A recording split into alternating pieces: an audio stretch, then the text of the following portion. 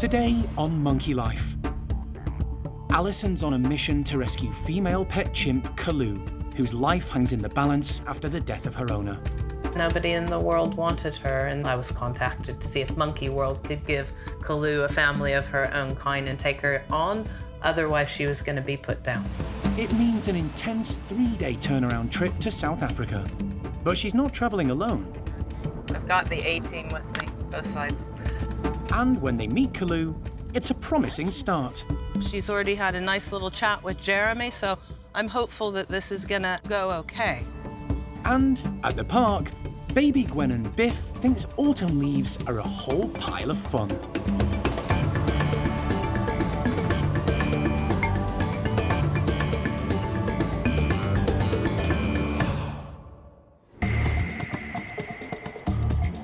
Monkey World in Dorset, buried deep in the English countryside, is the largest sanctuary of its kind on the planet.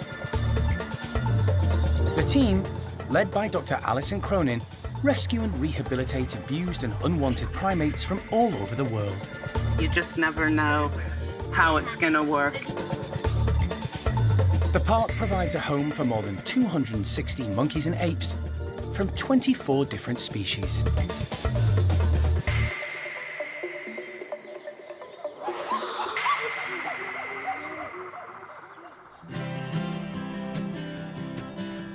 It's been 33 years since the late Jim Cronin welcomed 9 chimpanzees to the newly set up sanctuary of Monkey World. All were rescued from miserable, traumatic lives as beach photographers' props in Spain. Their saviours could never have suspected that all these years later, the park would still be rescuing and successfully rehabilitating primates from all over the world. Due to the illegal trafficking in wildlife, plus the pet trade, the rescue centre has sadly never stopped growing, with ever more varied species arriving. But it's the chimps that form the backbone of the park. There are now 54 of them from 14 different countries, and that number is about to increase. Now, kicking off this year, we've got another chimpanzee come to us in need, and it's a very interesting and different story, a different kind of rescue than we've done before. The chimp in need of a new home is Kalu, a female thought to be about 40 years old and living in South Africa. Hers is a truly remarkable story. It's said that British aristocrat and multi-million-pound heiress Patricia Cavendish O'Neill found Kalu tied to a tree outside the home of a foreign consulate in war-torn Zaire in the mid-1980s. Patricia took Kalu back to her farm, Broadlands, near Cape Town in South Africa, where the young chimp lived a privileged lifestyle as one of the family. But as she grew into adulthood, Kalu became more boisterous and uncontrollable and was moved into her own enclosure with some of Patricia's many other animals. The wealthy heiress intended to leave millions to Kalu, but later experienced financial difficulties, losing most of her fortune. Sadly, when Patricia recently passed away aged 94, there was little left for Kalu's upkeep and welfare. A close friend and neighbour contacted Monkey World to see if Alison could help. When she passed, the people who have purchased the farm kindly allowed the animals to remain on site until homes could be found for them. And sadly for her, nobody in the world wanted her, and that's when I got the call. I was contacted to see if Monkey World could give Kalu a family of her own kind and take her on, otherwise she was going to be put down. Despite Monkey World agreeing that no African ape should ever leave the continent, no one else came forward to help. That's what Monkey World exists for, is to offer a place and a home for those individuals, refugees of the black market trade, or those that have been abused or neglected or are left homeless. And indeed, that's what's happened to Kalu. So yeah, we'll definitely take on the challenge. It concerns me because I don't know whether or not, how successful we'll be with her rehabilitation, but I do know that we've never had a chimpanzee come here that we haven't managed to carve out some form of lifestyle with other chimpanzees. If everything goes to plan, Alison hopes to bring Kalu to Monkey World and introduce her to Bryan and his small group. They coped well with the arrival of Nari last year from Thailand, and Alison thinks they should be able to handle another new addition.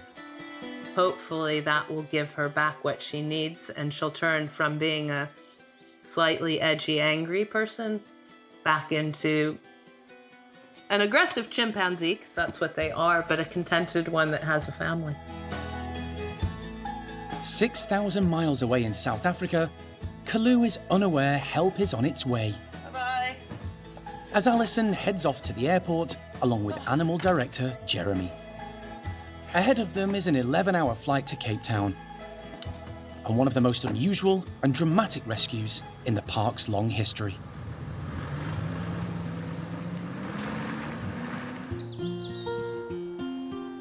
Every one of the chimps at Monkey World has a story. Their behaviour and ability to fit in with others of their own kind was shaped by their early lives. The majority arrived with a combination of social, mental and physical issues.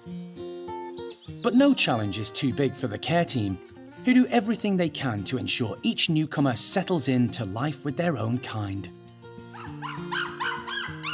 At Hananya's, the mixed group of 18 are youngsters compared with Bart's chimps, or the still occasionally rowdy mob at the Bachelor's. 3/4 of the group are females, under 30. They arrived as young adults, some with fairly good social skills, like Kiki. Despite being kept in a cage on the side of a road in Lebanon, she adjusted to life in Hananya's group very quickly. For others, like Patricia, the process took a bit longer. She came to the park in 2005 from the Spanish island of Fuerteventura, where she was kept as a pet, living outside on a patio.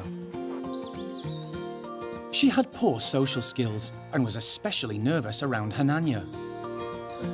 But over time, they've developed a strong relationship. And today, Patricia is a nice chimp who gets on with everyone. There are just 4 males in the group, with Hananya in charge.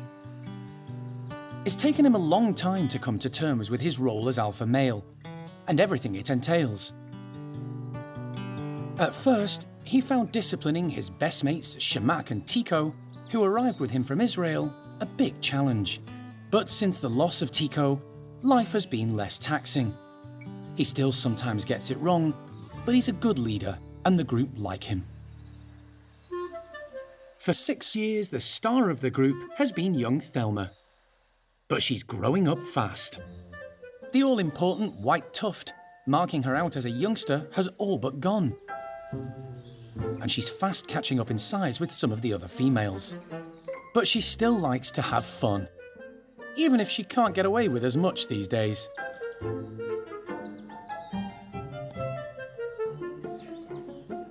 Laying claim to a comfy nest Shamak built for himself is definitely a thing of the past.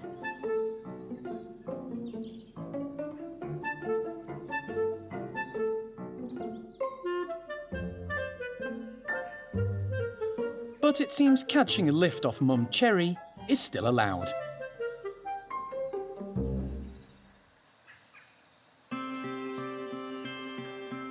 The bleak winter weather can be challenging for the care team and their charges. Keeping the resident primates busy and active is a lot trickier when it's cold and miserable outside. At the squirrel monkey enclosure, Karen is making the most of a sunny day. She's gathered up numerous hanging baskets and is stuffing them with fallen autumn leaves. In amongst the dry foliage, she's hiding one of the squirrel monkey's favourite treats, wriggly waxworms. Should we give him the whole box? Yeah, why not? It's a cold day. And for something different, she's adding tamarinds in their pods. The tangy fruit is encased in a hard shell, so the squirrel monkeys will have to work hard to crack it open.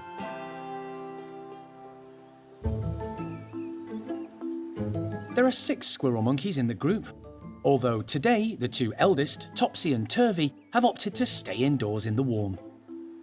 The other 4 have headed straight outside. intrigued to see what's on offer in the enclosure. Logan is the biggest male in the group and arrived with Lopez and Lucille 3 years ago. They were confiscated by police from appalling conditions at a house in Somerset. Since coming to the park, the trio have thrived, physically and mentally. Logan shows just how much by demonstrating his amazing core strength as he searches for a tasty waxworm. The younger male who arrived with Logan is Lopez. Boisterous and feisty, he has only one eye, which affects his depth perception. But he still rises to the challenge, snaffling a tamarind from one of the baskets.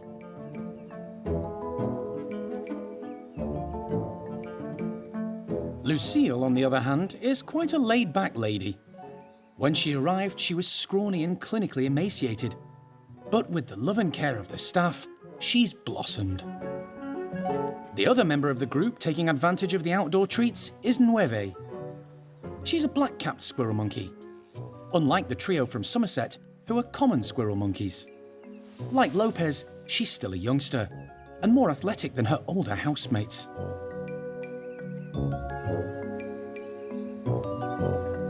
Squirrel monkeys are arboreal.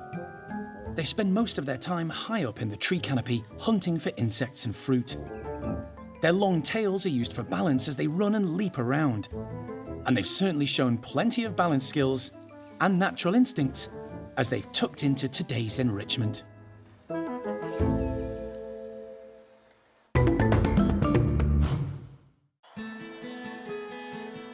The bitterly cold morning at the park didn't put off the younger squirrel monkeys from coming out to play. And at the guenon enclosure, primate care member Tez has decided she's going to try a similar fun treat to tempt its residents out into the sunshine. She's distributing big piles of fallen leaves, some in mounds on the platforms, and others high up in hanging baskets. And there are plenty of hidden treats here too. We've got mealworms, waxworms, a little bit of popcorn just to make them come out, enjoy their enclosure, just do a little bit of foraging on this lovely frosty morning. It's something new and different for the guenons, who are fairly recent arrivals at the park. They won't know what's hidden among the leaves, but in order to find out, they need to come out.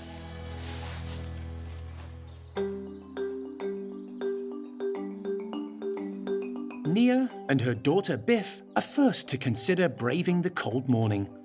They don't show much interest in the piles of leaves in their enclosure, but Dad Benny takes on the day, heads straight out and checks on the baskets. He soon realizes there are hidden treats inside. Reassured by her partner, Nia joins in, finding a pile of leaves of her own. Since arriving at the park 18 months ago, the pair, who were rescued after being stolen from the wild, have flourished, both mentally and physically, increasing in confidence every day. Now daughter Biff has become more independent, the two adults are spending more time together and growing close once again. They both love climbing in the trees, and today's enrichment is perfect for getting their bodies moving and their brains working. But they still keep a watchful eye on their daughter.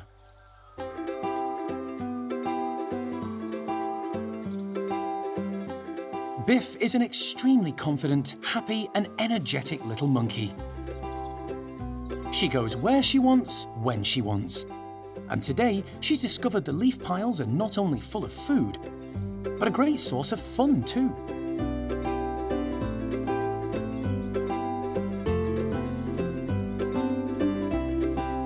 She seems to get away with pretty much anything, even purloining a leaf straight out of Mum's hand. Biff is amazing. She actually is so fast around this enclosure. She just runs round, jumping from tree to tree. You just can't keep up with her. She is crazy fast, faster than Mum and Dad, and just amazing to watch. She's just a lovely little mini guenon. She's beautiful.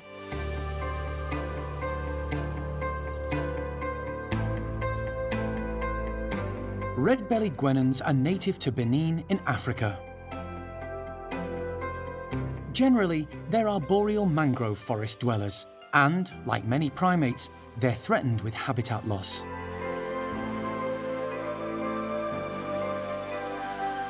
In the wild, they forage for insects, leaves, fruit, and other vegetation.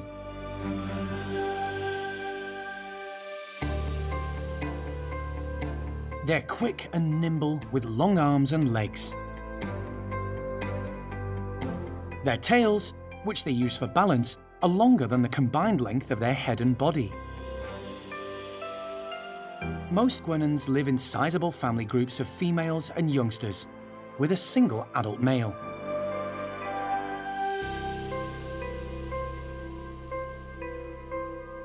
But the family at the park are different. They live with the odd couple, Patas monkey Mitsa and the park's oldest ring-tailed lemur, George. The morning sunshine eventually entices both unusual housemates out to bask in its warmth. But they're not interested in the tempting treats hidden in the leaves. They're quite content to watch the other housemates rummage around and burn off energy.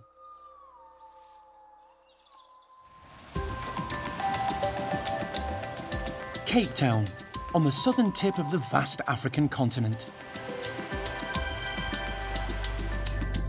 Following an 11-hour flight from London, Alison and Jeremy are heading off to rescue an elderly female chimp called Kalu, who needs a new home. With them is wildlife vet John Lewis. His expertise in wildlife anesthesia will be key to making the mission a success. It's been a long one, but we finally landed in Cape Town, and this is our first chance to really assess Kalu, but then also her environment and how we're gonna proceed, because we're not here long. We've only got 3 days to make this thing happen, so I've got the A-team with me, both sides. It's not gonna be easy, but we'll give her a go, and that's why we've all come here to do this. Kalu is living on a farm called Broadlands, just outside Cape Town. She's lived there for most of her life. The estate belonged to her owner, Patricia Cavendish O'Neill, who recently passed away. The property is now in the hands of new owners, who allowed the chimp to stay until she could be rehomed. Lettuce. Instrumental to this has been Patricia's neighbour and friend, René Grobler, the owner of Monkeytown, a primate centre adjacent to Broadlands. Although he's been looking after Kalu for the last few months and helping Alison organise the move, his keepers didn't have the expertise or the facilities to integrate her with chimps there. The team from Monkey World are meeting with René before moving on to Broadlands to get their first look at the chimp. Hello, Hi. welcome to Monkeytown. Are you ready? Renee, hi. Yeah, Hi, pleasure. Alison. Renee, John. Hi, John, nice to meet you. I'm Jeremy. Hi, Jeremy, nice to Yeah. meet you, Jeremy. Welcome. Here's Kalu's box. Yay, fantastic. Alison sent the travel crate ahead. The team check it over thoroughly to make sure it's still chimp-proof. Kalu is a fully grown adult weighing around 40 kilos and will be spending almost a day inside the box. I just need to know that we're solid. They don't want any mishaps. Perfect. All right, Should we go see the chimp? we can do that. All right. Let's go. Alison is keen to meet Kalu. The team know very little about the chimp. All their information has come from René, and it's hard to gauge her condition and behaviour from photos and videos. It's just a short drive to Broadlands, where they find Kalu in her own enclosure with a goat for company. Good catch. Good catch, missus. She seems very interested in the newcomers who've come to visit her. She's slim. She's fit, but slim. Kalu immediately appears to develop a rapport with Jeremy. She's fantastic. Beautiful chimp. Really good shape. Actually, a whole lot more relaxed than I anticipated. She's already had a nice little chat with Jeremy, so I'm hopeful that this is gonna go okay. But her diet is a cause for concern. René knew Kalu's owner, Patricia Cavendish O'Neill, for many years and remembers just how fond she was of the chimp. Mrs. O'Neill used to go in with her every day still, you know. She was the only one that could go in. Even when she was about 92 years old, she was a fragile old lady with a walking stick going in there and sitting with Kalu. Okay, she didn't give her the right diet. She gave her chippies and chockies and stuff like that, but, you know, but she never wanted her to go until she died. She really was a stubborn old lady, and she said this chimp will go nowhere. Alison already has plans in place for Kalu when she arrives at Monkey World.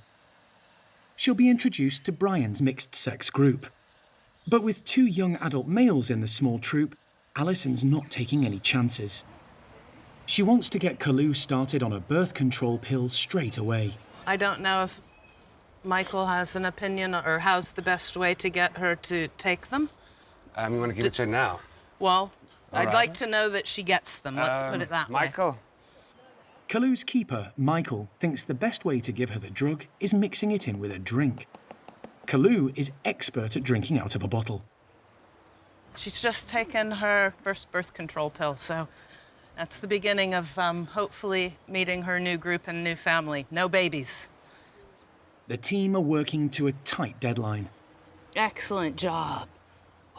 In a little over 48 hours, Kalu is scheduled to be on a flight back to the UK. But there's still a huge amount to sort out and finalise. The biggest concern is how to get Kalu safely into her travel crate. That's the sleeping quarter, so I did put a gate on there. The keeper, he says we can get her in there quite easily. Okay. Unlike the apes at Monkey World, who've been taught by staff to accept an anaesthetic by hand injection, Kalu is unlikely to comply. The only alternative is to dart her. But that method comes with its own problems. We did think before we came she would be out here, Yes. which is very difficult. Inside the house, it's so much easier. So that gate, Yes. John thinks he's found a solution. Isolating Kalu in her bedroom means she'll have less room to manoeuvre, making it easier to dart her. However, it still won't be easy. The bars and grates make a clean shot challenging. But keeper Michael may have the answer. Full board. yes. His living quarters are joined to Kalu's and have a barred window sealed with a piece of plywood, which separates them. For this job, we can make a small hole and Yes. hopefully dart from here. Okay, well, we have a plan. We will give her a sedative beforehand, just to Yes. keep her a bit quieter so she's more relaxed. It's been a long day for everyone involved. Tomorrow, the team can start to put their plan into action. But for now, Kalu gets to enjoy her last hours on the African continent with her unusual companion.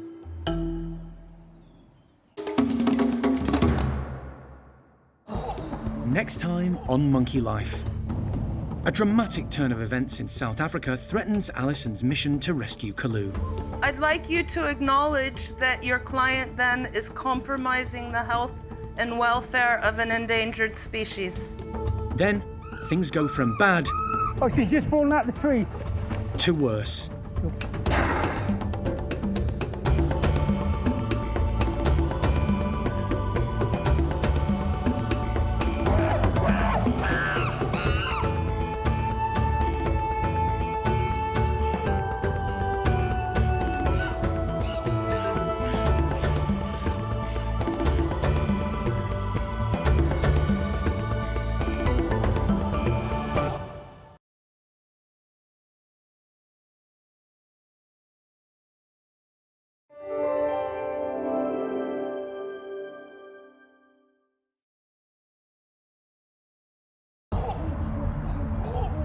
Today on Monkey Life.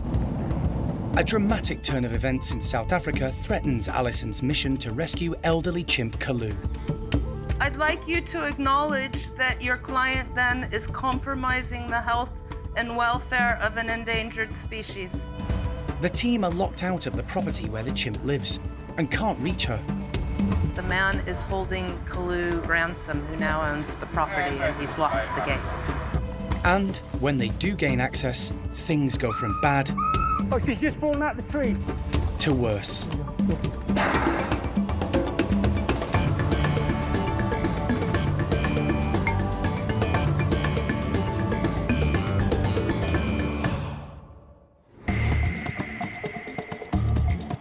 Monkey World in Dorset, buried deep in the English countryside, is the largest sanctuary of its kind on the planet. The team, led by Dr. Alison Cronin, rescue and rehabilitate abused and unwanted primates from all over the world. I can't keep her in. Get her in. Okay. Got it. The park provides a home for more than 260 monkeys and apes from 24 different species.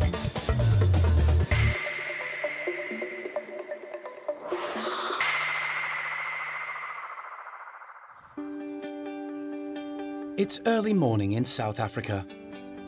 Alison, along with animal director Jeremy Keeling and wildlife vet John Lewis, are on day 2 of a mission to rescue elderly female chimp Kalu, who's in desperate need of a new home and companionship of her own kind.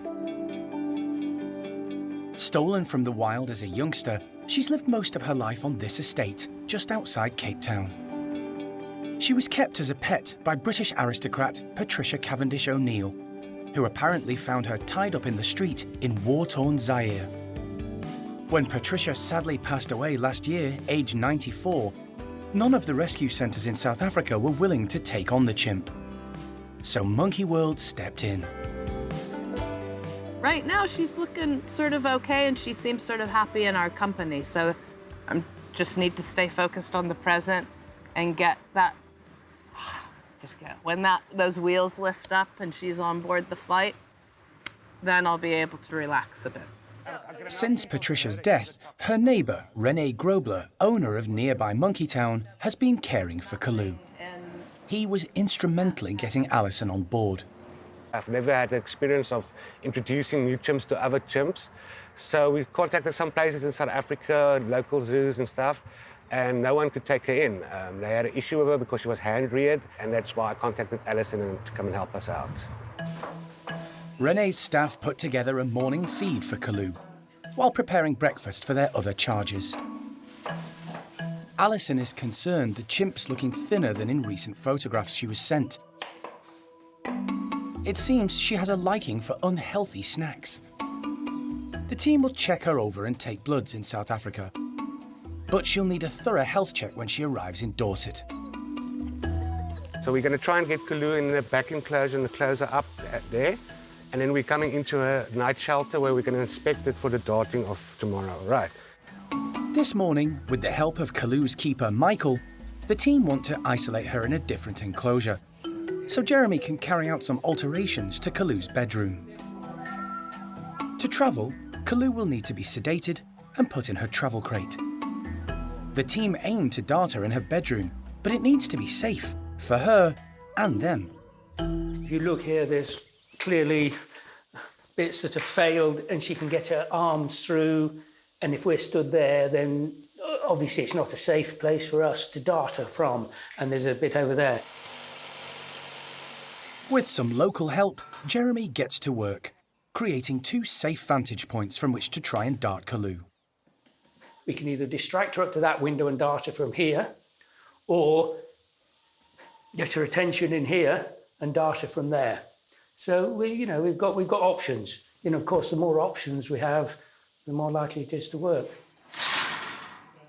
Rene has recently fitted a sliding grate to keep Kalu in, which needs a bit of maintenance. Do you have just a little bit of grease or something? We can just make that run a little bit. You don't want to put a whole load on, though, because she's going to just mess with it. Okay? Okay, thanks a lot, man. While Jeremy makes the house chimp-proof, Alison and John head into town to pick up some essential medical supplies.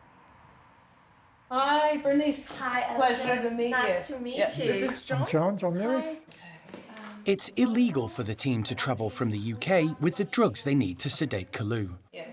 So the adrenaline, yes, that's 1 mg per mil. Yep. Luckily, the local veterinary surgery deals in exotic species and has offered to help. We're not necessarily, well, we probably won't use most of these, and a lot of them are drugs we need in case of problems. John reckons he has every scenario covered. Brilliant. Nice. Beautiful. Back on the farm at Broadlands, Jeremy is also happy with his day's work. we've covered reasonably, all options, and again, it's experience, when, John's obviously very experienced, and I've been around quite a long time myself, and you get to learn the tricks of the trade. With the modifications completed on Kalu's shelter, keeper Michael lets her back into the enclosure. She wastes no time checking out what's new. With less than 24 hours to go, the countdown has well and truly begun.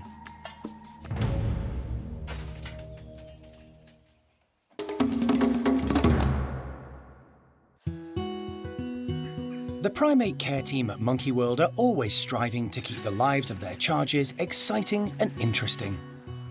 New forms of enrichment pique the primates' curiosity and make for a stimulating day.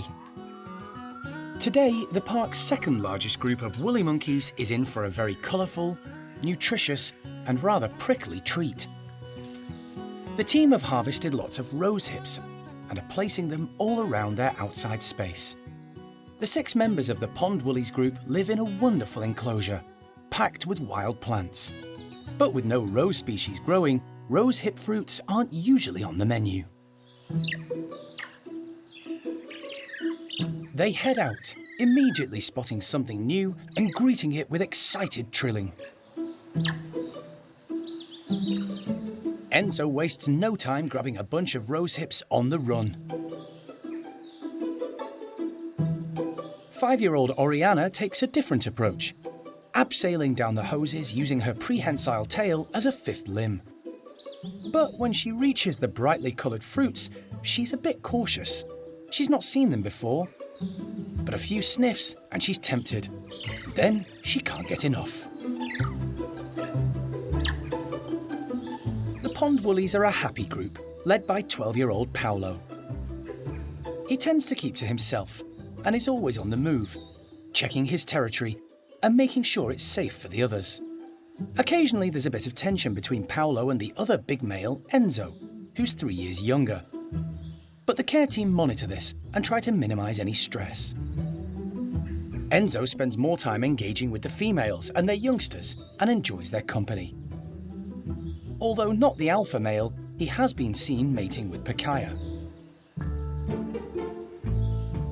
The result was offspring Nia, who's now 6 months old and still dependent on her experienced mum, who's doing a wonderful job bringing up the youngster.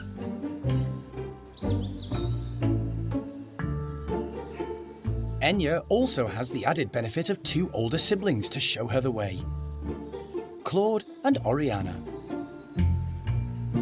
Baby woolly monkeys learn a lot from mum in their first few years, including how to interact with others, what to eat and where to find food, and, importantly, what's safe and what isn't. Pichihua seems to like the rosehip flesh, but is spitting out the seeds. With mum happily tucking into the tasty rosehips, Nia has the freedom to go off and explore.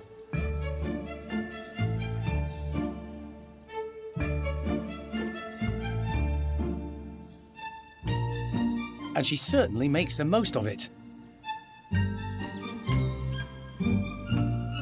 Even trying out the rosehips herself. The rosehips' prickly thorns have proved no obstacle to this group of contented woolies who have a rosy future ahead of them.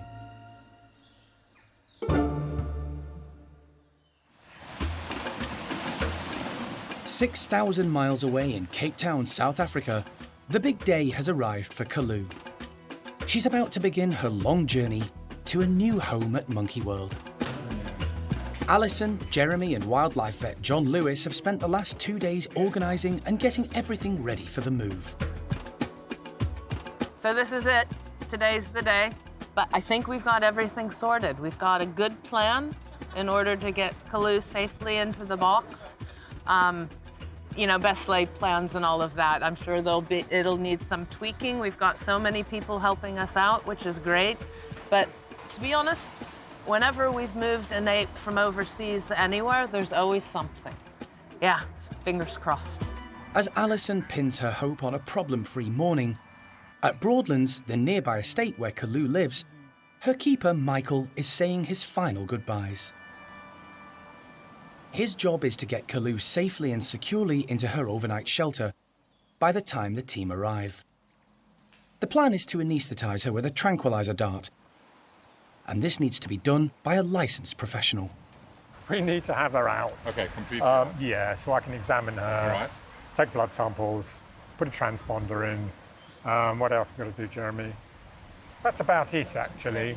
And then box her and wake her up in the box. But already there's a hitch. Okay, so how do you come on the amount of 150,000 rand for that? The gates on the farm at Broadlands, where Kalu is staying, have been locked shut, and no one can get in. An endangered species. Alison and Renee frantically phone around to find out what's going on. Okay, but I'd like you to acknowledge that your client then is compromising the health and welfare of an endangered species. It appears the new owner of Broadlands is demanding a large sum of money. He claims he's owed the cash for allowing Kalu, her keeper, and other staff to stay on the farm after her owner's death. The man is holding Kalu ransom, who now owns the property, and he's locked the gates. It's a disaster for the team. They need to safely sedate Kalu, load her into the travel crate, and get to the airport at least 4 hours before their flight is due to depart. If they can't get access to the estate soon, they'll miss the plane. With time running out, Renee calls in the police, as well as representatives from local animal welfare organisations. Still locked, Joe. But the estate's owner won't budge. With the clock ticking, Renee and Alison head for the local courthouse in the hope of obtaining a legal order, forcing the owner to give them access to Kalu. If we don't get her there to the airport in time, which it's now looking close, we can't get her back to UK. So it's all gotten very serious, and for something that has nothing to do with the chimpanzee. But at the estate, the patience of the local police has run out. We've been told we don't need to go into the courts and get a warrant. They've had it, they're entering, and we're to come now. So we've hightailed it away from the courts back to the property now, where the police are going to effect an immediate entry to the premises to get Kalu.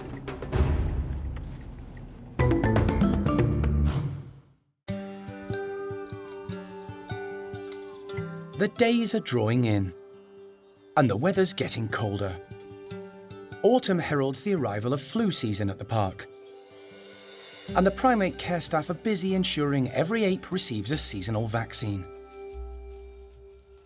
Flu jabs are incredibly important for chimpanzees. They're very genetically similar to us, they're very close to us genetically, so it's important they have the flu jabs because there is a good chance of them getting a cold or flu virus if it's going around, particularly with the staff. We have a lot of members of staff here, so it spreads through the staff really quickly. A lot of the time our chimps, they do get the flu, they just have a really bad few days and don't feel great, but we want to do whatever we can to reduce that and actually keep them feeling good and happy and healthy. Many of our germs and viruses can affect chimps too.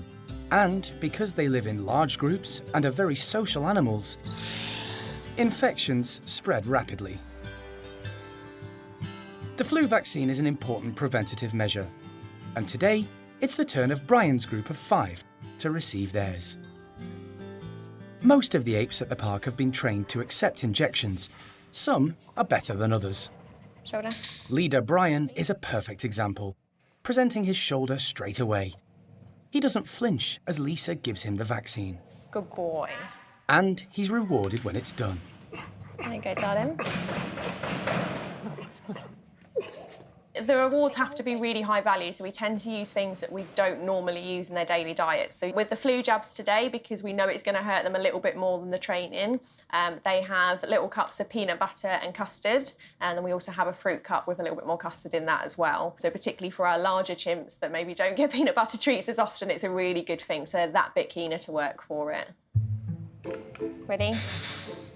Ash quickly follows suit. Good girl. Well done. So does Lulu. After almost 20 years at the park, she's seen it all before. Good girl, well done. But the youngster in the group, 14-year-old Rodders, is a bit wary at the sight of a needle. Come on. Rodders. Even with the incentive of a tasty reward, he needs a lot of persuading. Shoulder. Thank you. Come on. But the care team are patient. It's important the chimps learn to cooperate and take the vaccine willingly. I think the thing to remember is we've got such a mixture of backgrounds with our chimps. Some of them, like Clin and Grisby and Kathy, that are from a lab, they're used to having injections and it does not bother them at all having an injection. Other chimps may not be so used to that sort of thing or may have come across injections in other ways. So I think their background plays a little bit part of it, but it's also just a mixture of personalities and what someone's more confident in, the others aren't so much. But the ones that are more nervous tend to get a lot more practice throughout the year. The ones that are much more confident with it tend not to need as much work throughout the year. Nari!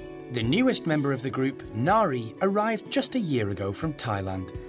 She spent most of her life on her own, but has adjusted really well to living in a group. And her training is coming along too. Ready? She does pick up behaviours fairly well. The issue we have with Nari is she gets a little bit distracted by boys. So if there's a man around, whether that's a member of the public by the window or whether it's just one of the keepers, she's more focused on them than she actually is on the training. It's just a case of getting her focus, and that's just us getting to know her more. Although she's been here a year, we've still got a lot more to learn about her personality, and when we find the thing that really motivates her, that's when we'll really see her training improve. Good girl. With every member of Bryan's group eventually accepting their flu jabs, all the park's chimps have now been vaccinated and are protected for another year. As they enjoy some winter sunshine in their outdoor enclosure, Bryan's group are totally unaware a new chimp is due to join them. Back in South Africa, Alison and the team have finally gained access to the farm estate in order to rescue that very chimp, female Kalu. It took the threat of court action, protesters and police for a deal to be struck to get them inside the gates. But the hold-up means the team and Kalu have missed today's flight to the UK. I've managed to, in the meantime, make a million phone calls and get both Kalu rescheduled on the cargo manifest, which is no easy task, and get us put onto the same flight with her. So it's an absolute nightmare. And now we get to do our real job, which is helping the chimp. They're sticking with their original plan to anaesthetise Kalu with a dart to get her into her travel crate. Because of the delays, she'll have to stay there all night before heading to the airport in the morning. But when Jeremy reaches Kalu's enclosure, she's still outside and eating. Everything the team didn't want. An unhappy Jeremy persuades Kalu's keeper, Michael, to help try and entice her indoors. Hello, come on. No. Oh. You're coming in. Coming in. Come on. But when Jeremy attempts to shut the improvised slide, Kalu is having none of it. Angry and agitated, she pulls the slide out of Jeremy's grasp and makes it clear she won't be going back into the house today. It's a major blow. The team will have to move to plan B, darting Kalu in the outside enclosure. It's not ideal, and it won't be easy. What's more, the weather is making things worse. The wind, man, that's another obstacle. It doesn't make darting in the whole procedure easy, really sort of unpleasant at the moment. Kalu is still agitated. She knows something's up and is constantly on the move. Finding a clear shot is proving very difficult. But then an opportunity presents itself. She stops still for a split second, and the marksman takes the shot. The dart finds its mark. But with all the drama, Kalu's keeper Michael has failed to secure the gate separating the two outside enclosures. Kalu races through, and to the team's dismay, climbs the nearest tree. Up in the tree. 30 feet up in the branches, with a full dose of anaesthetic about to take effect, it's a dangerous situation for the chimp. As Kalu begins to get drowsy from the effects of the drug, the team can only watch and wait. Yeah, and let me just work out how to... Where's the gate? Is that a gate there? I was going to get the keys and... Then, without warning, disaster. Oh, she's just fallen out the tree. Kalu falls, hitting the ground hard. The team must reach her quickly. She may have sustained a serious injury from the fall. But the gate to the enclosure is chained and padlocked. Benny, can you bring your bolt croppers? Jeremy tries bolt cutters without success. All the while, Kalu lies motionless, with Alison just feet away on the other side of the fence. Brute strength and desperation do the trick. That's what we need. I knew we bought you for a reason. We're in. Jeremy, quickly followed by wildlife vet John Lewis, armed with his equipment, rushes straight in. John checks Kalu over. Her vital signs are good. Got a good pulse in there. On first inspection, she doesn't appear to have any broken limbs. But John can't be certain Kalu hasn't sustained any internal injuries. Okay, we're good. All right. You got that? Okay. He decides the safest option is to move Kalu into the shelter to check she's okay, as well as take blood and microchip her before loading her into the travel crate. Yeah, we got that. With the rearranged flight from South Africa not until tomorrow afternoon, Alison is anxious to avoid any more complications. Oh, we got movement. Yep, oh.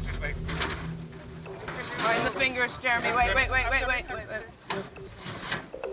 The team decide to leave the estate immediately and take Kalu back to Rene's, where they can keep a close eye on her. It's going to be a long night for all concerned.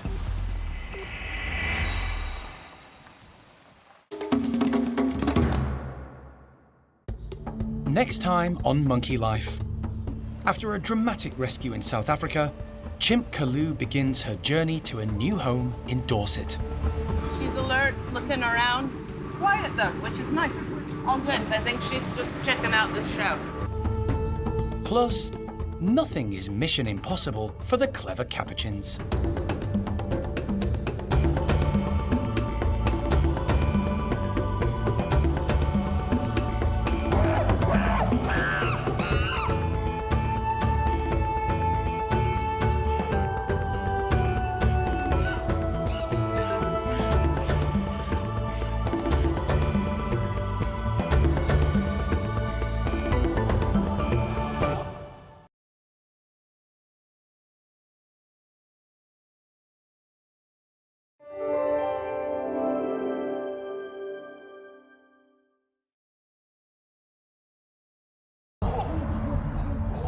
Today on Monkey Life.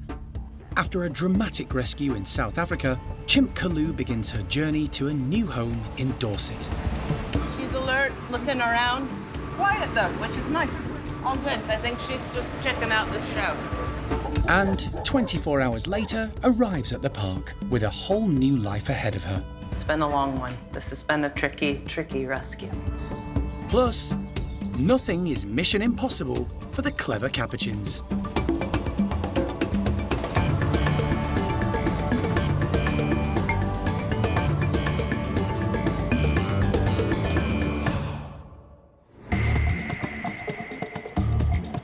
Monkey World in Dorset, buried deep in the English countryside, is the largest sanctuary of its kind on the planet. The team, led by Dr. Alison Cronin, rescue and rehabilitate abused and unwanted primates from all over the world. Everybody's well aware that they need to be looked after carefully. They should be okay. The park provides a home for more than 260 monkeys and apes from 24 different species.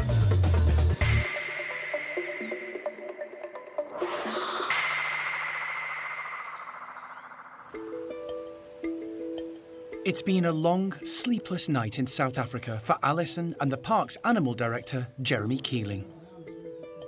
For the last 3 days, along with wildlife vet John Lewis, they've been in Cape Town, 6,000 miles from Dorset, attempting to rescue elderly female chimp Kalu, who needs a new home.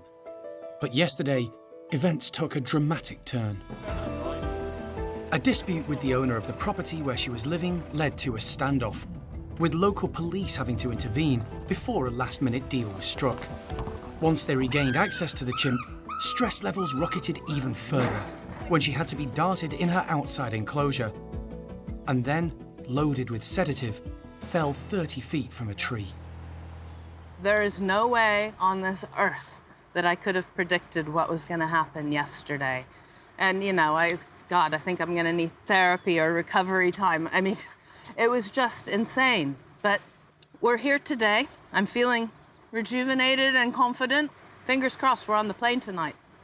The team took Kalu to neighbouring Monkey Town to monitor, unsure if she would recover enough to fly or if she'd suffered internal injuries. Jeremy watched over her through the night, and this morning, vet John is feeling confident. This morning she's a different animal. She's up, she's interacting with people, she's got very good colour, she shows no lumps and bumps externally, no obvious wounds, no obvious evidence of internal hemorrhage or any other disasters which could have happened. And I'm considerably happier this morning to see her in that condition than I was last night. Jeremy stayed with her all last night so that we had a check on her all the time. Even so, at that stage, there's very little I can do. She just has to recover. Jeremy has seen it all before. This stage of the operation, you can't really relax until we've got her into her new accommodation, into her new bedrooms, and contented and, you know, realising that this isn't such a bad thing after all. It's time to leave for the airport. Alison makes sure all the documentation needed is present and correct and clearly displayed on the travel crate. For René Grobler, who was instrumental in the move, it's a bittersweet moment. Let's go. Kalu has been part of his life in one way or another since he was a boy.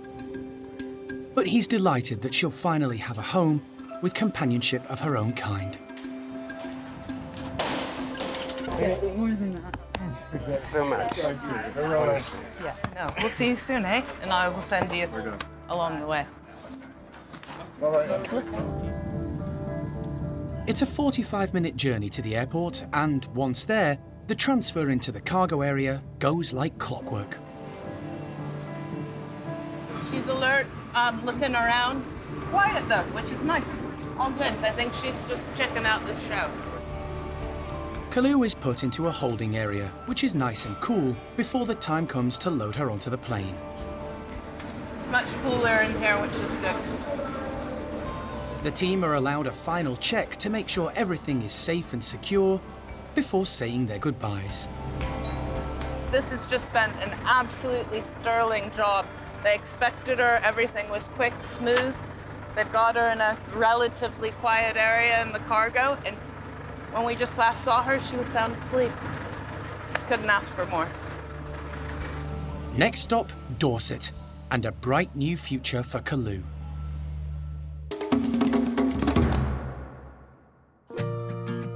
At the park, life's been a bit different for the Chimps in Bart's group for the past week.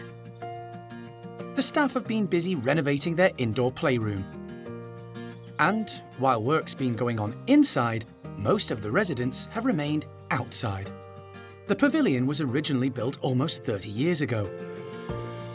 There've been regular improvements and alterations over the years, but it's now been given a full overhaul.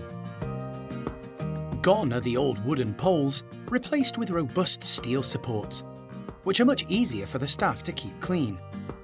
And there are lots more hose walkways and hammocks to encourage the group to climb and keep active while indoors. It's massively important if we can keep them always thinking, always using all their muscles. So just the basic instinct of just climbing up to their bed will be using muscles that they need to be using just to make sure that they maintain a nice, healthy body. And the fact there's so much space, they don't always have to be rubbing shoulders with each other, especially during feed time. So there's plenty of opportunities for chimps to grab the food that they want and then make a quick getaway or find themselves a nice hidden spot where they can eat in peace. With the work complete and new bedding and fresh food scattered around, it's time to see what the group think of their new playroom. Cindy and Chatter lead the charge, with alpha male Bart close behind. The group are very excited. The combination of the new apparatus and the abundance of healthy tomatoes to eat makes for an enthusiastic response. The majority of the group have been at the park for many years and are used to things changing from time to time. But Toprish is new to all this and struggling to take it in. While most of the group run around like excited teenagers, she makes for the top of the climbing frame, looking slightly bewildered. She's progressed really well since arriving from Turkey last year, but every now and then, more established chimps can't resist the opportunity to wind her up. And today, it's Gamba.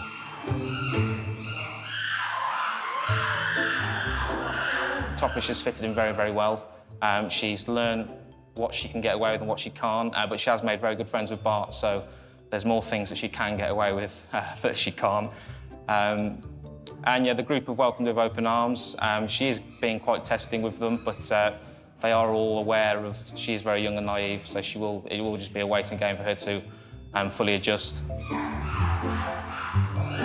And while the youngster tries to work things out, dominant female Cindy is often there to protect her. Toprish may be still trying to find her place in the group, but new leader Bart has firmly established his. Yeah, he's got all the respect from the group. He's learning his role day by day as well. He's took it in his stride, and every single day for every single chimp is a nice new lesson for them. The revamped playroom has been a hit, and the excitement continues right up to the arrival of the afternoon feed.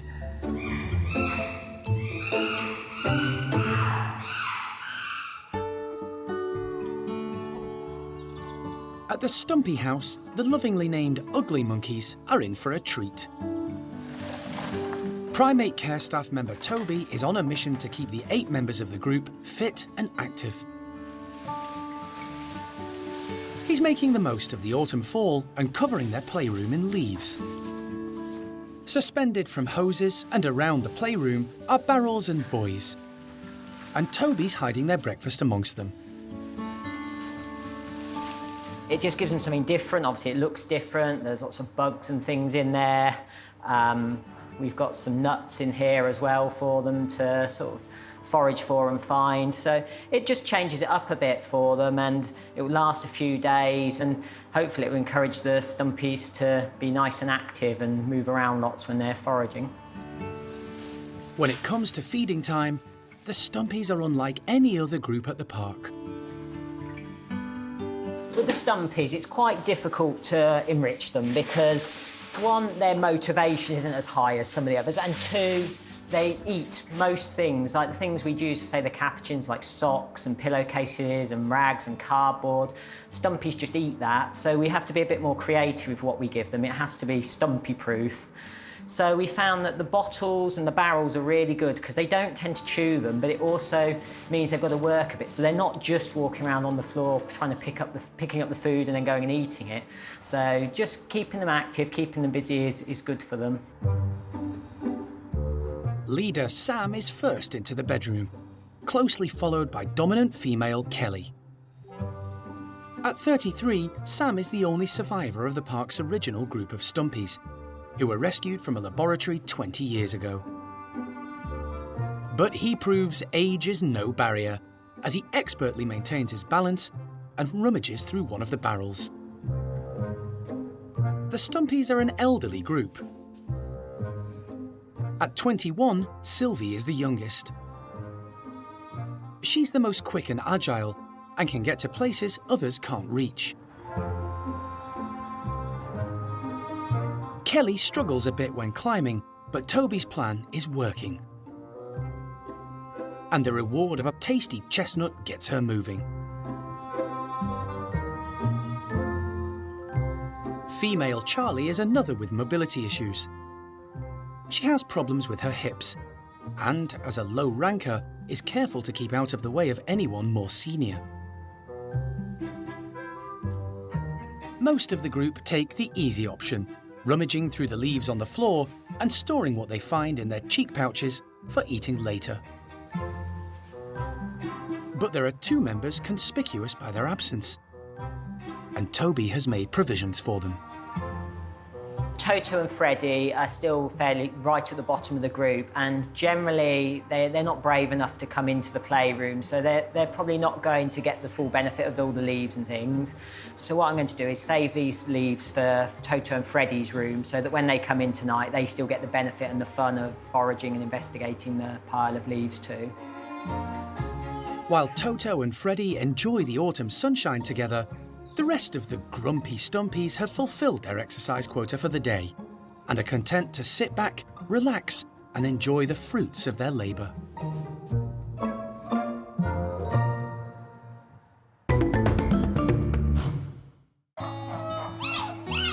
Feeding time for all the park's primates is a challenge for all the care team, who are constantly on the lookout for new and inventive ways to keep the animals busy, stimulated, and active. But while the stumpies, given the chance, will even try and eat the containers hiding their treats, the spider monkeys are a little more discerning. Today, Katie is putting old bedding to good use, stringing pillowcases up high in their enclosure. She's filled them with dried fruits and nuts covered in straw to make retrieval just that little bit harder for the nimble-fingered spider monkeys. And for something quite out of the ordinary, she's also filling tub trugs with water and floating plastic toys. And as an added bonus, in goes some low-calorie popcorn. Surely this will grab the trio's attention. They're extremely different. Hickory is the oldest, and he has got kind of like the personality of a grumpy old man. Flint is a little bit more kind of like outgoing, always there and interested in things, but Pumpkin's kind of like the most dominant of the three. She's definitely the one who goes over and will check everything out. Spider monkeys are suspensory feeders, using their strong prehensile tails to hang from branches while gathering food and water. It's a skill they'll need to use today to get the most from the snack challenge. As predicted, it's Pumpkin, the only female in the trio, who's first out of the blocks. She's the most confident and noisiest of the three, especially when food's involved.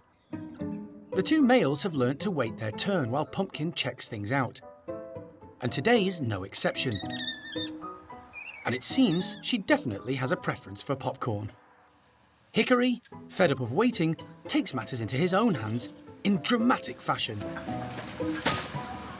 He's the oldest and usually the most reserved of the group, but today he's full of mischief. Flint makes straight for the pillowcases, quickly working out how to get to the treats inside. He's normally more highly strung than the other two, but beginning to mellow as he gets older. Pumpkin's had enough of picking popcorn out of the water. It's a lot easier when you don't have to get your hands wet. Spider monkeys are arboreal. In the wild, they live above the ground in the trees of their natural habitat.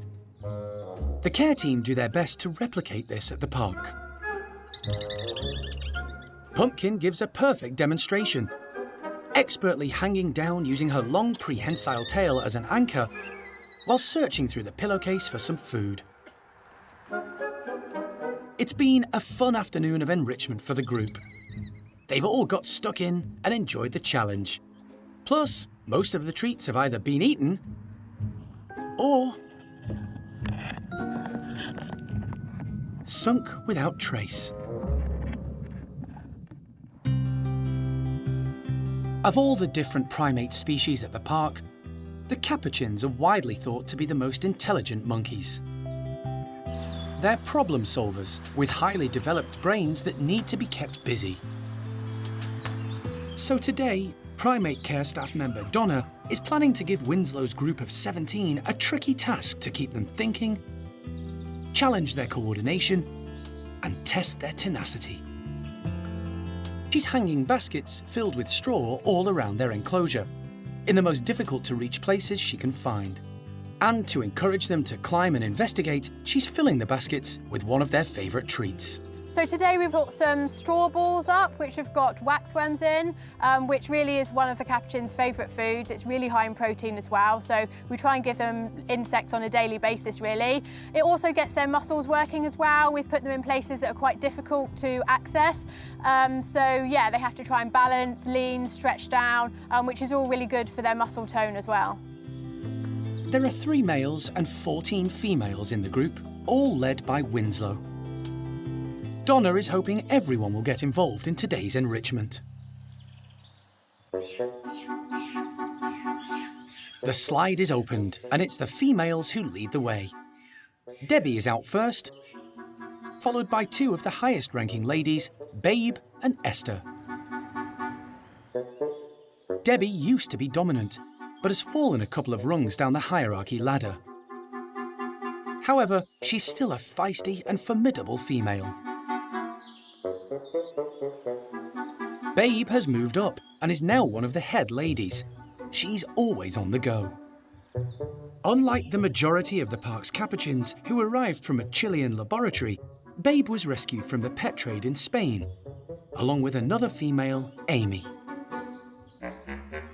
Capuchins are quick and agile and great at climbing. Onslow reaches out to forage through the straw, looking for the tasty waxworms, while using his tail as an anchor. Leonie demonstrates a good head for heights, leaning over the edge of a platform and hooking a basket in search of breakfast.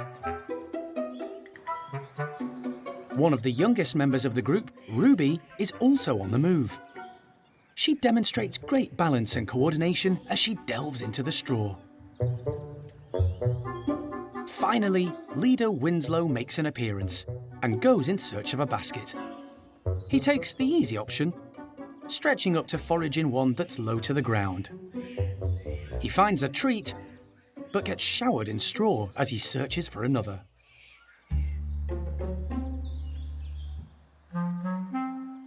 The clever capuchins make short work of the baskets, so the care team throw in something else to keep them occupied. Frozen passion fruit. It's something they haven't tasted in a while. Capuchins are really intelligent. It's so important that we keep them stimulated as much as we can. If we don't, they get bored. That's when we see more squabbles in the group, and that's when we see the stereotypical behaviours coming out a lot more as well. And the passion fruit are really great because they're frozen. It keeps them busy for longer periods of time, rather than just eating, it's done, then what do we do next? I'm bored. It seems to do the trick. There's enough frozen fruit for everyone to get their teeth into. But leader Winslow opts for a grooming session from one of his ladies.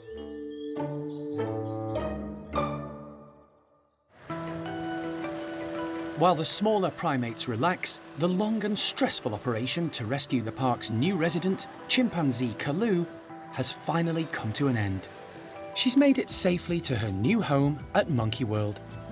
Her journey from a farm estate in Cape Town, where she spent most of her life after being stolen from the wild, to a new life in Dorset, hasn't been without incident. Hey, you! Hey, missus! You gonna get up?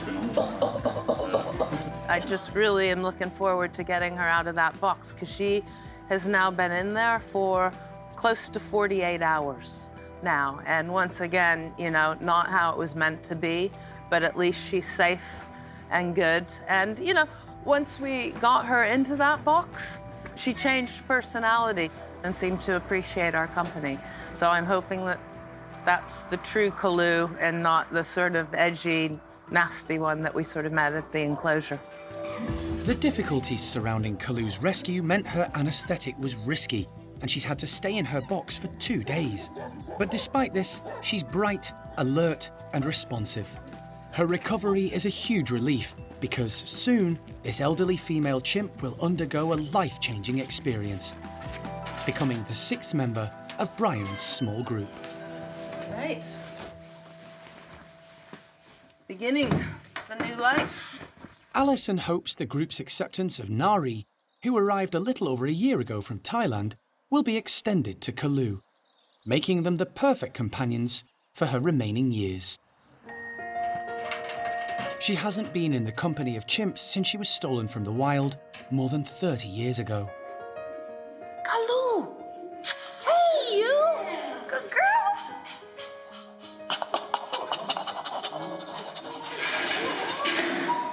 Introductions will take place slowly over time.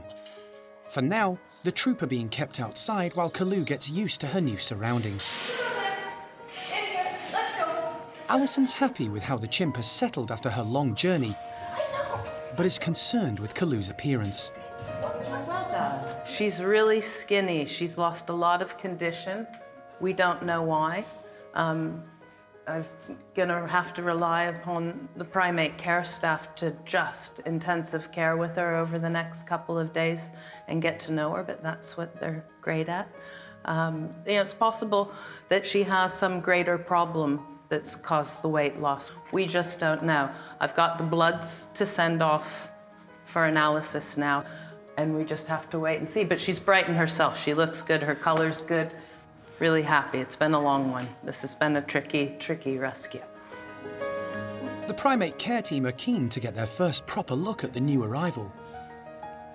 They'll give Kalu a few days to settle in and make sure she's happy and eating well before considering introducing her to her new companions. For now, they're happy just to watch as Kalu gets to grips with her new life at the park.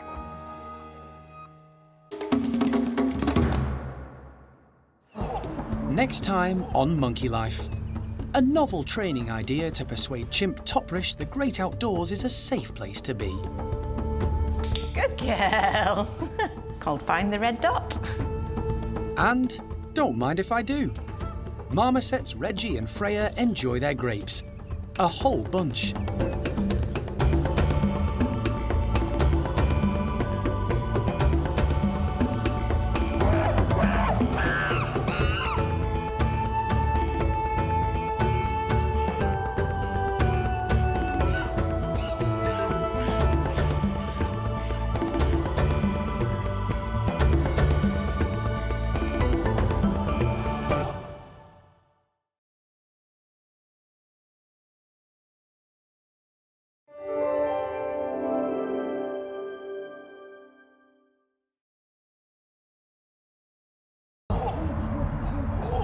Today on Monkey Life, a novel training idea to persuade Chimp Toprish the great outdoors is a safe place to be. Good girl. Can't find the red dot. A devastating woolly emergency as young mum Ayla rejects and attacks her newborn baby. The left side of the mouth, I think there are We've got a bite marks. wound on the lower lip. And don't mind if I do. Marmosets Reggie and Freya enjoy their grapes. A whole bunch.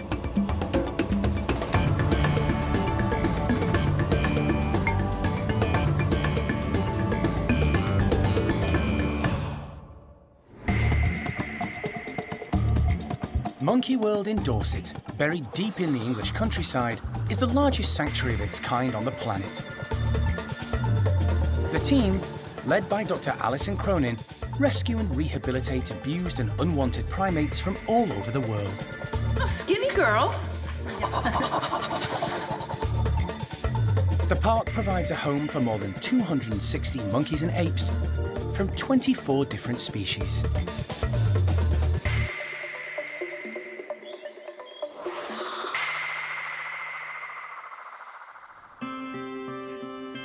The majority of the park's chimpanzees have come from bad or abusive backgrounds.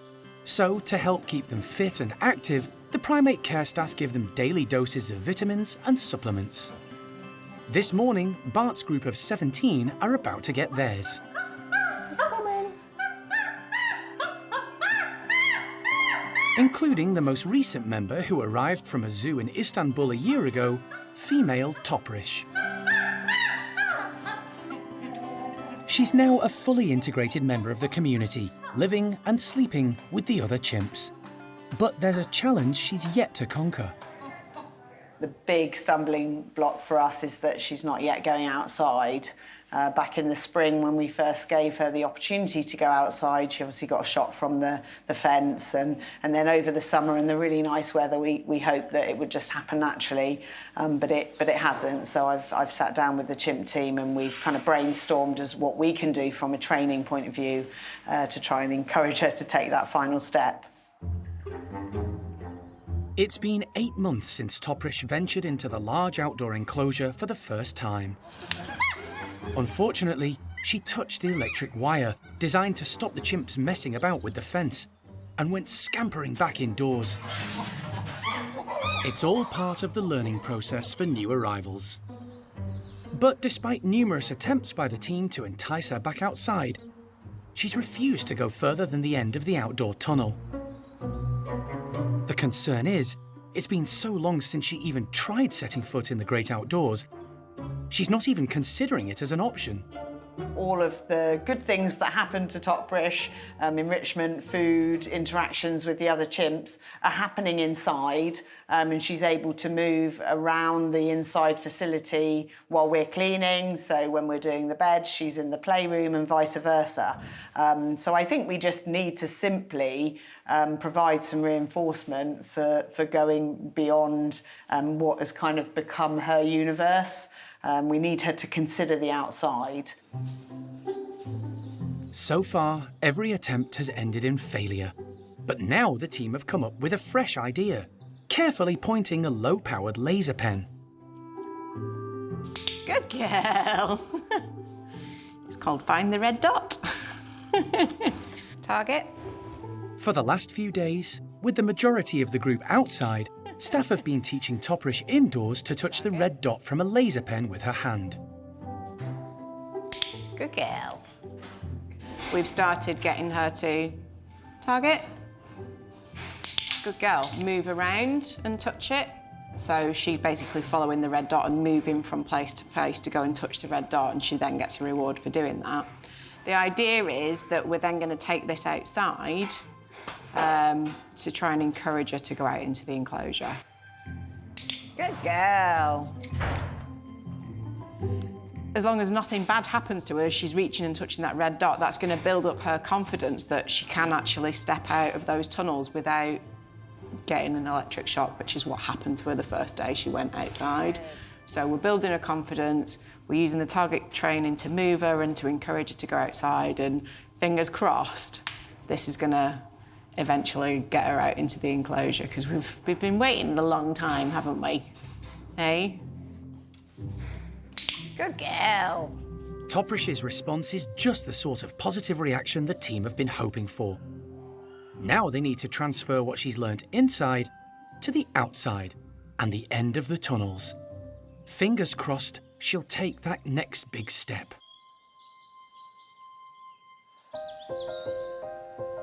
Over the years, Monkey World has established a strong reputation for rescuing and rehabilitating primates from around the globe. But the real issue now is much closer to home. By far, our biggest ongoing problem in the primate trade is the legal trade in primates as pets in Britain today. And in just the last 10 years, we've brought in more than 70 monkeys from the British pet trade. And that means we're obligated to care for them for the rest of their lives. So it is a bit of a nightmare. The vast majority, rescued from homes and businesses around the UK, have been marmosets. These small primates were frequently being kept in poor conditions by owners who had no idea how to look after them. With so many rehomed at the park over the last few years and a huge waiting list still on Alison's desk, the team had to build a new marmoset complex to house them. Today, 2 lucky marmoset pairs resident there, who were rescued from the UK pet trade, are in for a fruity treat. Primate care member Steph is distributing freshly harvested grapes on the vine around their enclosures. They love to spend their days outside. Anytime the weather's even remotely nice, they're straight out there, and they actually spend majority of the day out foraging, looking for insects in their enclosure. So putting some grapes outside should be great for them because they spend all day outside anyway, and they should really enjoy them. Fruit is an important part of a marmoset's diet. However, the park limits the amount of sugary commercial fruit the primates are fed. Today's delicacy is a real treat. Fred is first out.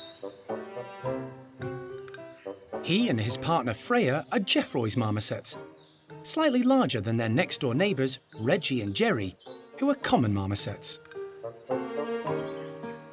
Both Jeffroys were victims of the pet trade and were paired together at Monkey World. They get on well and have become a good pair bond. Fred, in particular, is very confident. He loves attention and is pretty vocal when he gets it. He seems extremely keen on today's offering of juicy grapes. Very little is known about the background of his partner, Freya. She was found running loose on scaffolding outside a block of flats in Tower Hamlets, London. Her owner was never traced. But she's settled well into life at the park, and the pair make a good team. Next door, the two common marmosets, adult male Reggie and his sister Jerry, are happy to share their grapes. They were born into the pet trade and are siblings. Unlike Fred and Freya, they benefited from being reared by their natural mother and growing up together. Their love of juicy grapes is clear to see. Marmosets have claws rather than nails, which help them cling to branches and are put to good use when reaching out for food. The small monkeys can move quickly through the tree canopy of their native habitat in Brazil, using their long tails for balance. But unlike some other South American primates, they can't use them for gripping or swinging. After a difficult start in life, it's great to see both pairs of marmosets happy and content at the park. It's early morning, and at the Stumpy enclosure, the macaques are about to be given their daily supplements. There are 8 members in the group, and most are in their late 20s or early 30s. Their age and time in biomedical laboratories is catching up with them. Each has their own individual requirements, and the primate care staff have a routine which operates according to rank and keeps things as stress-free as possible for the elderly macaques. The 3 lowest-ranking Stumpies, Flo, Freddy and Toto, prefer to be outside, while the more dominant members know the drill and stay indoors. Just going to go and find Flo this morning because she's one of the lower ranking members of the group. Sometimes it's more difficult to get her supplements and medications into her when the dominant animals are around, but she's normally outside with Toto and Freddy and she's dominant over them, so hopefully she'll come over. Yeah, she's just making her way over now. Flo arrived at the park 6 years ago from a cat and dog rescue centre in Munich, having been smuggled from the wild. Her exact age is a mystery, and she suffers mobility issues, especially with her legs. Hey, Flo. She's being given paracetamol 3 times a day to help alleviate the problem. There we go. It's important we get it into her early in the morning so that we can get a lunchtime dose and an afternoon dose into her as well. She's also had her vitamin C tablet and she's due to have her glucosamine. But Flo is one of our fussiest Stumpies and she refuses most supplements and she's liable to spit her glucosamine out because she likes to take things on her own terms, in her own time. She's the most challenging one to get medications and supplements into on a regular basis. This morning, however, Flo is feeling cooperative. Next in line are the boys, Toto and Freddy, the 2 lowest-ranking members of the group. Toto in particular has had difficulties integrating with the others, but things are starting to improve. Toto's doing well. He's just got to get a bit more confidence in himself, really. But he is spending a lot more time inside. Again, as the weather gets colder, he is coming in the house more, and Sam will come over and have a sort of a greeting with him and then wander off. But as much of it is just Toto building up that confidence to come in and actually sort of spend a bit more time in there. Once the 3 outside have been given a banana as a reward for taking their tablets, Toby can turn his attention to the 5 more dominant macaques waiting for their supplements indoors. This is their routine every day, so generally they know where they should be. Sam knows that that's his place to sit, and hopefully the girls will organise themselves into their usual spots. If they're all in the right spots, it goes smoothly. As if someone decides to be in the wrong place, that it can sort of be a little bit more challenging, but generally they're very good at taking their supplements in the morning. Good girl, you wait there. Good boy, Sammy. With everyone in position and waiting patiently, Toby gets started. Leader Sam is first. I'm not sure that cod liver oil and glucosamine, well, they don't taste that nice, but he just eats them like that. Good boy. Followed by dominant female Kelly. Kelly also gets a contraceptive pill. Sylvie doesn't mess around when it's her turn. You have to be quick with Sylvie because she eats things very quickly. And Noreen is also used to the routine. But Charlie is a bit finicky.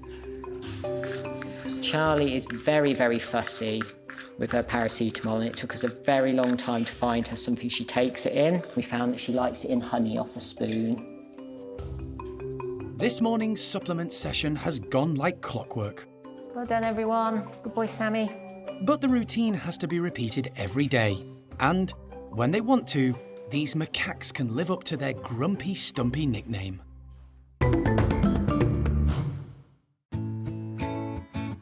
At the orangutan nursery, the group are outside doing what they do best, having fun.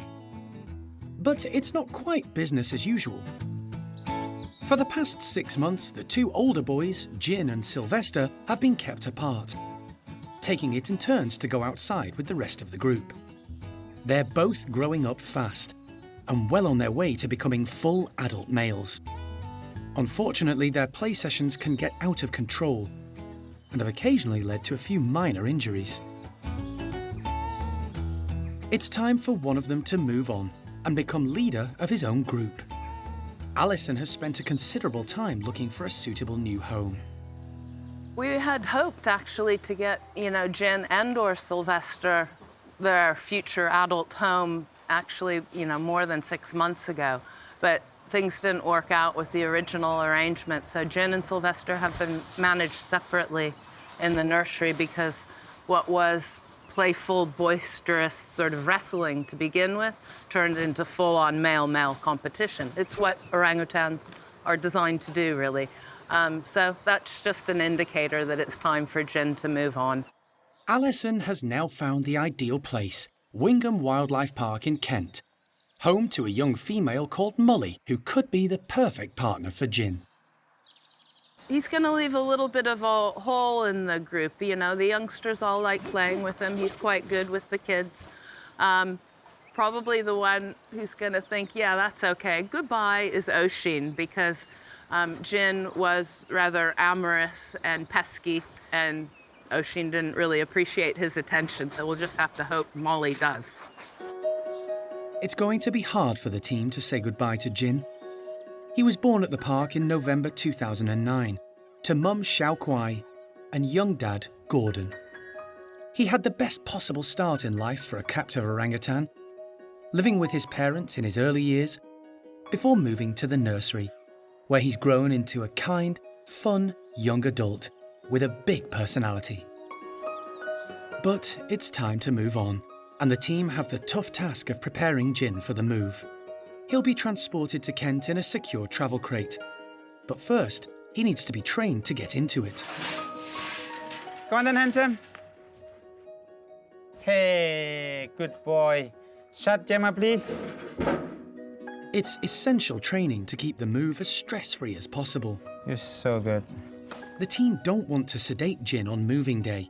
If they can get him used to entering and being in the crate with the door shut, it'll make the journey easier for everyone. Open. Primate care member Jarno will gradually increase the time he stays in the box. Come on then, Jin. Well done, my man. That is just brilliant. Until the big day in a few weeks' time, when Jin will be ready to start the next chapter in his life story.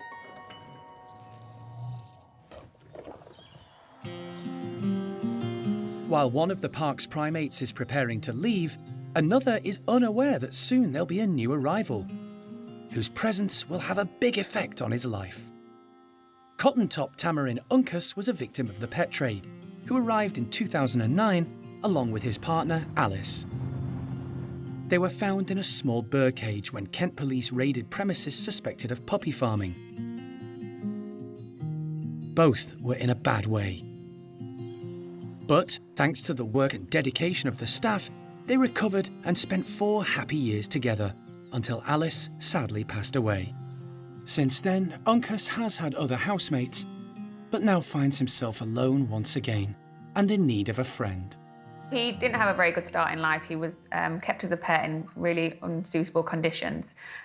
He's really old, but we really have no idea of his age. But he's still really active. He loves being outside in the sunshine when it's a nice day. He's really vocal, he chirps around. He's got a special place in a lot of people's hearts. Not only because he's our only Tamarin, but just because of his life and his story and his background and just how much of a lovely boy he is. But Karen knows just how important it is for primates to be with their own kind. You can never replicate companionship with these animals. You can put in as much enrichment as you want to and try and keep them as busy as you possibly can, but to have a friend and a companion is better than anything, really.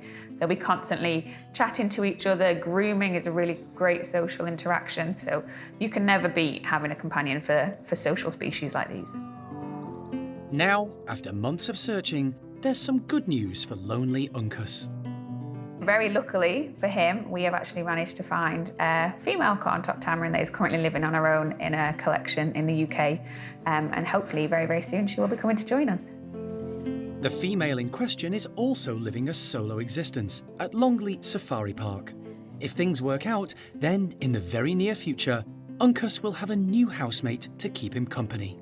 Staff are keeping their fingers crossed it'll be a match made in heaven. And Uncas will have a companion once again. At the Barn Woolies house, an emergency is in progress. Leader Chippy and most of the group is in the outside enclosure.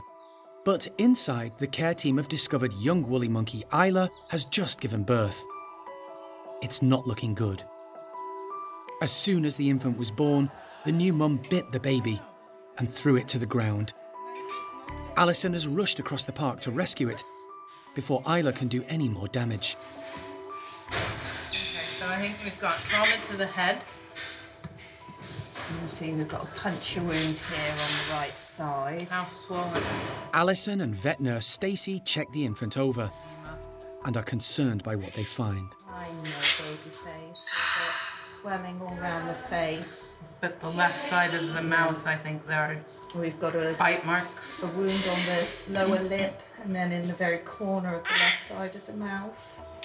As they carefully examine the baby for serious injuries, they also try to determine its sex. I think it might be a little girl. Oh, and then we've got some bruising slightly higher up there. Okay, but nice, strong baby. Very strong baby. Yeah, careful, be careful. It looks as if the new infant could be a fighter.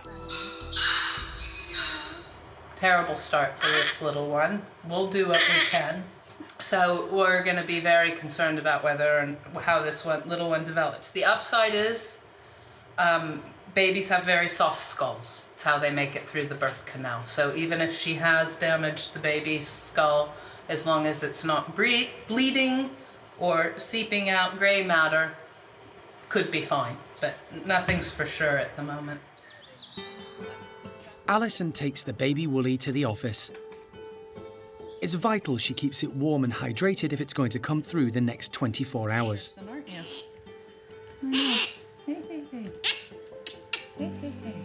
The baby's rejection has come as a bit of a shock to Alison and the team. They were hoping Ayla would learn to embrace motherhood. After all, she was born at the park and reared by her own mother, Pichihua. Since then, she's witnessed Pichihua successfully raise all her siblings. But this is the second baby Ayla has cast aside. It looks as if Alison will now have to take on the hand-rearing of her 7th woolly monkey. We have no interest in hand-rearing woolly monkeys or anything else, but when you see that you've got what's a healthy, alive, quite well-developed little woolly monkey, and the mother starts biting and abusing it so badly, you can't just leave it. It's rooting around. That's a good sign. So far, it's responding very well and it's quite strong, so we'll see how we go. As soon as the hand-rearing kit arrives from the park's hospital, Alison sets about getting fluids into the baby. She's a good size, with a strong grip and pretty vocal, all positive signs. If she can survive the night, the team may be able to X-ray her tomorrow. That should tell them exactly what injuries the baby has sustained. For now, all they can do is keep everything crossed that this little fighter will make it safely through the night.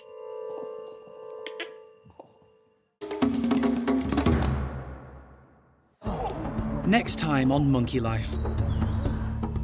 The new baby woolly monkey, rejected and attacked by its mother, undergoes X-rays, with worrying results.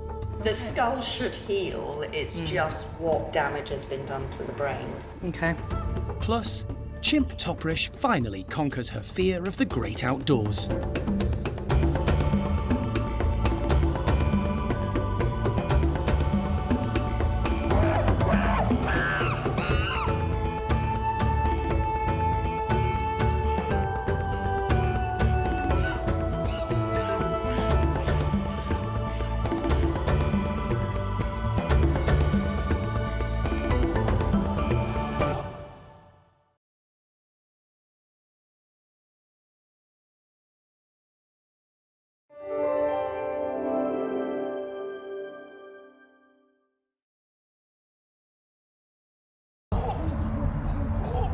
Today on Monkey Life. A new baby woolly monkey, rejected and attacked by its mother, undergoes X-rays with worrying results. The skull should heal, it's just what damage has been done to the brain. Okay. Lonely cotton-top tamarin Uncas meets a new female friend. Hey, gorgeous girl. And receives strict instructions from Steph on how to handle himself. Remember what we said about being chilled out, Uncas?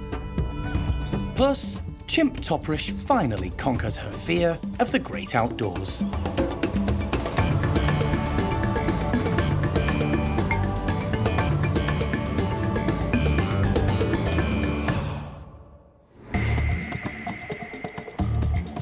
Monkey World in Dorset, buried deep in the English countryside, is the largest sanctuary of its kind on the planet. The team, led by Dr. Alison Cronin, rescue and rehabilitate abused and unwanted primates from all over the world. Hopefully it'll just be a quick grab and into the box and that'll all be done. The park provides a home for more than 260 monkeys and apes from 24 different species.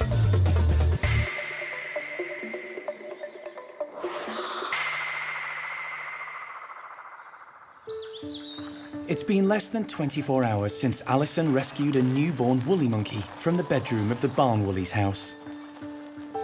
New mum Ayla had rejected and attacked the infant before throwing it to the floor. This morning, it's being taken to the park's hospital for a thorough examination.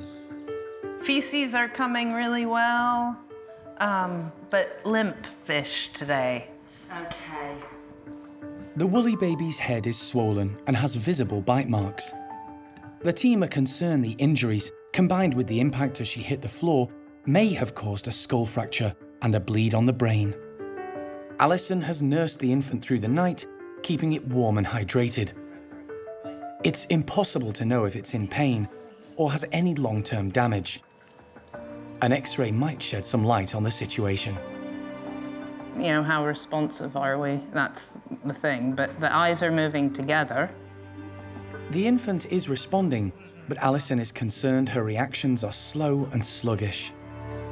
At this stage, less than 24 hours, they would be clinging to mum, and she is grabbing hold of things, although in a slightly drunken, lackadaisical manner. So that's what I'm not happy about. However, we're not off the chart bad. Taking a number of X-rays from different angles should determine if the skull has suffered serious trauma. Go for head, first of all. That's the biggest deal. The team work quickly. They don't want to cause the baby additional stress.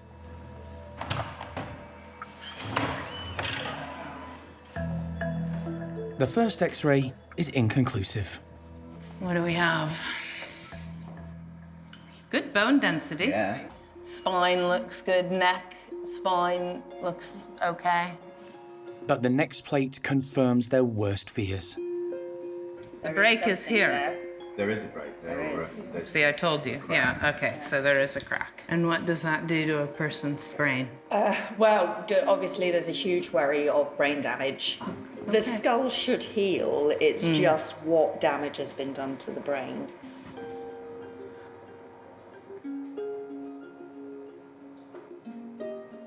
Okay. Alison and the team will do their best to look after the youngster until time indicates whether she may recover. It's all they can do. There is a crack in the skull. It's pretty obvious with major swelling down either side. And, you know, the baby's young. It should recover and heal from it. It's just whether or not there's been brain damage in the meantime. And there's no way of knowing that, really. Ugh, it's really hard because we're going to all get really invested and involved more than we already are. And we just have to hope that this is going to work out okay for her. There's a bit of a chill in the air this morning, but at the bachelor enclosure, the primate care team are hoping their charges will warm to a prickly treat. They're putting out dozens of hot chestnuts, some still in their outer skin. Chestnuts are an energy-packed snack, full of vitamins and fibre, and a great source of enrichment for the boys to enjoy. Some will have tried the prickly fruit before, but not hot and still in the shell. So, tackling this seasonal treat will be an interesting challenge.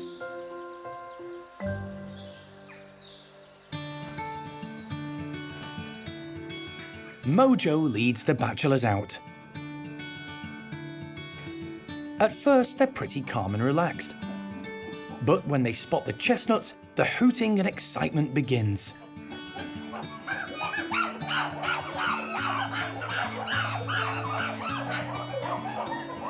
They're not sure what to make of them. It takes Rocky, one of the middle rankers, to show them how it's done. The 31-year-old chimp demonstrates the chestnuts aren't dangerous, just delicious. And the others soon start to follow his lead. Mojo isn't put off by the spiky shells or the heat of the sweet nut inside. He carefully removes the shell with his teeth. Chimps have extremely tough, leathery hands, plus strong teeth and jaws, so tackling these prickly prizes isn't too taxing. High-ranking Butch, who's 37 and one of the elder statesmen of the group, isn't so keen. He settles for the easier option, a hot chestnut already out of the shell. Some of the lower rankers wait in the cold for their turn. Sammy can't believe his luck. He's left with a huge stash all to himself. Jimmy has a good long look before deciding against the prickly option. He's one of the original 9 chimps who arrived from Spain in 1987 and was part of Paddy's mixed-sex group before moving to live with the bachelors. Sammy is also one of the originals. But that status means nothing to his companions as Jester muscles his way in. It's been a calm and peaceful breakfast. With so many nuts available, everyone has tried them.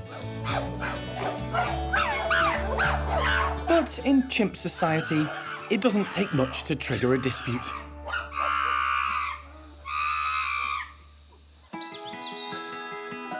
Renovations, alterations and upgrades are constantly undertaken at the park.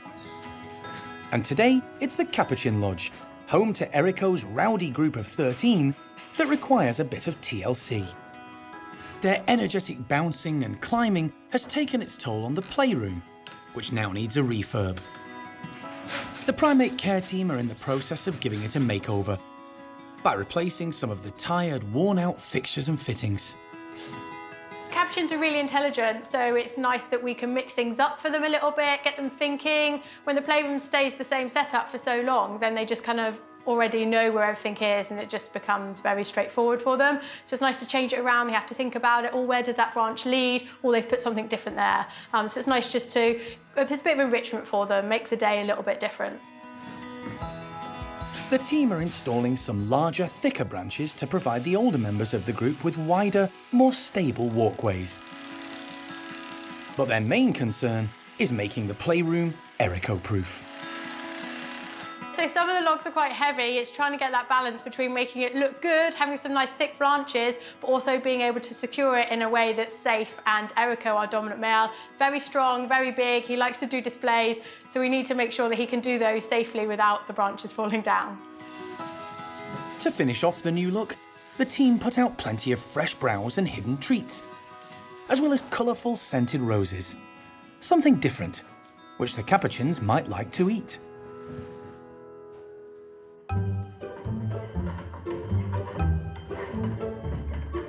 It's the high rankers, led by Erico and his second-in-command Sean, who try out the revamped playroom first.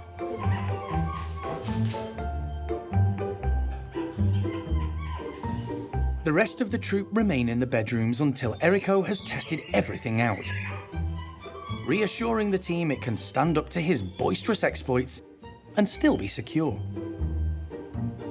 One of 88 Chilean laboratory capuchins who arrived at the park 12 years ago, dominant male Erico was one of the most disturbed. But now, he's leader of this troop due to the support of the primate care staff. Satisfied he's given everything the once over, he can't resist the smell of roses. Sean is on the hunt for tasty treats. He was number 1 before being deposed by Erico, but now he's content with his new role in the group. As number 2, he gets most of the benefits without the stress of leadership. Cara makes the most of the fresh bay leaf browse. She's one of 3 high-ranking females checking out the new playroom. The other 2 are Phoenix and Becky. And it seems these 2 girls have a liking for fragrant roses. The new playroom has proved to be a hit, but, more importantly, has withstood Erico's energetic test run. Although whether the cameras can survive is a different matter.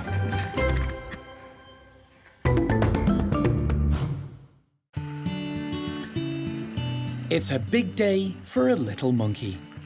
Lonely cotton-top tamarin Uncas is about to get a new friend and housemate. A female named Mo has just arrived from Longleat Safari Park, and the primate care staff can't wait to meet her. So today is really exciting. We know she's a bit younger than Uncas, 10 years old. We know she's, normal, sort of parent-reared. She's not expatriated, whereas, of course, Uncas is. So he comes with a few sort of personality quirks that a lot of the expat-trade animals develop. But yeah, hopeful she'll be able to deal with Uncas's slight oddities. But he is a nice boy, so we're excited to see what he makes of her. Although he lives in the marmoset complex and is surrounded by other small, noisy primates, Uncas has been on his own since his partner passed away 18 months ago. We can either go in with her and bring her out, or we can post her through one of the hatches into this room, whatever you feel. To start with, the pair are going to be kept apart to allow Mo to get used to her new surroundings. But they'll be in neighbouring rooms, so the primate care staff can observe how they react to each other through the mesh. Hey, gorgeous girl. Oh, she's got great hair. As soon as she's released, Mo starts exploring. Uncas is keen to observe the interesting new female who's moved in next door. Weighing in at 628 grams, she's a lot larger than he is, but hopefully size won't matter. Oh, she's beautiful. She's really, really pretty. She's quite a bit stockier and bigger than he is, and she's got great hair. But yeah, no, she looks really good, really nice. Mo seems quite at home and not bothered by the noisy neighbours made up of 5 marmoset families sharing the same house. All the neighbours want to have a say about what's happening. But she's lived around other marmosets before, so she knows what those noises are. She's not too sort of freaked out by it. We were just going to see how she was, and as long as she seemed fairly settled, go as soon as we feel like we can. 30 minutes later, with everyone calm and collected, Steph decides it's time for Uncas and Mo to meet face to face. Oh, there you are. Hi. How are you feeling, Uncas? What do you think? Right, I've spent the morning lecturing Uncas about being cool, so we'll see.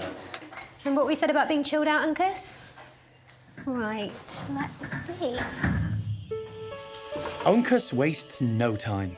He's keen to check out the new lady in his life. But he seems to be taking Steph's advice and being a bit cautious to start with, politely keeping his distance. My pep talk worked. There's no trace of hostility between the pair, which is a positive sign. She is very relaxed with him, isn't she? She's not jumpy or phased at all. It's actually going all right so far. We've not had a lot of contact or anything. They're both kind of just pootling around. She's very interested in exploring her sort of new space. She's been through to his room now. Took her a few minutes. Yeah, Uncas looks sort of happy, but also a little bit confused about who this new lady is. But yeah, certainly nothing hostile, nothing aggressive. He's sort of, I think he's excited, but a little bit taken aback. But yeah, so far it's all nice and calm. It isn't love at first sight, but the team are optimistic this new match could stand the test of time.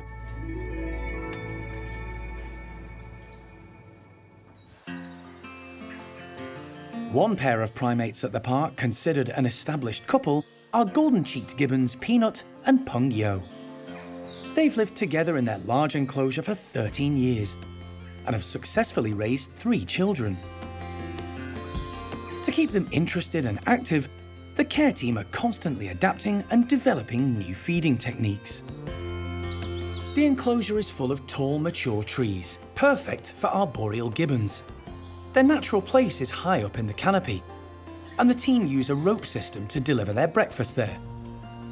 But the pulleys can only be accessed before the pair come out. So today, Sian is trying something a little different she hopes could be used at any time of day. The gibbons, they like to feed at height, so we've got some pulley feeders that we'll put up, but we've also got some new hoses that they'll have to use their teeth and their fingers to try and get the food out of. Some of the hoses, stuffed with sweet potato, go into the feeder. But Sian throws others as high as she can into the tree canopy, something that could be done from outside the enclosure at various times of day. Peanut loves her food and is first into the enclosure. She's nearly 20 years old and is the boss of the partnership. She's also proved to be a fantastic mum. Straight away, she heads high to one of the feeders to see what tasty treats are in store. Suspended 30 feet off the ground and hanging from just one arm, she uses the other, plus her teeth, to manipulate the sweet potato-packed hoses. In the wild, gibbons rarely, if ever, come to the ground. Pung Yo demonstrates just how suited they are to life in the treetops when he retrieves some hoses trapped in the small, flimsy branches. Greedy Peanut takes both options. She holds on to one lot of bounty with her feet while snatching another bundle from a feeder, before heading deep into the trees to start devouring her prize. Breakfast for Pung Yo is a more relaxed affair. He's happy just to hang out and snack. It's been a successful morning. Both gibbons have managed to access the sweet potato stuffed into the hoses, and the care team now have an additional way of feeding them high in the canopy where they belong.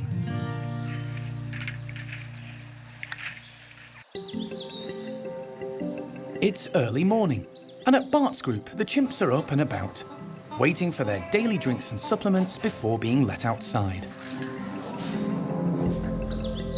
But for one chimp, the fresh air and lure of the outdoor climbing apparatus in the enclosure isn't enough to tempt her. Despite the best efforts of the staff and her housemates, female Toprish hasn't been further than the end of the tunnel since she arrived a year ago. We thought initially that she would just go out of her own accord. We had some lovely moments when some of the other members of the community tried to get her out. We obviously provided different enrichment and things going on in the outside enclosure to tempt her outside, but none of those tactics worked. So we kind of put our heads together, myself and the chimp team, and looked at what we could do using our training techniques. Good girl. The team came up with the idea of carefully using a low-powered laser pen.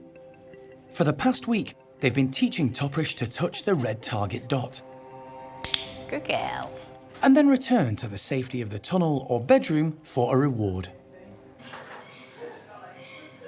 Today, they're hoping to take it one step further. OK, Jane, we're ready outside. Hannah gives Jane the all-clear to let the group outside. And they don't need a second invitation. Good morning, Toprish. You OK? Toprish ventures to the outdoor tunnel, but that's normally as far as she goes. Double ups. Come on.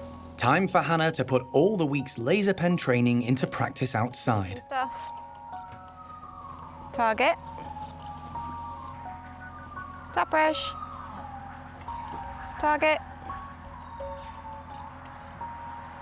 Good girl.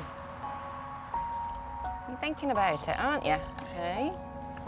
You're thinking about it. To the team's delight, she continually goes out to touch the red dot before coming back for reassurance. Good girl. She's nearly there. I think we're nearly there. Toprish becomes more and more confident with every attempt. Go on. She seems to have forgotten accidentally touching the electric fence soon after arrival, which frightened her back indoors. You're so good. Then, without any further encouragement, she's off. Good girl! Super! It's a huge moment for the team. After months of trying to encourage Toprish outdoors, she's finally made it all the way, overcoming her fears. She doesn't look nervous. She just looks like she's just sitting, soaking it all up. Seems as though she's been coming out here forever, really, when looking at her just now. There's no stopping her. She sets off to explore the enclosure, moving cautiously around the poles at first,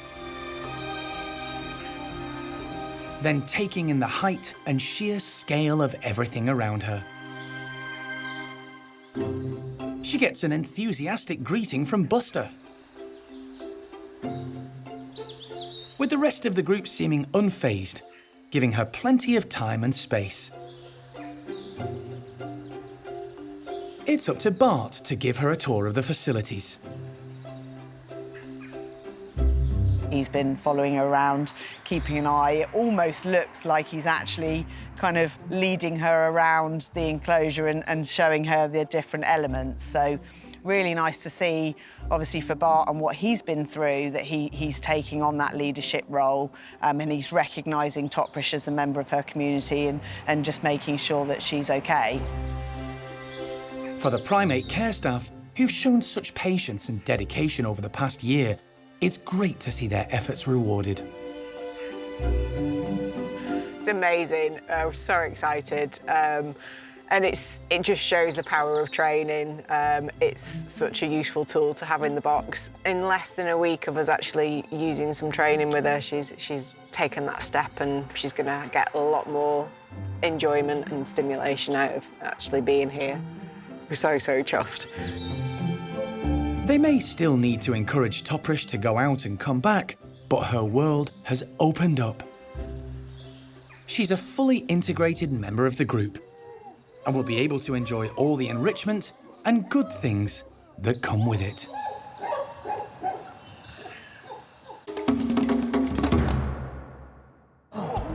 Next time on Monkey Life. Newly rescued chimp Kalu gets a full medical checkup, but putting her under proves problematic. Gas. All right, don't shout, please. Plus, life hangs in the balance for the new baby woolly monkey rejected by her mother.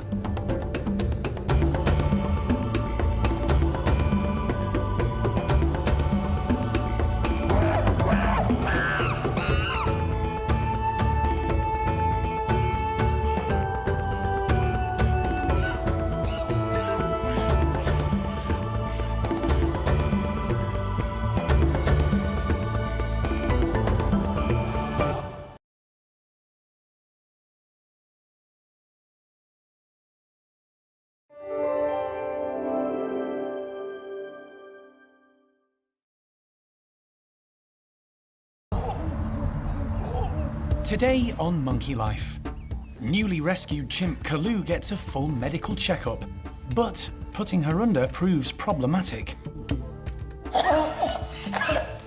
Gas. All right, don't shout, please. Marmosets Chuck and Sid are treated to a crunchy snack, with Sid needing a little help. Look at it go!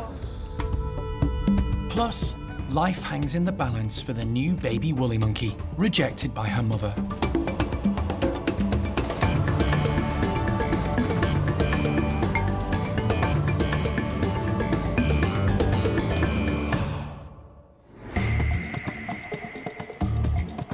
Monkey World in Dorset, buried deep in the English countryside, is the largest sanctuary of its kind on the planet.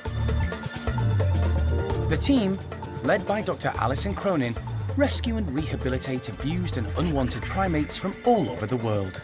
You just never know how it's going to work. The park provides a home for more than 260 monkeys and apes from 24 different species.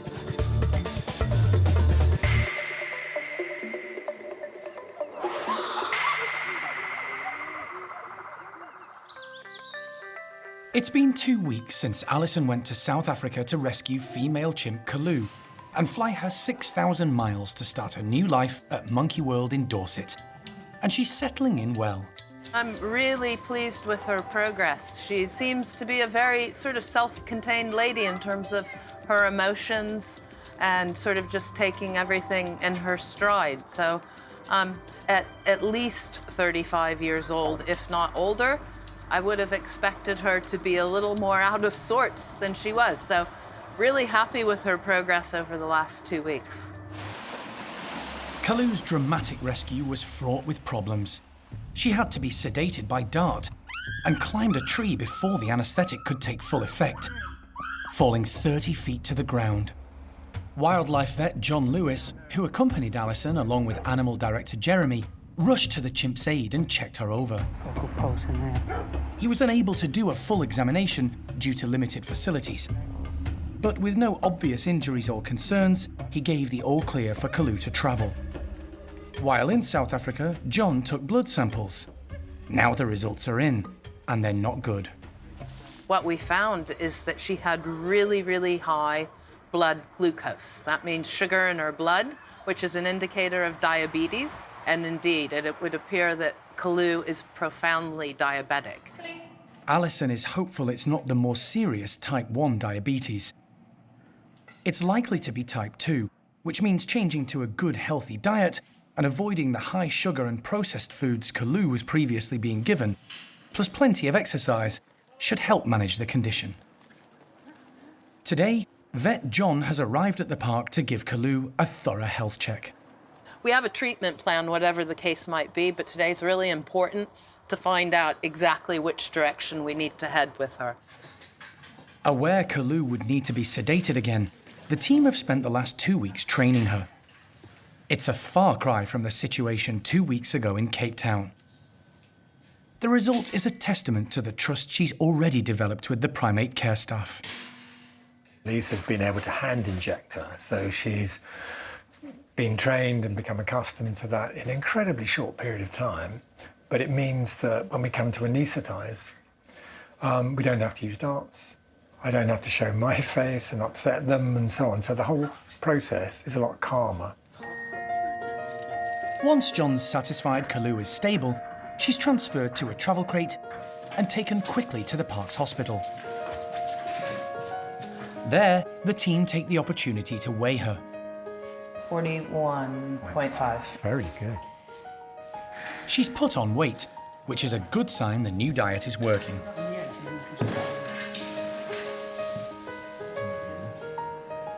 Once on the table, John intubates her to keep her airways clear and keep her anaesthetised. But during the procedure, she wakes up with a start. Okay, gas. All right, don't shout, please. Not once, but twice. No, she won't get. Gas her down. What we're going to do now is not gas her down anymore. John decides the best option is to knock Kalu out with intravenous ketamine. Once he's satisfied she's stable, he can get to work. First, he takes some blood samples to compare with the ones he took in South Africa a couple of weeks ago. Okay, somebody like to press down on their heart. Lovely. Next, a few x-rays. John wants to be sure Kalu didn't sustain any serious, lasting injuries when she fell during the rescue.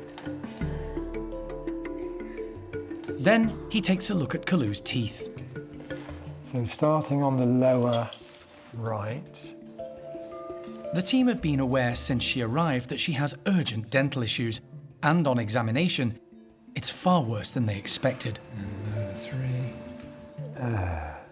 Fragments of root showing above the gum only. A number of teeth are rotten and will have to come out today. So we've got some dental work to do. 4? At least so far. We can start taking things out. John is careful as he works his way through the decayed teeth. They have huge roots and need to come out in one piece. I'm just trying to get the worst one out of this mess at the upper right, and it is a mess. The majority are so rotten, they come out easily. Like that. So that's the last upper left molar.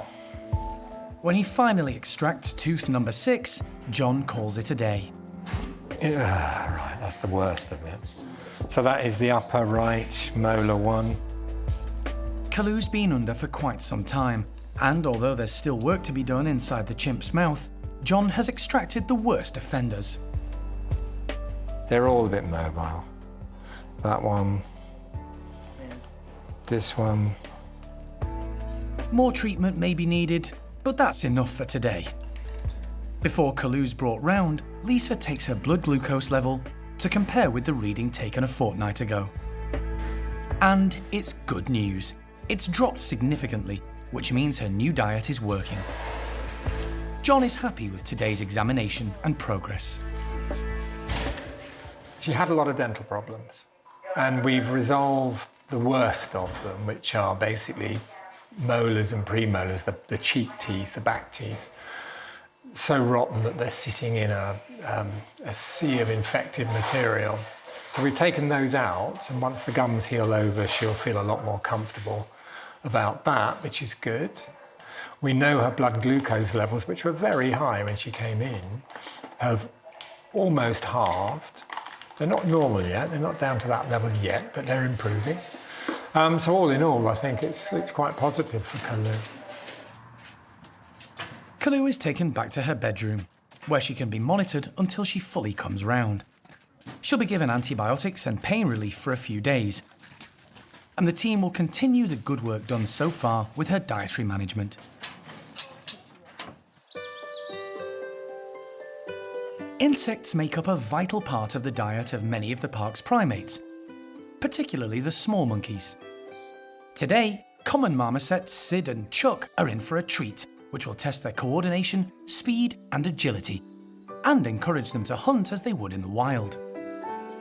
Hi, Chuck. Hi, Chuck. Primate care member Karen has a number of giant locusts, which she's about to put in their outside enclosure. So Sometimes we get donations of the really big locusts like this, but also when we get the smaller ones in, we've been feeding them up to try and get them nice and big. Obviously they move around more, it gives the animals more to do, more enrichment, and obviously they're a bigger treat as well, so it's nice for them. Insects are high in energy and provide an important source of calcium and other nutrients. With more than 2/3 of Monkey World's primates consuming them as part of their daily diet, the team have had to start keeping them in large numbers to keep up with consumption. I think they're going to love these. We're going to just see how well Sydney does, because obviously her mobility is a little sketchy sometimes, so Chuck might get all of them, which I'm sure he will love very much, but hopefully Sydney will surprise us and she'll manage to get around and get some as well. Chuck is first out, but doesn't spot the locusts straight away, only the fixed cameras. The large insects are on the move, heading for the undergrowth. But out of the corner of his eye, Chuck spots movement.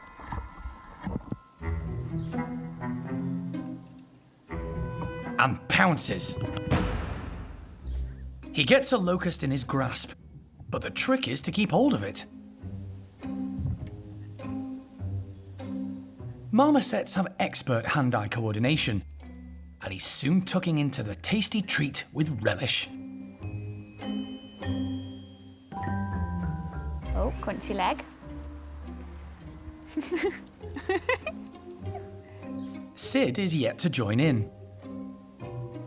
Both marmosets were rescued from the pet trade in the UK, but there the similarities end. They are very different when you look at them, and again that's probably because of their history. Chuck was very well cared for to the best of his ex-owner's ability. He's a very healthy animal. She gave him the right supplement. She really did try her very best with him. Sydney, on the other hand, is actually quite stunted. She's a small animal, so that's probably just due to lack of nutrition when she was younger. And also she's got bowed limbs. And that's probably because of, again, the wrong nutrition when she was younger, so not enough calcium and vitamin D3, so her bones just simply didn't grow in the right way, and they've grown in this kind of bowed fashion. With Chuck gorging himself on as many locusts as he can catch, poor old Sid hasn't quite cottoned on to the opportunity.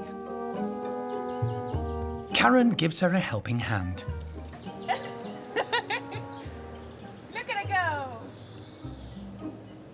So that's what it's all about. Chuck may have had the leaping locusts to himself for most of the morning.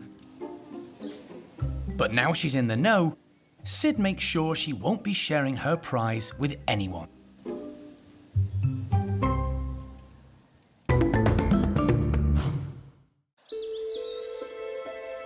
There's been tragic news for everyone at the park this morning. The 2-day-old baby woolly monkey, rejected by her mum Ayla, has died. The infant, who suffered severe injuries soon after birth, had multiple seizures overnight, and Alison made the difficult decision to put her to sleep. It's a blow to the team at Monkey World, and comes at a time when the captive population of woolly monkeys around the world is under threat.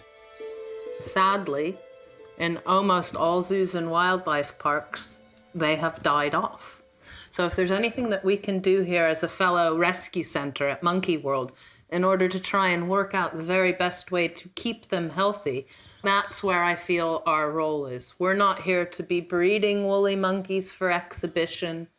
The main priority is to learn enough about them so that we can assist those in situ so that they provide a future for individuals that are confiscated from the black market trade in country.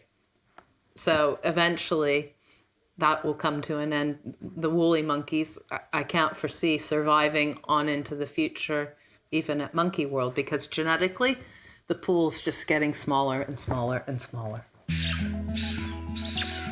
There are 22 woolly monkeys at the park, made up of 3 groups, and managing them is like a massive jigsaw puzzle.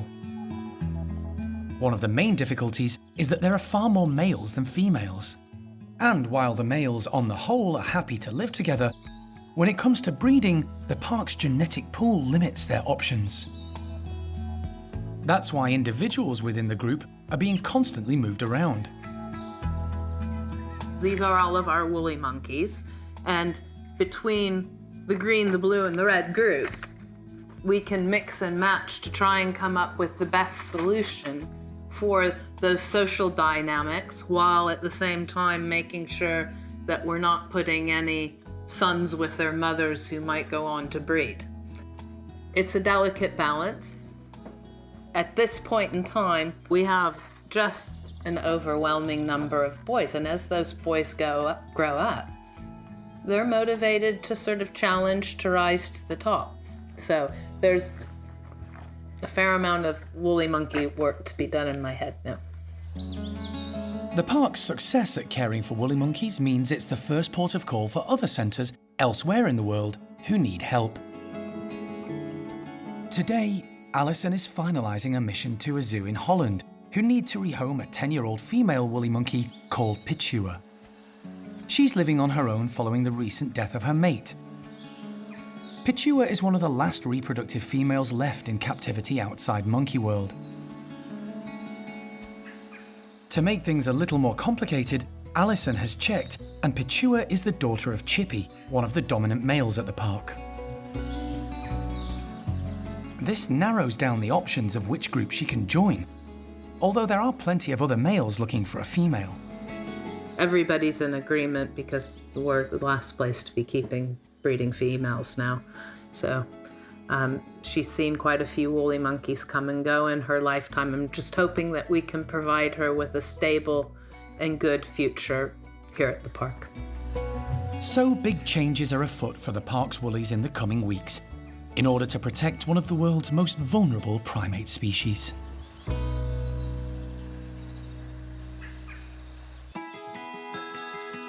In a lovely tree-filled enclosure at the centre of the park, contented couples Sam and Sasak are enjoying life. The Siamang gibbon pair have been together for 9 years and are devoted to each other. Their enclosure is full of natural planting, with large mature trees providing a perfect canopy for these arboreal primates. This morning's breakfast, delivered by primate care staff member Sean, aims to encourage them to forage with purpose, just as they do in the wild. She's cut up slices of pear, putting them into giant pine cones and suspending them high up in the tree canopy. If they want to sample the treat, they'll have to work for it. The gibbons aren't as dexterous as us humans, so because they're so long fingers and a small thumb, they tend to scoop because they're used to hooking onto branches. So it might be quite a challenge for them, but Sasak really loves her food, so I'm sure she'll give it her best shot, definitely. True to form, Sasak is first out, and scenting the fruit, she heads straight into the treetops. Sam hangs out to weigh up his options. At first, the hungry female is perplexed by the pine cones. But once she realises they're stuffed with slices of pear, she makes a determined effort using her teeth and reaching and stretching to pick out the pieces of fruit.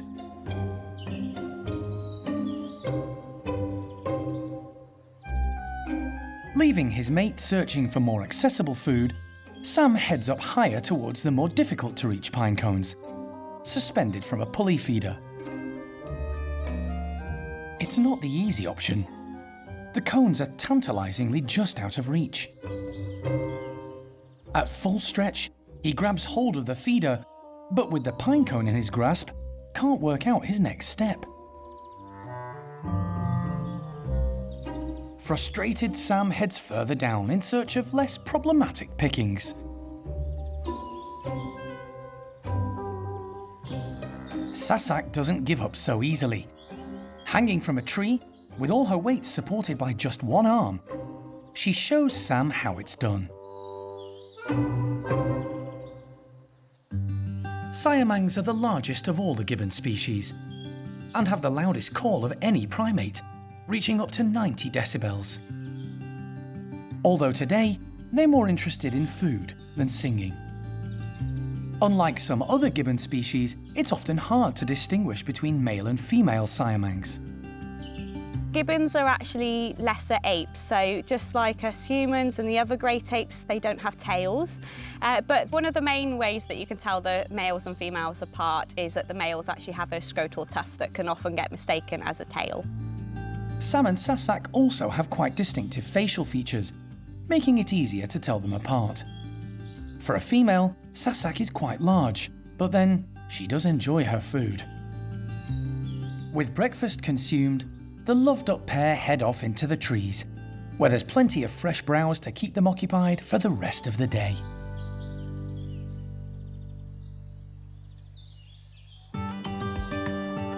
For the past 30 years, the park has endeavoured to rescue as many primates in need as possible. Most have been victims of the pet trade, brought in from the UK and around the world. With space at a premium, Monkey World rarely breeds any of the monkeys or apes. The exceptions are the woolly monkeys and Bengal slow loris. And very occasionally, for social reasons, the chimps. But birth control accidents do happen, and sometimes an unplanned infant arrives. At Bart's group of chimps, the primate care team are wondering if that could be happening soon. Good girl. Chimp Kathy may be pregnant. It doesn't feel like it's just a fat belly, and because of the complete shape of her, she's slim everywhere else, and she's just got this big belly, so it really does look like she's at the latter stages of pregnancy. So we're keeping a close eye on her. We've started giving her pronatal, a supplement for pregnant women. We're also giving her an extra milk drink each day just to give her a few extra calories. But as you can see, she's very keen to show us her belly as well. So the other thing that kind of clinched it for us thinking that she is pregnant is we've seen a bit of a personality change in her, because Kathy was always one who was quite standoffish with the staff, whereas now she's very, very keen to come and show us her belly. And there's been times when she's been quite playful as well, which is quite unusual for her. So, you're a good girl. The team have already done a pregnancy test, which proved positive. However, a subsequent test showed negative, so they can't be 100% certain a baby is on the way. It's not the first time Kathy will have given birth at the park. 15 years ago, she delivered Ash into the world. She cared for the baby for the first few days, but then put her down and left her. It's not cold, actually. As a result, Ash had to be hand-reared. The father then was Paddy. The father now would be his son, Bart. Young Bart will be first-time dad. None of us have seen him showing any interest in her, which is why it was a big surprise for us, as well as her being on the pill. And so now he might be a dad soon, eh, Kath? You like toy boys, eh?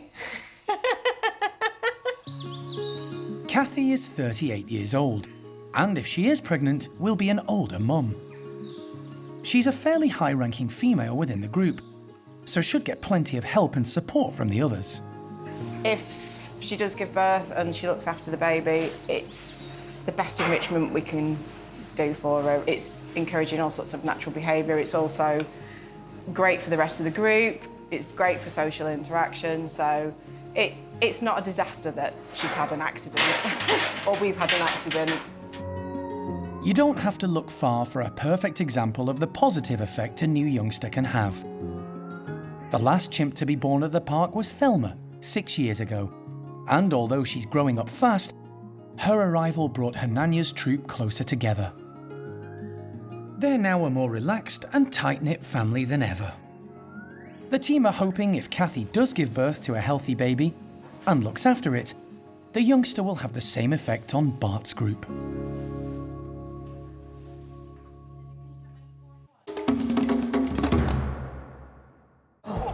Next time on Monkey Life. Young male orangutan Jin, who was born at the park, is moving on and makes his feelings known. You're all right, mister. Just calm down. Plus, Chimp Kalu makes her first friends.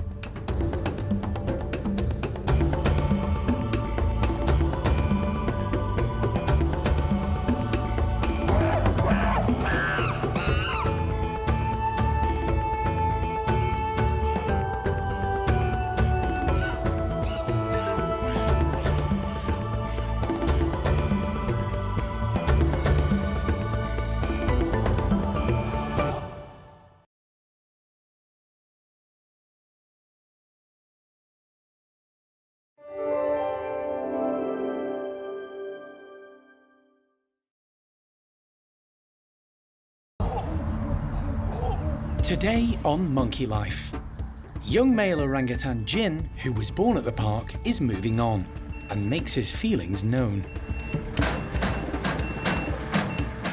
You're all right, mister. Just calm down. The team try an unusual remedy to fix woolly monkey Cosmo's digestive problems. And the treatment Yummy. He seems to be enjoying it. goes down a treat. Plus, Chimp Kalu makes her first friend.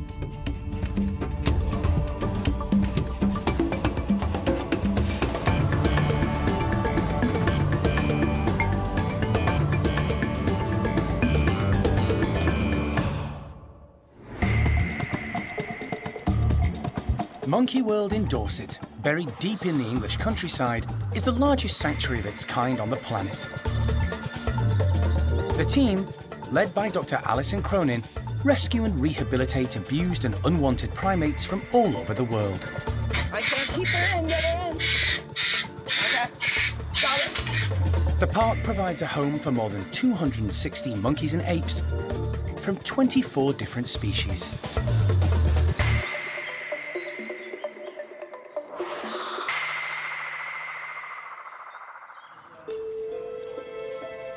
It's going to be an emotional day for the team at Monkey World. 10-year-old orangutan Tien is leaving to start a new life at a wildlife centre in Kent.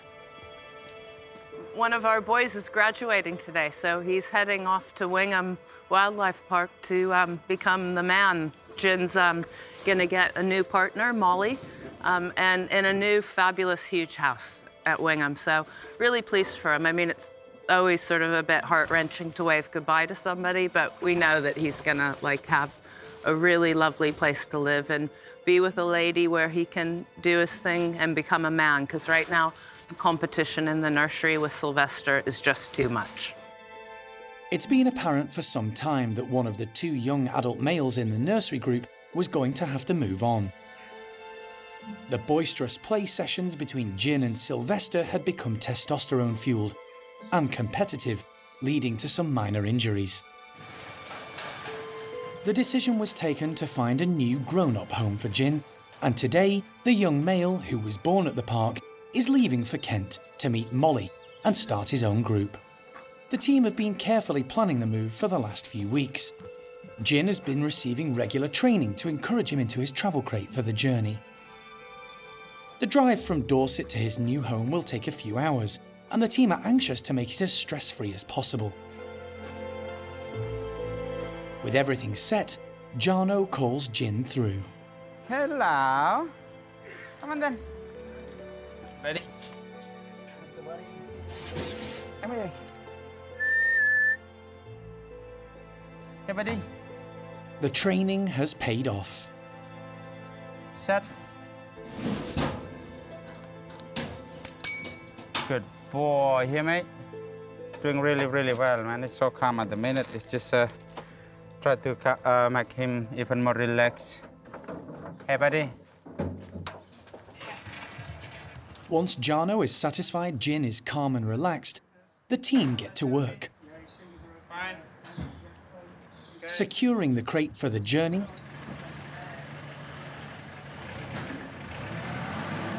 and moving the forklift into place, ready to transfer the box into the back of the van, which will take Tien to Kent. But the young orangutan works out something is different. In training, he was always let out of the crate. Agitated, he begins banging on the sides of the box. He's not happy with what's going on, but, you know, this is always the really sort of sad bit where you wish you could explain to them what's going on. It's going to be fabulous once he gets there, but he's going to have 3 to 4 hours where he's not a happy camper. The maintenance team are well drilled in moving large primates around, and it doesn't take long for Tien to be loaded up. Although he's still letting everyone know he's not happy. You're all right, mister. Just calm down. Tien has spent his entire life at the park and has grown up with many of the keepers. It's going to be tough to wave him goodbye. Okay. See you soon. Yeah. after our boy. Yeah. All right. Thank you. Yeah, we'll see you. We all love him to bits. This is going to be a very sad day for everybody here. But, you know, it's part of the process. It's like the kids going off to uni. And this is time for Jin to spread his wings and become the man of his group. 2 of the Monkey World team will follow on to help Jin settle into his new life. But as he heads off to a bright new future, he makes sure he has the last word.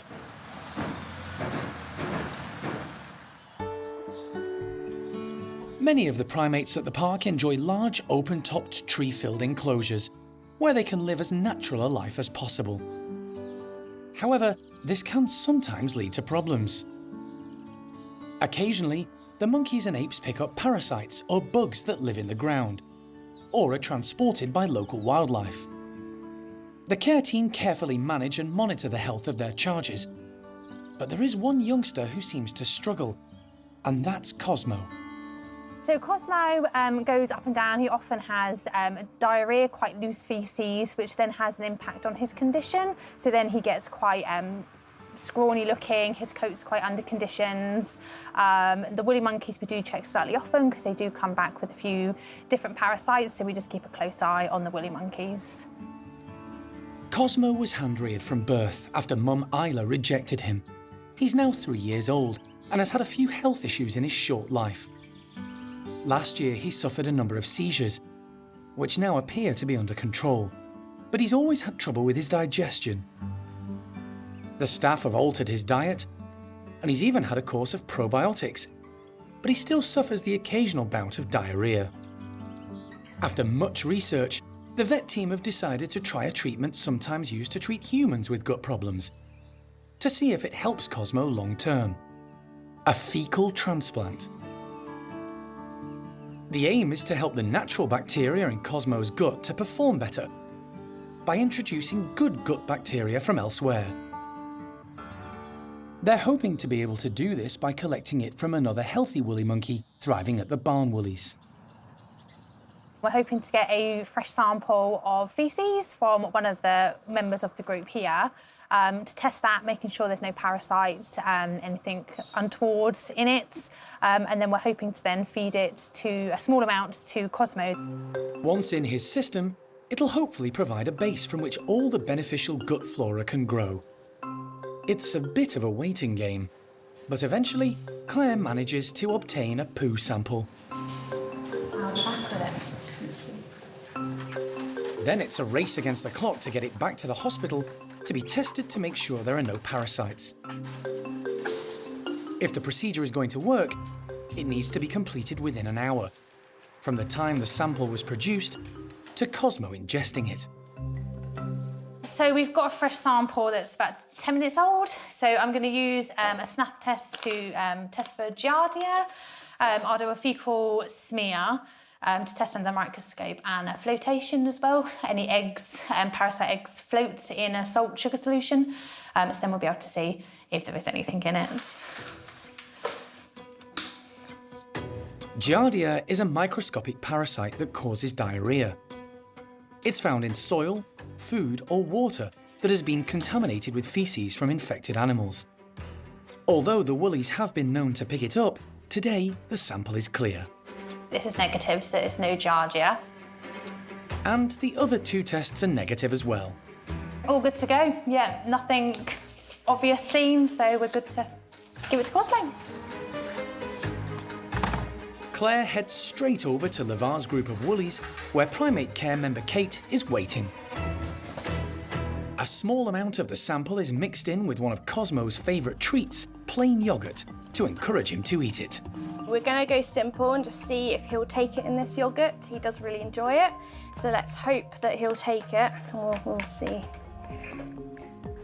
Hi, Cosmo. What have we got for you? You can sit here. You take it there. Oh.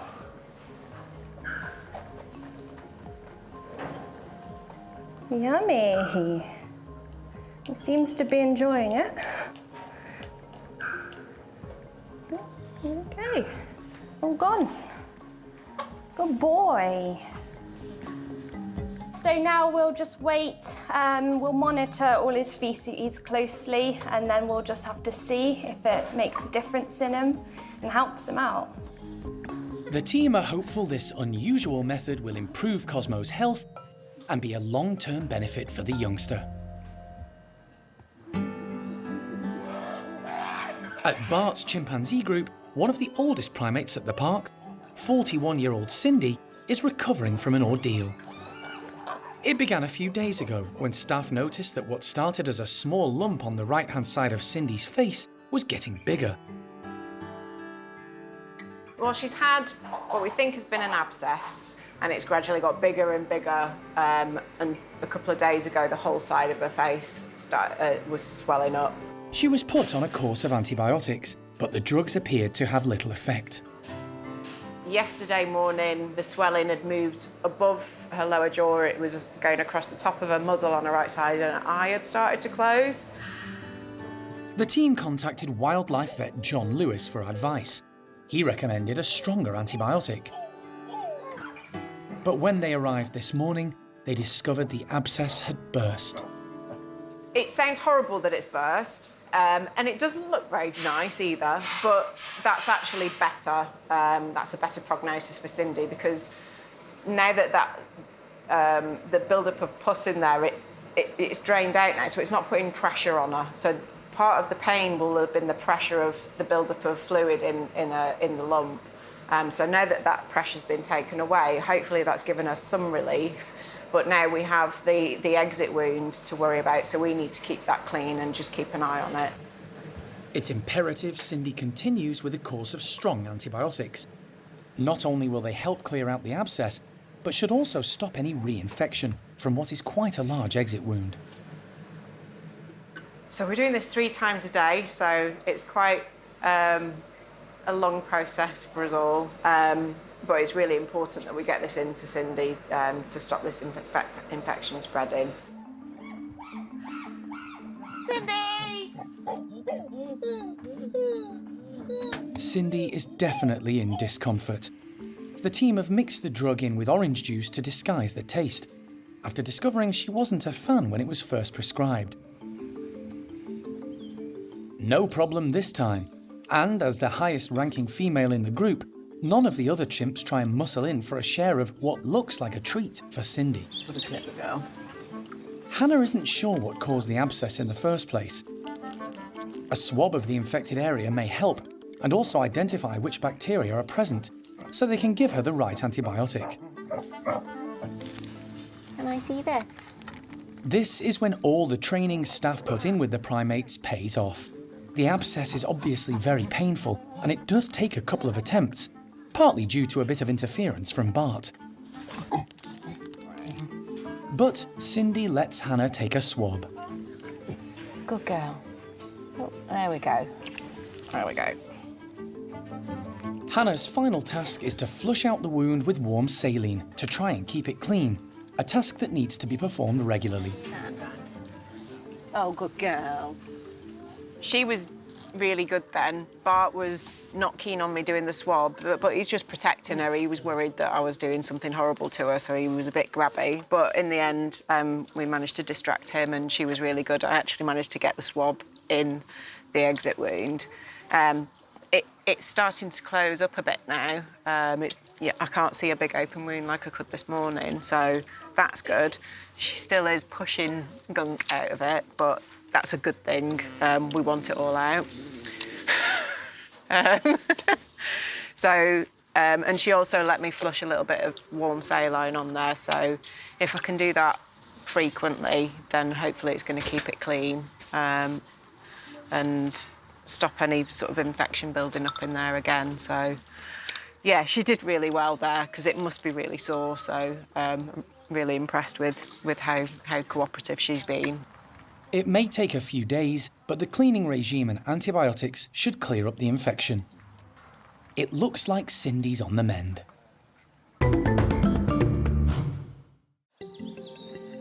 It's a big day for the park's newest arrival. Female chimp Kalu has spent the last 9 days getting used to her new surroundings in the comfort of her own individual bedroom. But she's been able to watch and interact with the 5 members of Bryan's group on the opposite side of the mesh. If things go to plan, she'll soon be joining them and become part of their troop. We've been doing some side-by-side introductions through the mesh with both Lulu and mostly Nari. And it's been pretty good, actually, you know, getting to the point of almost boredom now. So it's only 1 week on, but we think it's time to try opening the door and see what's going to happen. So it's Nari, and we just have to hope. Nari's more playful with her at the mesh, but then sometimes that can turn into a clash of personalities, so we'll have to see. But I think it's time for Kalu to take the next step, because just sitting in here in the back bedrooms watching the other chimps, it's allowing her to be a bit lazy. So it's time to take that next move.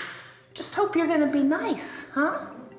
Kalu had been kept as a pet at a ranch in South Africa after being stolen from the wild. When her owner died and no one could be found to rehome her, Alison stepped in.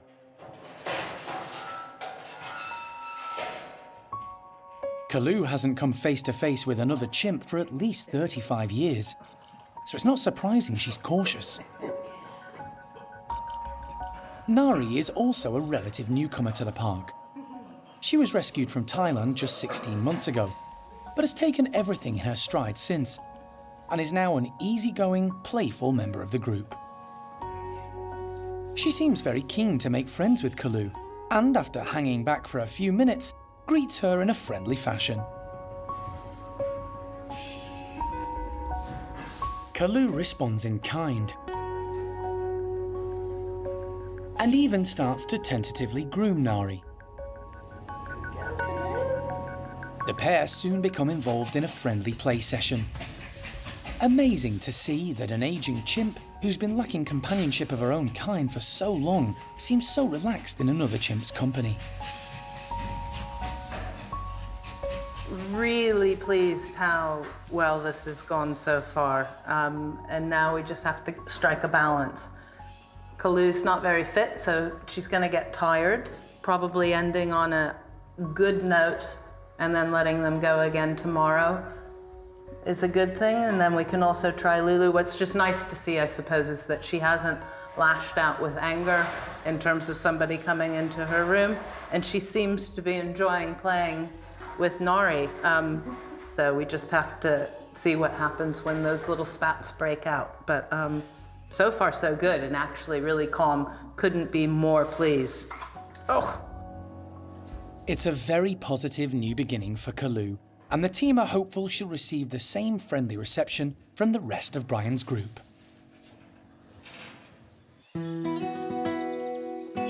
The team at Monkey World are experts at rising to the occasion and dealing with the unexpected, particularly when it comes to hand-rearing newborns rejected by their mums. But 9 months ago, they were faced with a situation they'd never handled before: looking after a newborn baby loris. Fast forward to today, and Bobby Dazzler, as she's now known, is a healthy and rather fluffy juvenile Bengal slow loris. And she's become a permanent resident of the park's loris complex, spending most of her days in the company of another female, Nora. Nora was rescued from Lebanon 18 months ago and was also hand-reared. Despite both being female, the two are getting on well. As time's gone on, we've seen some really nice sort of grooming, and we've seen some play behaviour. Nora has been a little bit too overexcited at the start because she was so desperate to play with Bobby, so it's taken a while for Bobby to kind of figure out what she's doing there. But aside from that, it's actually going really well, and it's just fantastic to see this little baby who wasn't reared by her mum interacting and having a relationship with another loris. Introducing Bobby to the sights, sounds and smells of other lorises at the earliest opportunity was vital for her future development. She's picked up the vocalisations straight away. I think hearing some of the other loris, like sort of clicking and making noises in the house, has kind of helped Bobby find her own sort of voice. And yeah, you know, they are both females, so they might not end up spending the whole of their lives together. We might eventually pair them up with males at some point. But the fact that they're youngsters that are getting to spend time together, socialise with another loris, will set them up really well for if they then become part of the breeding programme.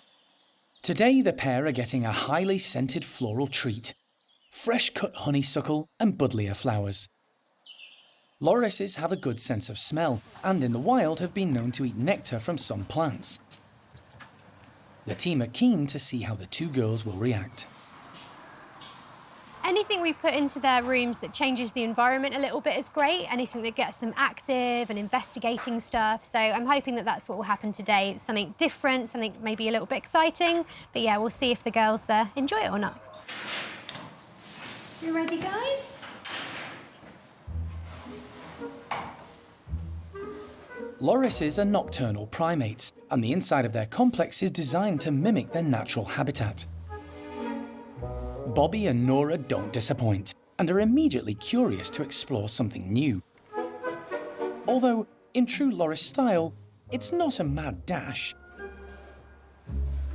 Nora shows what an amazing and powerful grip Lorises possess when she gets excited and playful.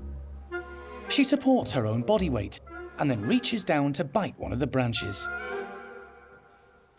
Lorises have extremely sharp teeth that come with a dangerous toxic bite. Tree gum is an important part of their diet, and they love to eat it, gouging it out from the bark with their teeth. It's Bobby and Nora's meal of choice today, rather than the scented flowers Steph provided. Little is known about Loris husbandry, so life at the Loris house is one big learning curve for its residents and their carers. It's been fascinating for the staff to watch because they're so different to all of our other primates. They're so unusual. It's been a really kind of fascinating learning process, sort of seeing how they work and how they work together. It's still early days in Nora and Bobby Dazzler's development, but considering their difficult start in life, it's encouraging to see they're heading in the right direction.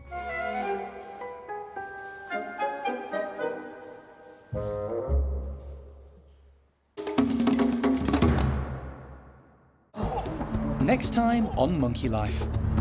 Alison's in the Netherlands to collect a lonely female woolly monkey who's lost her mate and needs companionship. She's sort of outside looking a little bit skeptical, strange person sort of making woolly monkey calls. And the Stumpies trial their playroom revamp, with Sylvie reaching new heights.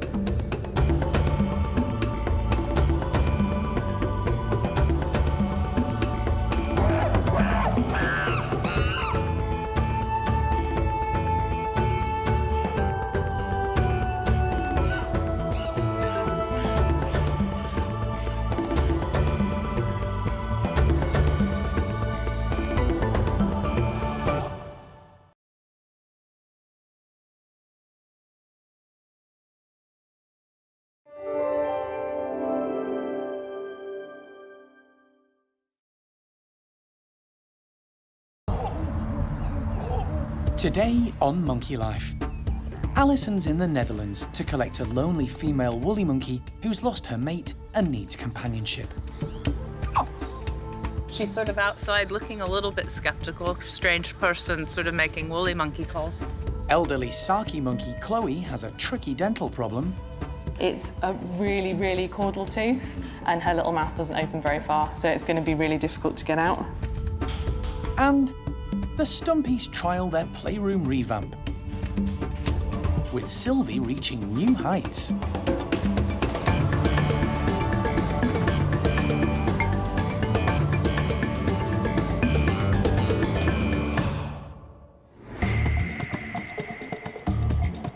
Monkey World in Dorset, buried deep in the English countryside, is the largest sanctuary of its kind on the planet. The team, led by Dr. Alison Cronin, rescue and rehabilitate abused and unwanted primates from all over the world. Everybody's well aware that they need to be looked after carefully. They should be okay. The park provides a home for more than 260 monkeys and apes from 24 different species.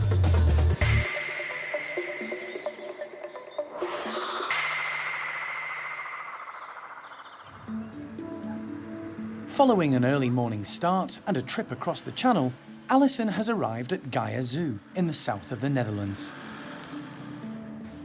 She's come to pick up a female woolly monkey called Pichihua and take her back to join one of the woolly groups in Dorset. I'm Alison. Hi, Thomas. Pleased to Had a meet good you. drive?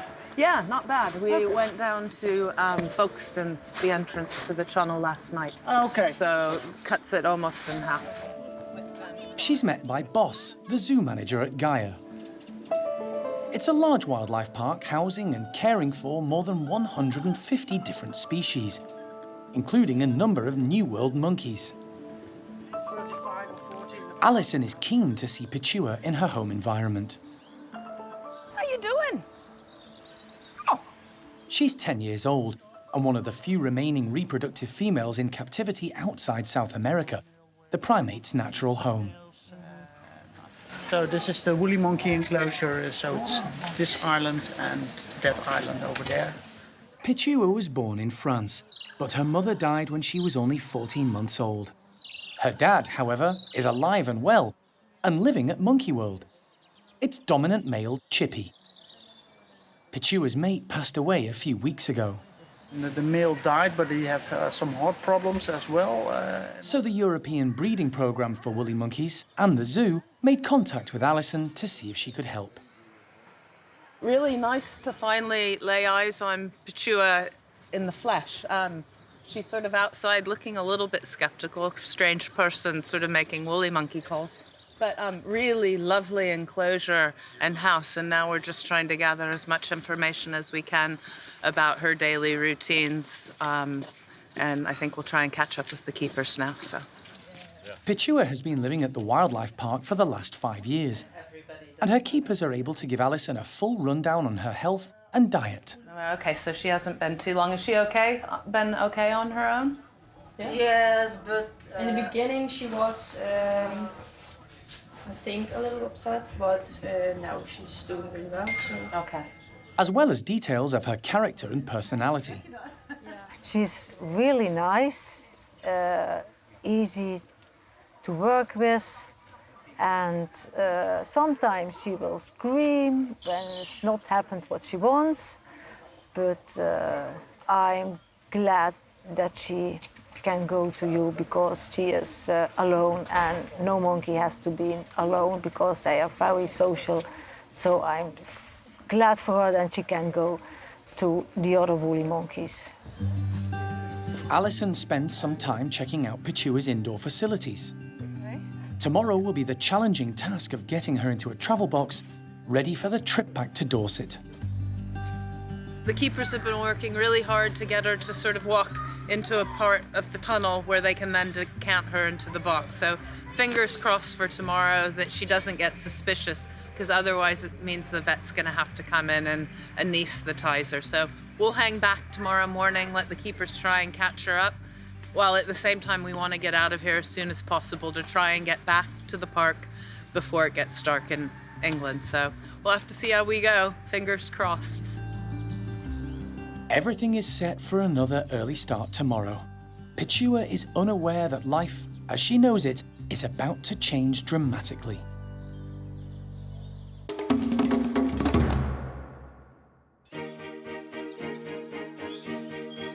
The strong winds and heavy rain over the winter have abated, and the weather in Dorset has improved. The warmer days have encouraged the primates to start spending more time outside, giving the staff the opportunity to do some renovation work inside their houses. One group who've certainly put their indoor space to the test are the stump-tailed macaques, known as the Stumpies. Although not always the most active group, they can be brash and boisterous, and their activities have left the playroom a little worn and in need of TLC. The team have added new climbing structures with lots of branches to hang things from, and more walkways linking everything together. It's all designed to keep the group active and give those who need it help with their mobility.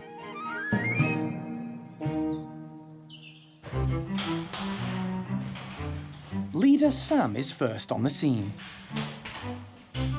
At 33 years old, he's content to forage on the ground for any hidden treats amongst the straw bedding. The dominant female in the group, Kelly, follows Sam's lead. In the wild, stumpies spend a lot of time on the ground foraging and travelling from one food source to another. But they also climb, and the team like to encourage this group to be more active. 28-year-old Noreen demonstrates how it's done. Many of the group of 8 were rescued from laboratories, and it's a constant battle for the care team to keep their weight under control. Stumpies will eat almost anything and need careful dietary management. Keeping active helps, and Sylvie doesn't disappoint.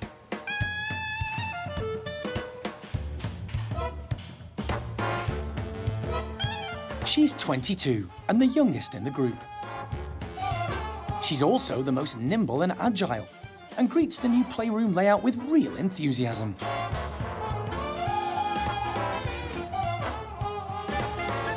Showing off her full repertoire of stretching, balancing, and jumping, hoarding food in her cheek pouches as she goes. Following her example, some of the others join in. Charlie hangs from the mesh, trying to grab some food from a suspended barrel, while higher-ranking Noreen climbs up and pushes Sylvie out of the way to grab whatever's left. It seems the playroom renovations are a hit all round, with the normally sedate Stumpies.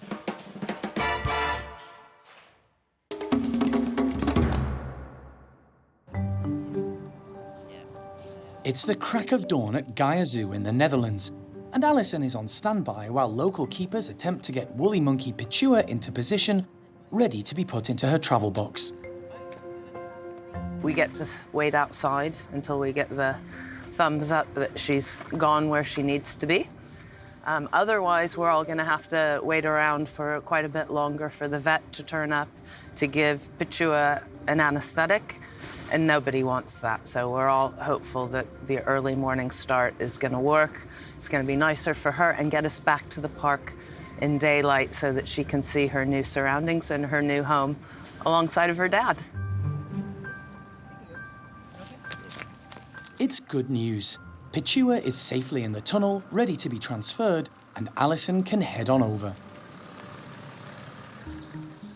10-year-old female Pichihua lost her mate a few weeks ago and is in desperate need of companionship of her own kind.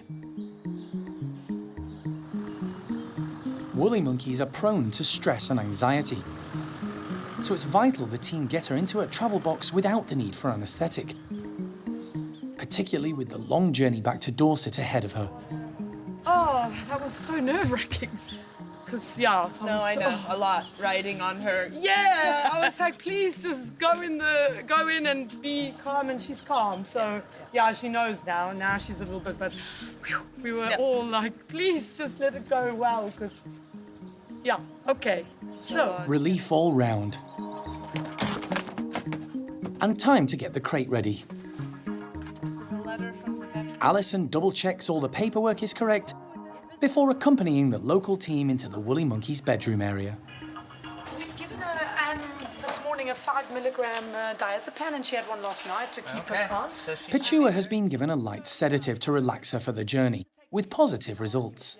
Really calm and nice. So, you know, she trilled hello to me, and yeah, I think she's going to go okay.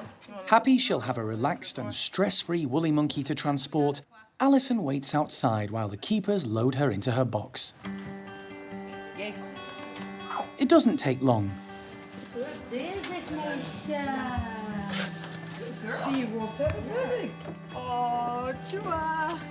Alison is keen to get on the road and back to Dorset while it's still light. But there's just time for Pichihua's keepers to say their final goodbyes. Yes. Yeah, you're gonna miss her. But we know she gets it Yeah, good. that's good. She got a good life. We now got about 7.5, 8 hours to go, but Pichihua thing seems really good in the box and really calm, so yeah, shouldn't be too bad. I think everybody's a bit emotional here. It's a sad day for the Dutch team who've looked after and loved Pichihua. but they know she's heading for a bright future with companionship of her own kind.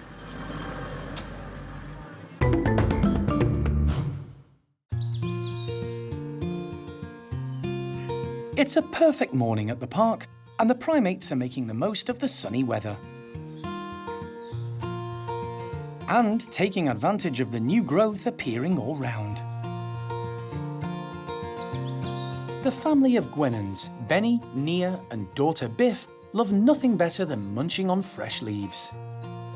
Today they've been given a bounty of willow browse, with tasty young buds for them to forage through, providing plenty of fibre and nutrients. Biff is fast approaching her first birthday and is constantly learning from her mum and dad. She's full of energy, always bouncing around, and is clearly partial to the furry catkins on offer this morning. She has a great relationship with mum Nia and has begun to try out her grooming skills, important for establishing strong connections in all primate groups. They've got a really strong mother-daughter bond.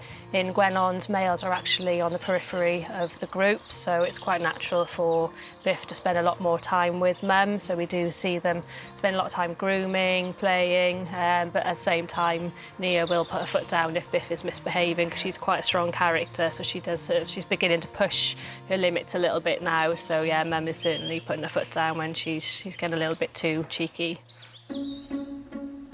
Biff may not be the centre of attention for much longer. Staff have noticed Benny and Nia are growing close once more and are hoping it could herald a new playmate for their daughter. We'd be quite happy to have another addition to that group, just to, again, create a bit more of a family environment, maybe a little boy for Benny to hang out with. Benny has grown into a more relaxed and confident male since arriving at the park 2 years ago. He's in absolute perfect physical condition. He is just an extremely handsome boy. His confidence with the keepers has just come leaps and bounds. We're starting to try and do a lot more training with him now. So yeah, he's got just a really nice chap. Living with the guenons are Patus monkey Meetzer and aging ring-tailed lemur George, otherwise known as the odd couple. At age 28, Meetzer is getting on in years and can be quite serious. She spends a lot of her time making sure George is safe and happy, especially when Biff is up to mischief. The enclosure has been designed with all the group in mind. There's plenty to keep the guenons active up high, and enough space for Meetzer and George to have time for themselves. Although what they might make of another baby guenon remains to be seen.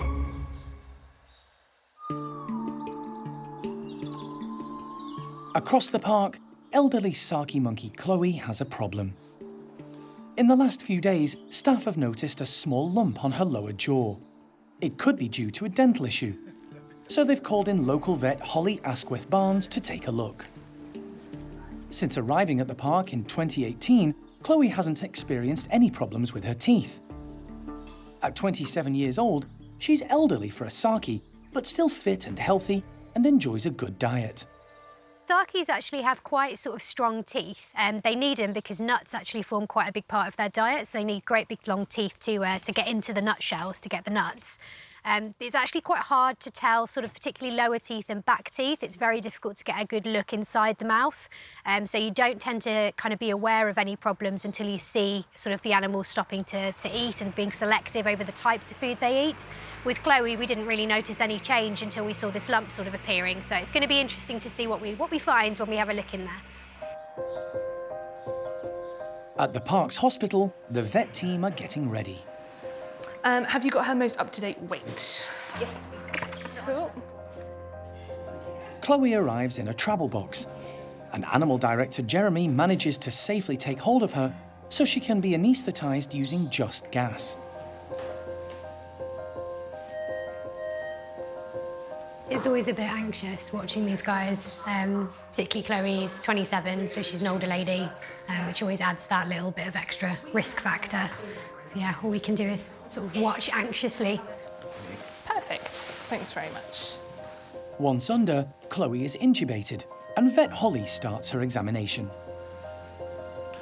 She's got one horrible one just there. Oh yeah. I think it's probably at the back. That one. Mm-hmm.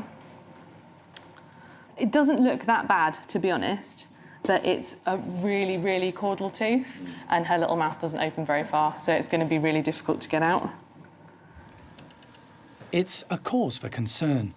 Because of Chloe's age, the team don't want her to be under anaesthetic for too long. A difficult extraction could take time. Chloe's got a bad back tooth, which is causing an abscess on her lower jaw. Because she's quite old and she's quite little, it's very difficult to get her jaw open to extract the tooth. So we're just coming up with a plan to extract it in a safe way that doesn't take a long time so we can wake her up quickly. Once that's agreed, Holly gets to work. It's a fiddly job, working in a small space, and requires a steady hand. But after just 10 minutes of drilling and gentle pulling, it's done, and Holly is satisfied. I reckon that'll do it for that one. Holly has managed to remove the infected tooth. Happy with her? Next, she takes a look at another problem area, a tooth which has snapped on the top part of Chloe's jaw. It's a little bit wobbly and it's really broken. There we go. Right, I think we should have a look at the other side now. On the other side of Chloe's mouth, she finds another dental issue. Right, she's got a cavity on this side as well. Do you want me to do the same, or do you want me to leave it because it hasn't caused an abscess? No, you just do it. Do you want me to just get it done now? It's going to be a quick job, yeah. Cool, okay. We'll just do it the same as the last one, all right? The team have been monitoring the length of time Chloe has been under, but decide it's better to proceed than have to call Holly back again in a few weeks to anaesthetise the elderly Saki monkey for a second time. It just makes it harder when they're older for them to wake up from the anaesthetic, and so we wanted to be able to wake up quickly and just get back to her house and back to Desmond and up and going again. So the shorter the possible would be the best thing. Thankfully, Holly sorts the problem out quickly. Her teeth actually weren't too bad. She had one broken, sort of slightly wobbly one at the top, and two back ones which were both fairly grotty with cavities in. So we've taken out the ones with cavities and the wobbly one, and the rest of them are really nice. We think we've removed the source of the pain and the swelling, so hopefully she should be fine now. Chloe is transferred back into her travel box. The team will keep an eye on her until they're satisfied it's safe to take her back to her bedroom and the love and companionship of her mate Desmond.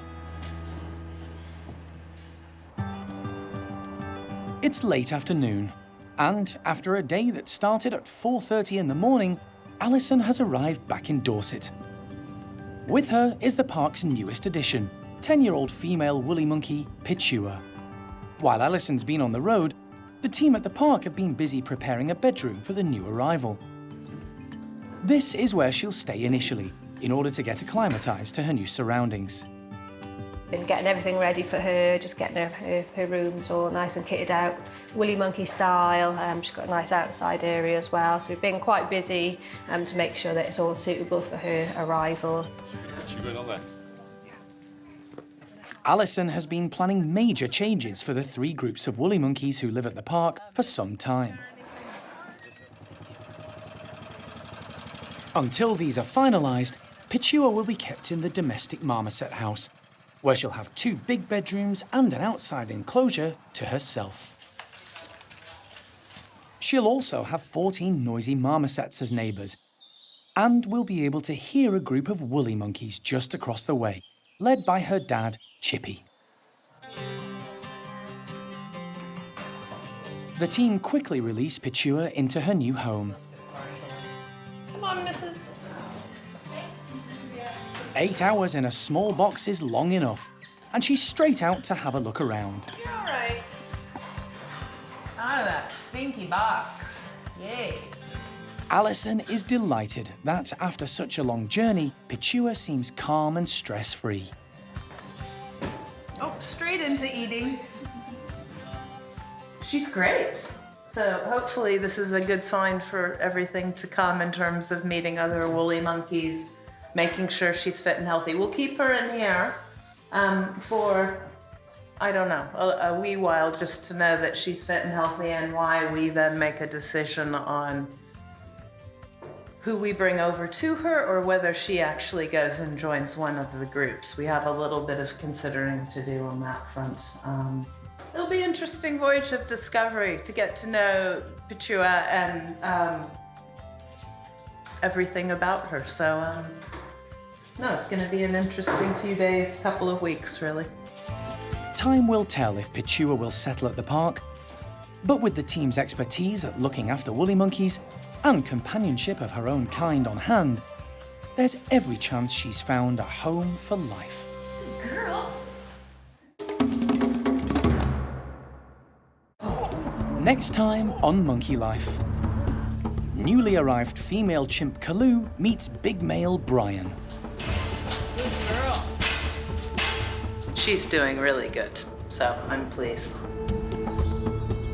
And Capuchin Erico muscles in on a new log pile.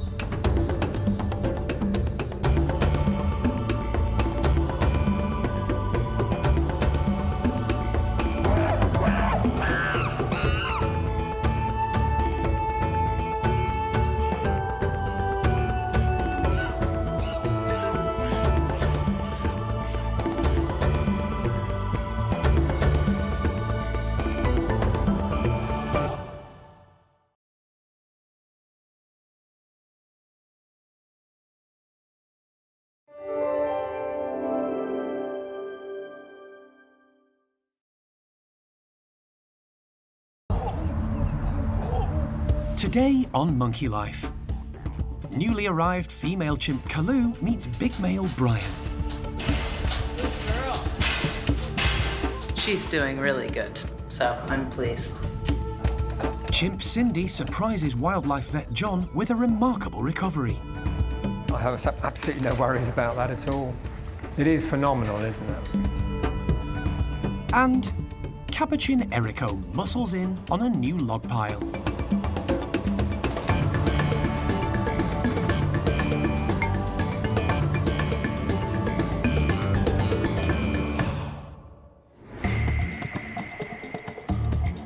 Monkey World in Dorset, buried deep in the English countryside, is the largest sanctuary of its kind on the planet. The team, led by Dr. Alison Cronin, rescue and rehabilitate abused and unwanted primates from all over the world. Oh, skinny girl.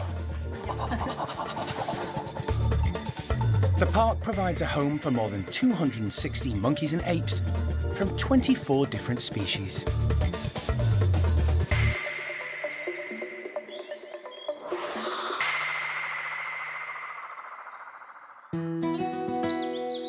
It's early morning, and the members of Bryan's chimp group are in their outdoor enclosure enjoying breakfast.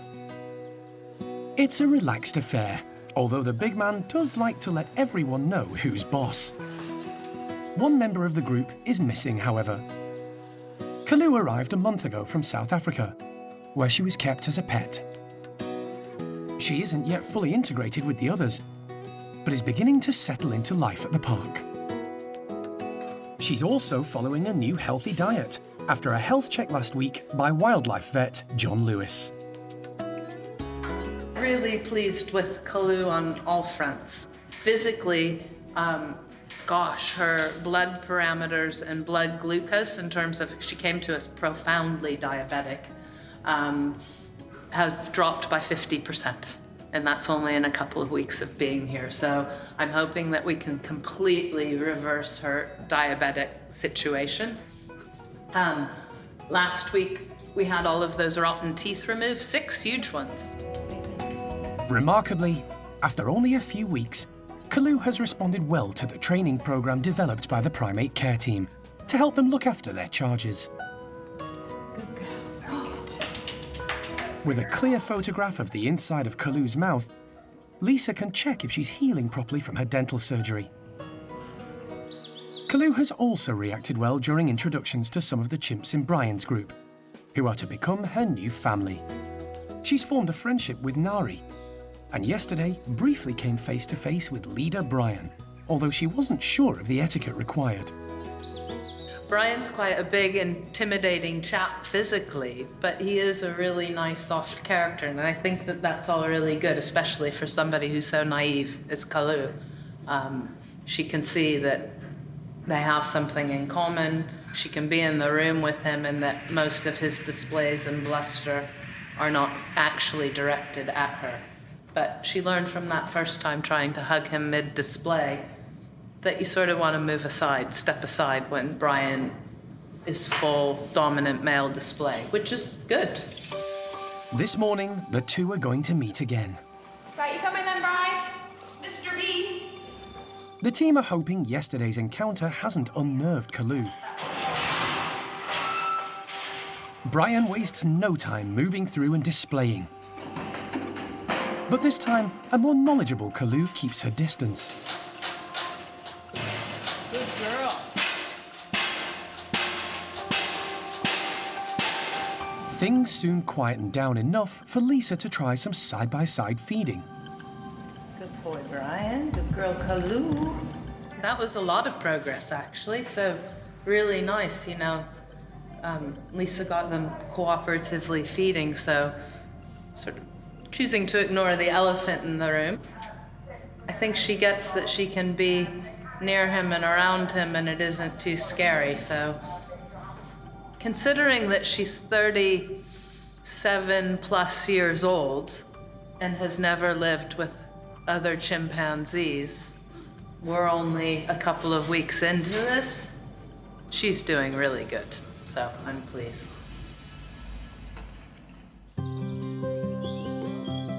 Kalu may be progressing well, but she's not the only primate resident at the park with diabetes, whose condition the care staff need to manage. One of the park's oldest female gibbons, 33-year-old Alex, has had diabetes for several years and has responded really well to treatment. But perhaps the team's biggest success story is Bart. 3 years ago, he was a very sick chimp, until a diagnosis revealed the more serious type 1 diabetes. Due to the team's sheer hard work and determination, and incredible cooperation from Bart himself, he's now transformed. He's grown into a magnificent, healthy and fit alpha male, in charge of a group of 17. He's an absolute superstar. He's had a lot going on to cope with, so as well as dealing with us, training him all this stuff to deal with his diabetes, he's been maturing and sort of taking over Paddy's role and sort of growing up and being a proper dominant male chimp. Bart is given an insulin injection once a day. It means his body can process the sugars in the food he eats. Without it, his condition would be fatal. Bart, turn around. Unlike Kalu, who has type 2 diabetes, Bart's condition is more rare and generally harder to manage. But he's taken it all in his stride.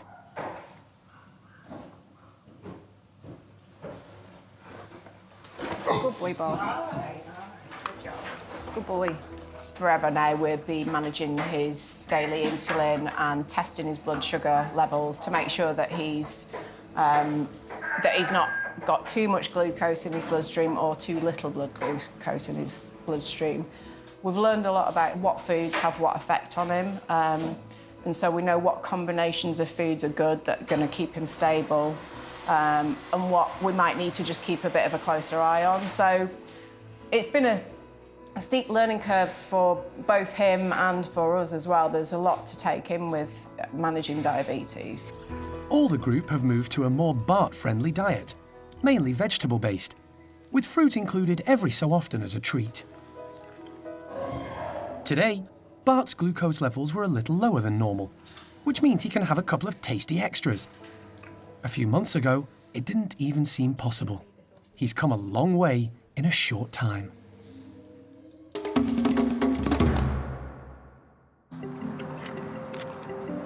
It's been 12 years since Monkey World took on the world's biggest ever primate rescue, collecting 88 capuchin monkeys from a laboratory in Chile and flying them back to Dorset to start a new life. They now live in 5 separate groups, each headed by a dominant male, with the support of their females. But their backgrounds before they reached the park varied, with most taken from the wild and others born at the lab. There's a lot of variation in colour and some of them look slightly different. the ones that came from the laboratory in Chile didn't all come from Chile originally. Some of them were wild caught from Peru, Argentina, Bolivia, Brazil. And so we've got various different species and subspecies within our lab capuchins. As a result, there's a lot of different friendships that are formed. Some of the wild-caught individuals that were taken from the wild together in groups, like the robustus capuchins and sunnies, those guys would have lived in the forest together and been taken into the lab. And when they came to Monkey World, they remembered their old friends and they've kept those relationships. And the same happens here at the lodge with Cara and Zoe and Becky and those guys. They're a very tight-knit friendship group. And a lot of those friendships date back to the time when they were in the rainforest. One of those groups is Eriko's troop of 13, who live at the lodge. It's an amazing tree-filled enclosure, enabling them to live a more natural life, foraging and climbing to their heart's content. Today, Rachel is building the group a new log pile with lots of rotten branches collected from around the park. The logs are a perfect haven for insects and grubs, and the new pile also provides a great way of hiding this morning's breakfast, with the added extra of a few tasty mealworms. Sometimes you just like to change it up a bit because some of the logs in the enclosure end up sort of a little bit hidden by the undergrowth and stuff. So sometimes it's nice just to move them around and change things up for them, because in the wild they'd be exploring new territory and finding new things to forage in and explore.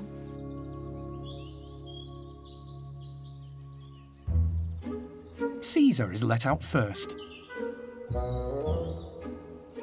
He's the only pet trade animal in the group and a low ranker, so he gets a chance to eat before the more dominant members take charge.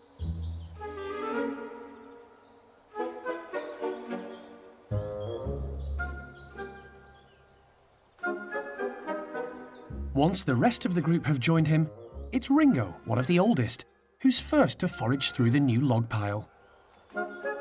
He quickly finds and devours the mealworms while he has the chance. Leader Eriko arrives, but doesn't realise there's something new to explore. And leaves Ringo to carry on enjoying the tasty insects. Eriko opts for breakfast from one of the suspended feeders, displaying his core strength and balance.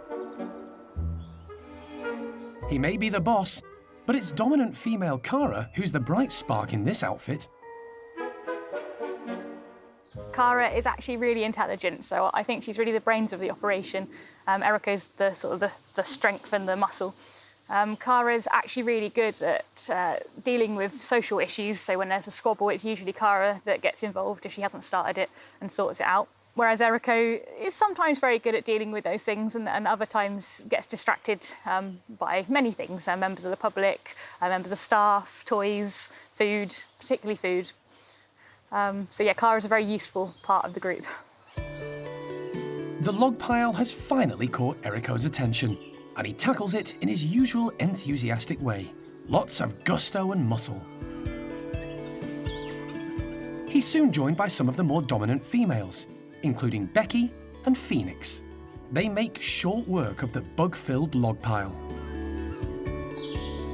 While Eriko is quite at home foraging on the ground, some of the others, like Scarlet and Binti, love nothing better than being above it. Generally speaking, the guys that spend the time up in the treetops are the wild-caught individuals. A lot of those animals would have been either in their sort of childhood or adolescence when they were taken out of the wild, so they probably have quite strong memories of climbing, and they certainly had a lot of practice before they were taken into the lab. And so those skills haven't left them. You know, they're the ones that are really capable of climbing on wobbly surfaces and climbing up bendy branches, and they don't think anything of it. Some of the lab animals that were born in the laboratory, like Eriko and Sean and Joey, it's a little bit more difficult for them because they didn't have that experience as youngsters. They didn't have that really important learning time that you would have in the forest with your troop, learning by play and exploring. So as a result, their climbing skills had to be learnt a lot later. They're not as confident. So yeah, they're getting there, but it's not quite as natural. The capuchins at Monkey World have been on an extraordinary life journey and now enjoy a peaceful, social and contented life at the park.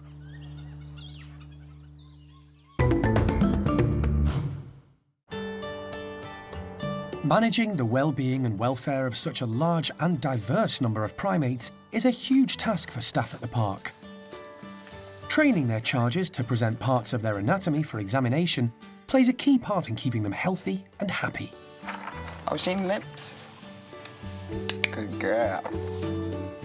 The training proves highly beneficial when the team need to treat the primates for minor ailments and conditions, as well as after major interventions.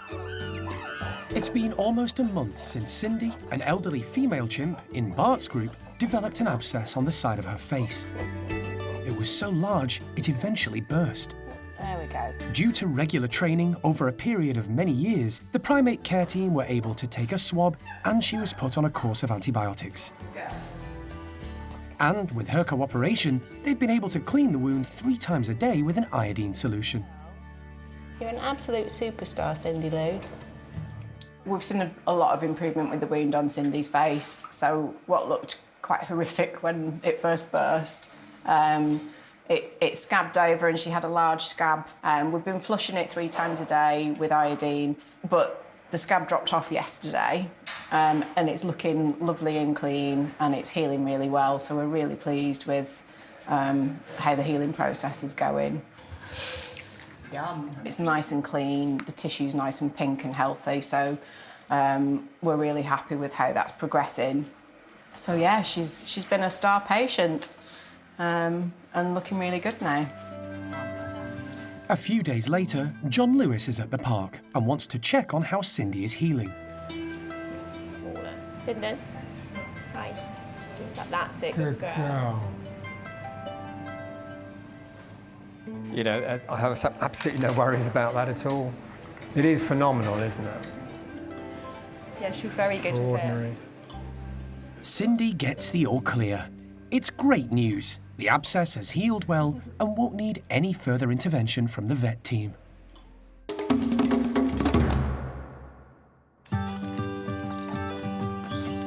At the spider monkey enclosure, the 3 residents are patiently waiting in the tunnel for their mid-morning snack. Primate care staff member Donna has wrapped grapes in bamboo leaves to form small parcels. She's placing them in camouflaged feeders all over their enclosure, hoping to encourage the monkeys to leave the ground and use their prehensile tails as they search for food. For the spider monkeys, we try and make their enrichment fairly easy in terms of them being able to get into it. So each one of these has only got 1 grape in it, but it means that they spend a little bit more time eating rather than just sort of lazing about. These guys do like to sunbathe, so it's nice to try and keep them nice and busy. But with using this with the hay balls as well, which are suspended in the enclosure, these guys do have a prehensile tail. So a lot of the enrichment that we do for them is aimed towards encouraging them to use that in their enclosure as much as possible. The 3 spider monkeys, Hickory, Pumpkin and Flint, need a little motivation. So the promise of hidden grapes, which they love and form part of their weekly diet, might just be the thing to get them busy and active. Surprisingly, it's Flint who makes his way out first. The boisterous teenager is very keeper-orientated, and it's unusual to see him at the head of the queue for food. He's doing exactly what Donna hoped, using his prehensile tail as an anchor and support to enable him to reach in and grab one of the small parcels.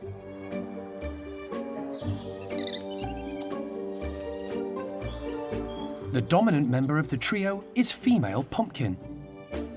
Normally, where food's involved, she's at the front of the line.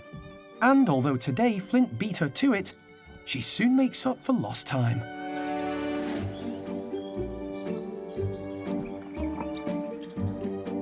Hickory is the old man of the group. Being at the bottom of the hierarchy, he likes to bide his time before getting involved. But there's plenty for everyone. Spider monkeys are New World monkeys, found in the tropical forests of Central and South America. They live in large troops of up to 35, but split up to forage during the day. Their diet consists mainly of fruit, but they also eat leaves, flowers and insects. Like many New World monkeys, their population in recent years has been decimated by habitat loss. The trio at Monkey World generally get on well. They all have very different personalities, but understand their position within the group. It may not always be harmonious, but they do seem happy and content with life.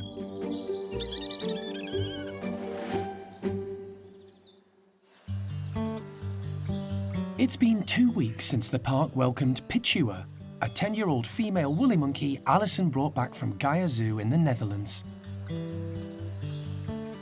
She's settled in well and is becoming accustomed to life in her new home. Pichihua had recently lost her mate and, consequently, been on her own for a couple of months. The team think it's time to introduce her to some of the other woolly residents, so she can enjoy companionship of her own kind. They've decided to start with Ayla, a female similar in age. Well, we thought long and hard. We do need to do a bit of a woolly monkey switch around, which we do periodically for social and breeding reasons.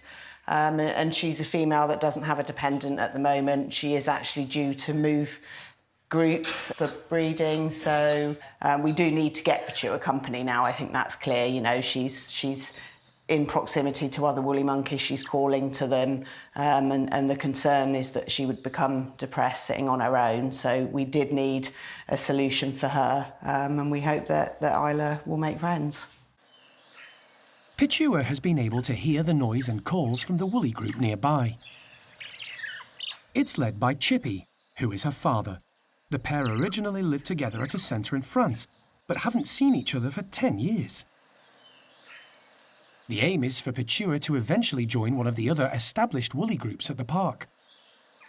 Today is the start of that process, and everyone has their fingers crossed that she and Ayla will get on well. So we've got Ayla in the crate. She's a little bit worried, but it went smoothly, so we're just going to get her into her bedroom so that she can settle and take stock of her new surroundings. Pichihua stays outside while the team let Ayla into one of the adjoining bedrooms, so she can familiarise herself with her new surroundings. Once she's settled, Pichihua is let back into a bedroom opposite, where the two females can see each other through the mesh. Other than a few inquisitive looks, it's quite a laid-back affair, so the team decide to move the introduction on and allow them into the same room. Happy? Ayla carefully makes her way through. The pair greet each other with snuffles, the woolly way to say hello. But for the most part, they keep their distance. And when Ayla attempts to approach Pichihua in the far corner of the bedroom, the older female tells her off, causing Ayla to start alarm calling. Okay. I mean, Ayla's obviously a little bit unsettled about what's gone on this morning. But they had a nice greeting initially and some snuffles, so that was nice. We're inclined to give them a little bit more space now and just give them outside access in the hope that they'll, you know, calm down and kind of assess the situation. But we've taken the decision to bring the barn inside. So they have been out this morning, but obviously Chippy saw Ayla leave and he was a bit upset about that. So we've cleaned over there and we've brought that group inside so that they're not an influence, and then we'll give the two girls access now. Bringing Chippy's group inside will minimise the stress levels for both sets of woolies and give Ayla and Pichihua space to get used to each other. The team know they must take things one step at a time to give the new woolly resident the chance to settle and enjoy a long-term future at the park.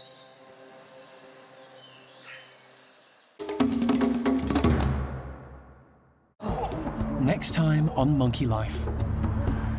Alison's called in to rescue a pet-trade marmoset after phone footage emerges of the tiny primate being subjected to horrific cruelty by its owner.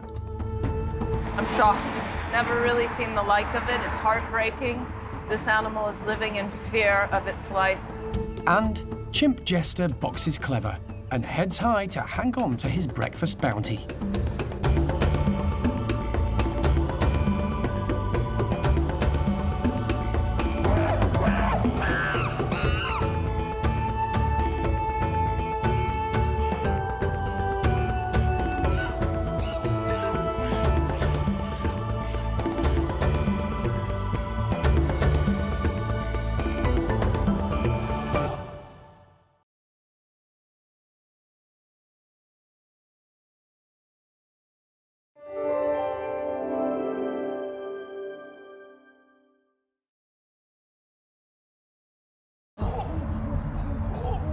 Today on Monkey Life, Alison's called in to rescue a pet trade marmoset after phone footage emerges of the tiny primate being subjected to horrific cruelty by its owner. I'm shocked. Never really seen the like of it. It's heartbreaking. This animal is living in fear of its life. Long-term partners, golden-cheeked gibbons Kim and Tien, have a terrifying set-to high up in the tree canopy. It was obviously really scary. His instincts kicked in and he lashed out. And Chimp Jester boxes clever and heads high to hang on to his breakfast bounty.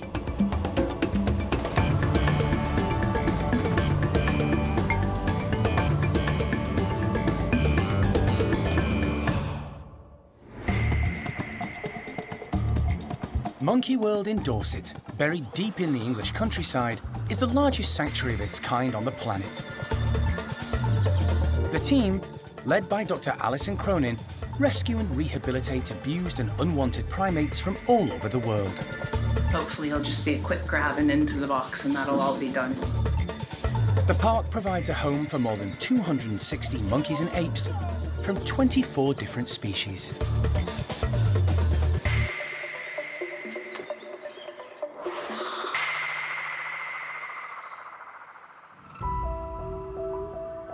It's an early start for Alison on yet another emergency marmoset rescue.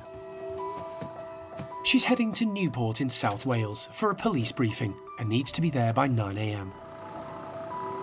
Nick Dunn, the park's primate welfare and conservation manager, is going with her.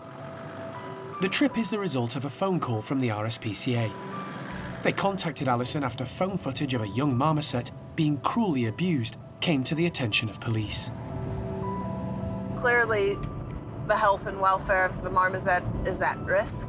We'll have a briefing with the police because they have actually obtained a warrant to enter the premises on behalf of the marmoset and its welfare. We'll have to wait and see how these things play out. It might be that it's not even there at the house or even alive anymore. You just never know. So getting to the police station and getting a plan of action to get inside of the house, first of all, is the first plan of the day. Alison arrives in plenty of time for the meeting. Right, let's go see what's going on. If they find the marmoset at the premises, the authorities want Alison to assess if it's fit enough to travel, and if so, take it back to Monkey World. But first, police officers show her the phone footage. I'm shocked. Never really seen the like of it. It's heartbreaking.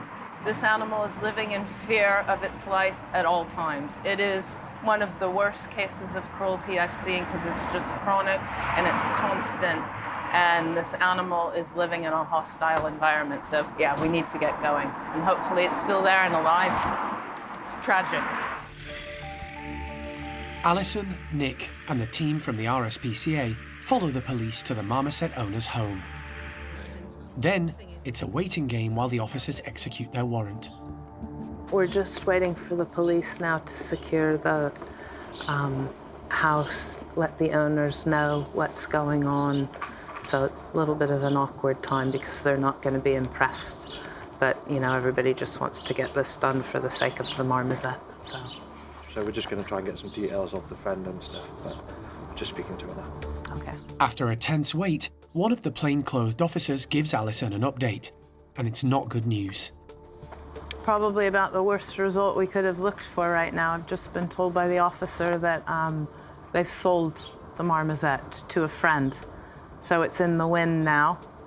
They're going to try and get some details, but that's really not a good answer for that poor little marmoset that's in those video clips.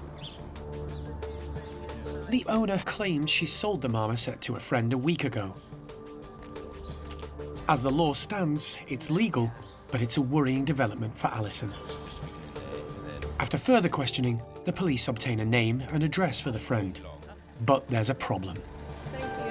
Police now don't have a warrant to do anything forcibly now with somebody else.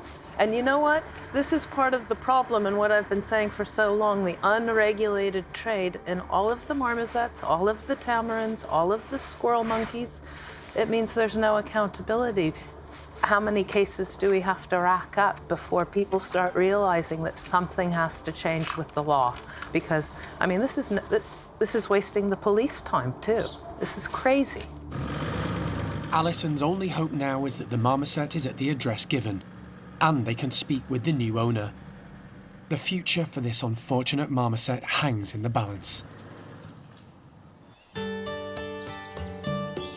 The majority of the park's primates, large and small, have had an incredibly tough start in life.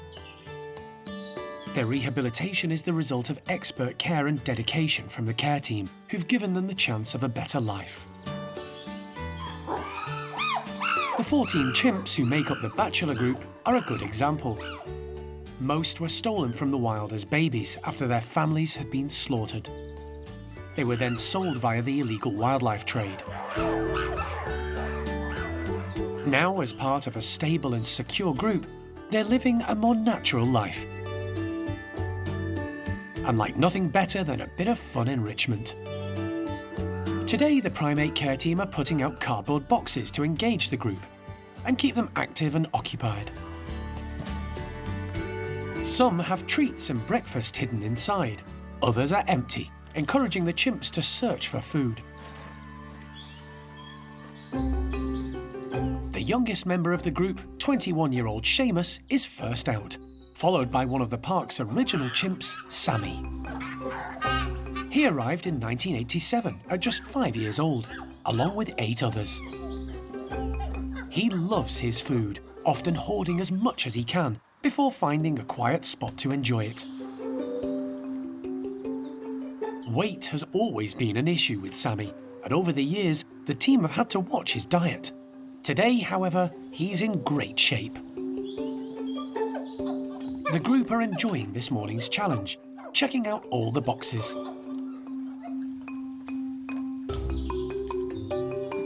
Even low-rankers like Turkish Charlie have joined in and tracked down a treat. He doesn't always take part in tasks like this, but today he's completely engaged and enjoying the peanuts he's found. He's having more luck than Seamus, who's had to give up his bounty to old leader Butch. Seamus was born at the park. His mum Cherry was very young at the time and abandoned him. He was hand-reared by Jeremy and the team before graduating to the nursery run by female chimp Sally, where he grew up surrounded and cared for by other chimps. He understands it's best not to refuse the more dominant Butch, but Seamus is savvy enough to head off and find more food while keeping an eye out for the older male. The group have mellowed in recent years. They were bold, brash and rowdy, but while they still do have the odd ruckus, age is catching up with some of them. In the past, the boxes would have ended up as playthings, but these days, it's more about food than frolics.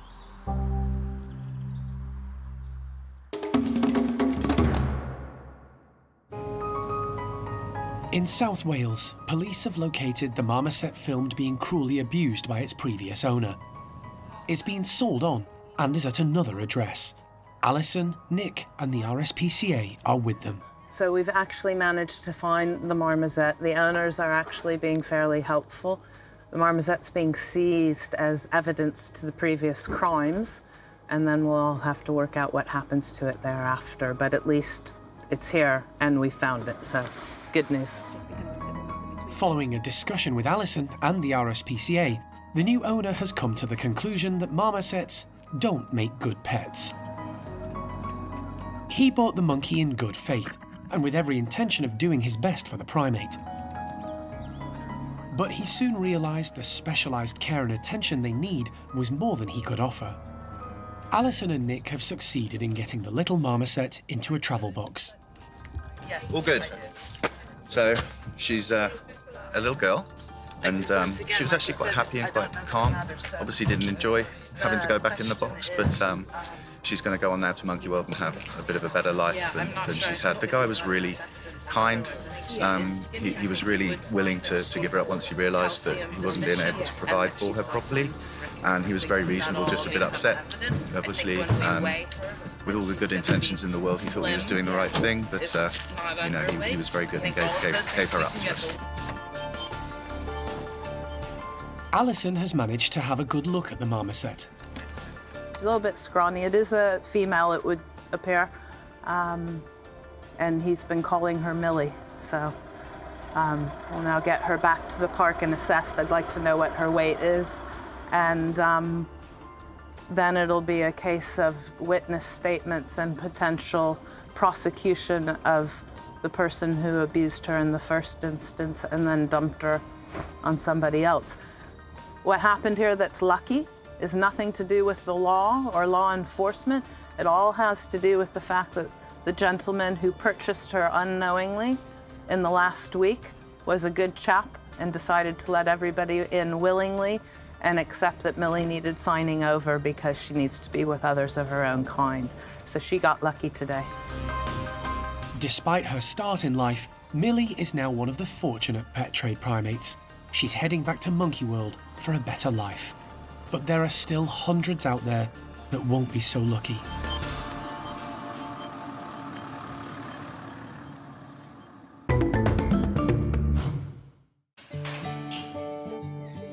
It's been 6 months since female cotton-top tamarin Mo arrived at the park to join lonely male Uncas. The pair have really taken to each other. Uncas adores his new lady, and while there is a big age difference, Mo seems happy with her older partner. So Mo is well and truly settled. She's definitely the boss of Uncas. She's quite a bit bigger. She's a big lady, is Mo. She's at least 150 grams bigger than Uncas, but she's really settled. She loves the outside enclosure. They both love sunbathing. They groom a lot. I think she's all right with him. I don't know whether she'd prefer a younger model, but she's quite okay with him at the minute. I think she likes the fact that she's in charge and she's the boss. Uncas is a survivor and has adapted well to the traumas life has sent his way since his difficult start as a pet trade animal, including the loss of previous companions. Uncas is really happy now, so he has had many friends over the years. 2 cotton-top friends at different times, Alice and Hawkeye. He's also lived with common marmosets, he's lived with Saki monkeys. So he has had lots of friends in the past, but he does seem particularly settled with Mo. They're good at the moment. It's a beautiful sunny day, and to encourage the contented couple to be active and go outside, the team have put out some of their favourite food: waxworms and giant locusts. But they haven't made it easy. The bouncy insects and wriggly morsels are inside clear plastic bottles. The 2 cotton tops need to use their brains, as well as agility, to get to the treats. Mo is on the move straight away. Still young and fit at 11 years old, she shows just how strong and agile tamarins can be. She uses her core muscles to balance and reach out to grab some tasty waxworms. But that's just for starters. She's straight on to the main course, giant locusts, hunting them amongst the wood wool. For Uncas, it's more of a puzzle. There's no lack of effort on his part, but he's a lot older and suffers from mobility issues. Uncas does have a bad arm, which he has had for a long time, so he is on long-term pain relief. So his mobility isn't as good as Mo. And also she's a lot younger, so she's more agile, she's quicker, she's faster. So yeah, she's probably always going to get a bit more than he does. But again, like I say, we make sure he gets his fair share as well. Cotton-top tamarins come from the tropical forests of northwestern Colombia. Their diet consists mainly of insects and tree sap. They're one of the world's rarest primates, due mainly to habitat loss, with fewer than 2,000 remaining in the wild. Mo has definitely got the hang of this task, and a taste for locusts. Her nimble hands are perfect for grabbing and keeping hold of the wriggly critters. It's been a fun form of enrichment for the pair, even if it's been more challenging for Uncas. But he's just glad to have someone to share it with. We're always really happy when we get a successful pair and they're happy and they seem settled. So yeah, it's really nice for Uncas. And he is an old boy and Mo's a young girl, so it's very unlikely that he's going to lose another cage mate. So yeah, hopefully this will be his friend for the rest of his days.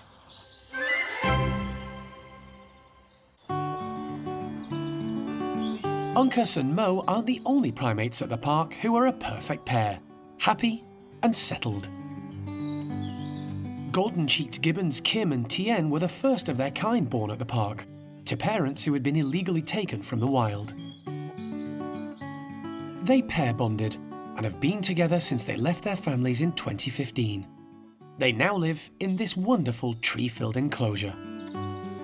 All gibbons absolutely love being in the trees. Tien and Kim are just in the trees all the time. They very rarely ever are low down in the enclosure. When they are, you'll see that they're down eating the natural browse that's actually available. We've got lots of different kinds of trees that are edible for them lower down. So they will come down and sort of browse through that during the day. Obviously, as it's coming into summer, we're also getting things like flowers on the brambles and stuff, which they really enjoy as well. So they will come down occasionally for that. But other than that, they're pretty much in the trees all the time, really active and just kind of loving life. Today, primate care staff member Kat is distributing their breakfast with a twist. The pair are always given their food in pulley feeders, hoisted high up into the tree canopy. But it doesn't take long for them to devour it. So just to try and slow them down a little bit, make it a little bit more difficult, we've added in the extra enrichment. So hopefully it'll keep the guys busy a bit longer. Toy Kongs have been stuffed with slices of orange and beetroot, tied and knotted in fabric. Hopefully the pair will spend a bit more time over breakfast today.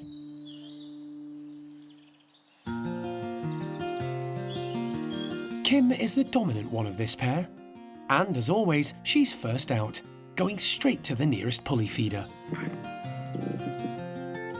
Tien heads off to another at the far end of the enclosure. He knows better than to get between his lady and her food.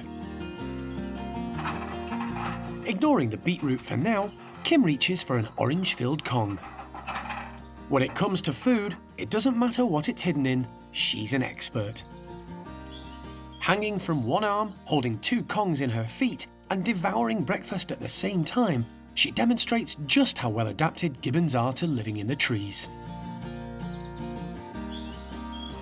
While Kim gets stuck into the rest of her breakfast, at the other end of the enclosure, Tien has managed to untie one of the pieces of cloth and is tucking into some beetroot. He soon heads back for more. Gibbons have very long arms, perfect for brachiating, swinging from branch to branch. Long fingers act like hooks as they hang down to reach for food. Their shoulders and wrists have adapted to enable them to spin around. And they can hang from one arm for a very long time. They may keep apart when it comes to feeding, but most of the time, this pair are inseparable. Right from the outset, they have been known as our sort of like loved up couple or Valentine's couple because they're just the cutest couple ever. They very rarely have even the mildest of disagreements. They're almost always hugging each other. You know, Tien, when she's grumpy, he tends to stay very much out of her way and not do anything to annoy her. So they really are renowned both with the staff and all of our regular public that they are just so cute and so lovely together. Once Kim has finished the food in her feeder, she heads across to see what Tien has left.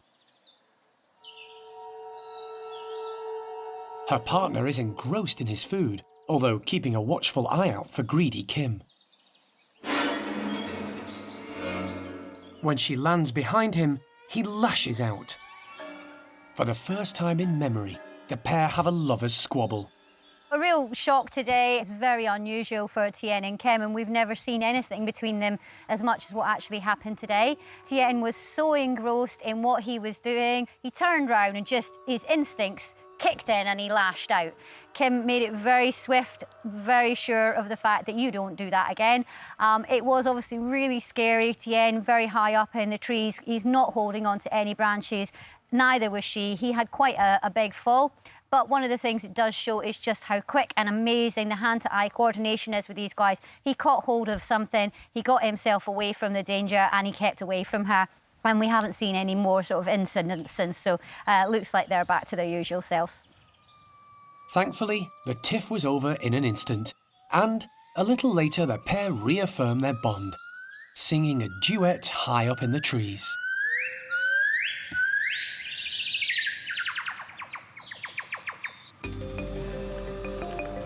After a long and eventful day, Alison and Nick have arrived back at the park, following a 3-hour drive from South Wales.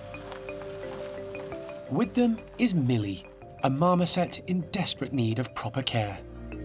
I'm pleased that even though she's been bounced from pillar to post, we've at least got her now and can get her sorted out, and now we can give her over to Karen and her team to get her fit and healthy, because she is a bit scrawny and she definitely needs some appropriate vitamins, food, and companionship.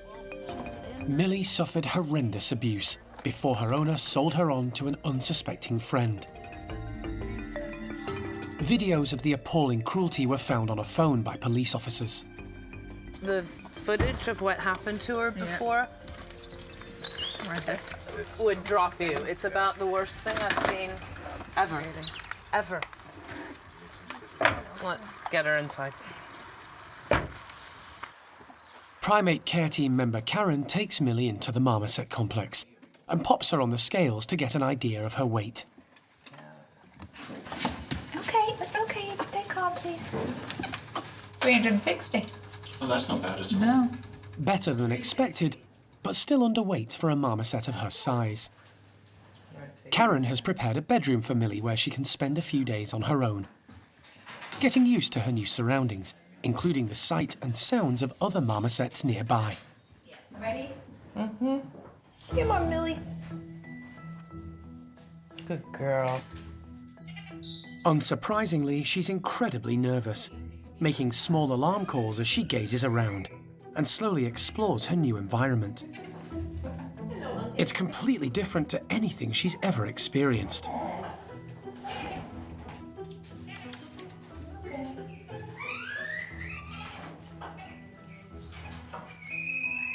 The care team will try to build up her confidence, but it may take some time. She is now free to live out the rest of her days here with others of her own kind, and we'll just have to wait and see how she goes. And first of all, make sure that her physical health is good and that she's eating, moving well, getting the right nutrition that she needs, and checking on that. And it's now going to be down to the RSPCA to prosecute for the acts of cruelty that she lived with every day of her life.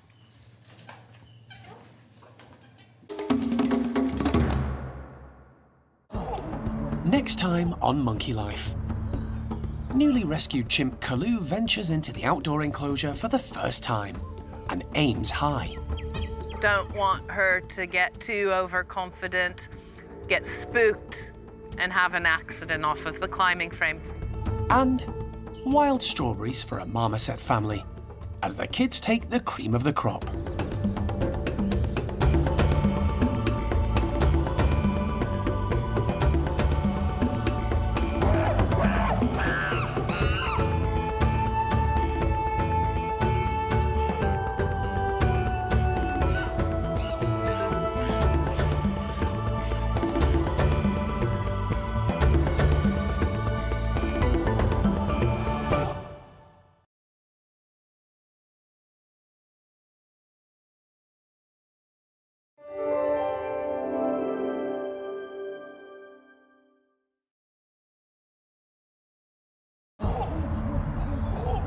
Today on Monkey Life.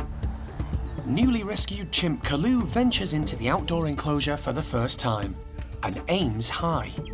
Don't want her to get too overconfident, get spooked, and have an accident off of the climbing frame. Vets John and Thazar combine to try to solve the long-running mystery of the lump on the face of Bruce the Loris. Thazar, have a look at this. So that swelling is actually all around his urea canal. And wild strawberries for a marmoset family, as the kids take the cream of the crop.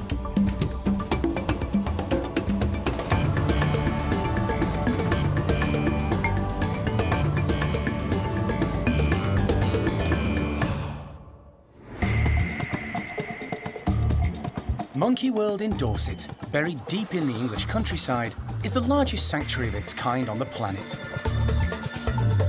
The team, led by Dr. Alison Cronin, rescue and rehabilitate abused and unwanted primates from all over the world. You just never know how it's going to work.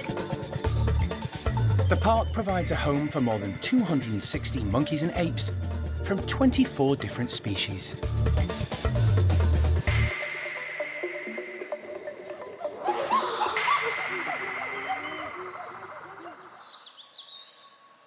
It's been 2 months since Kalu arrived from South Africa to begin her new life in Bryan's small group.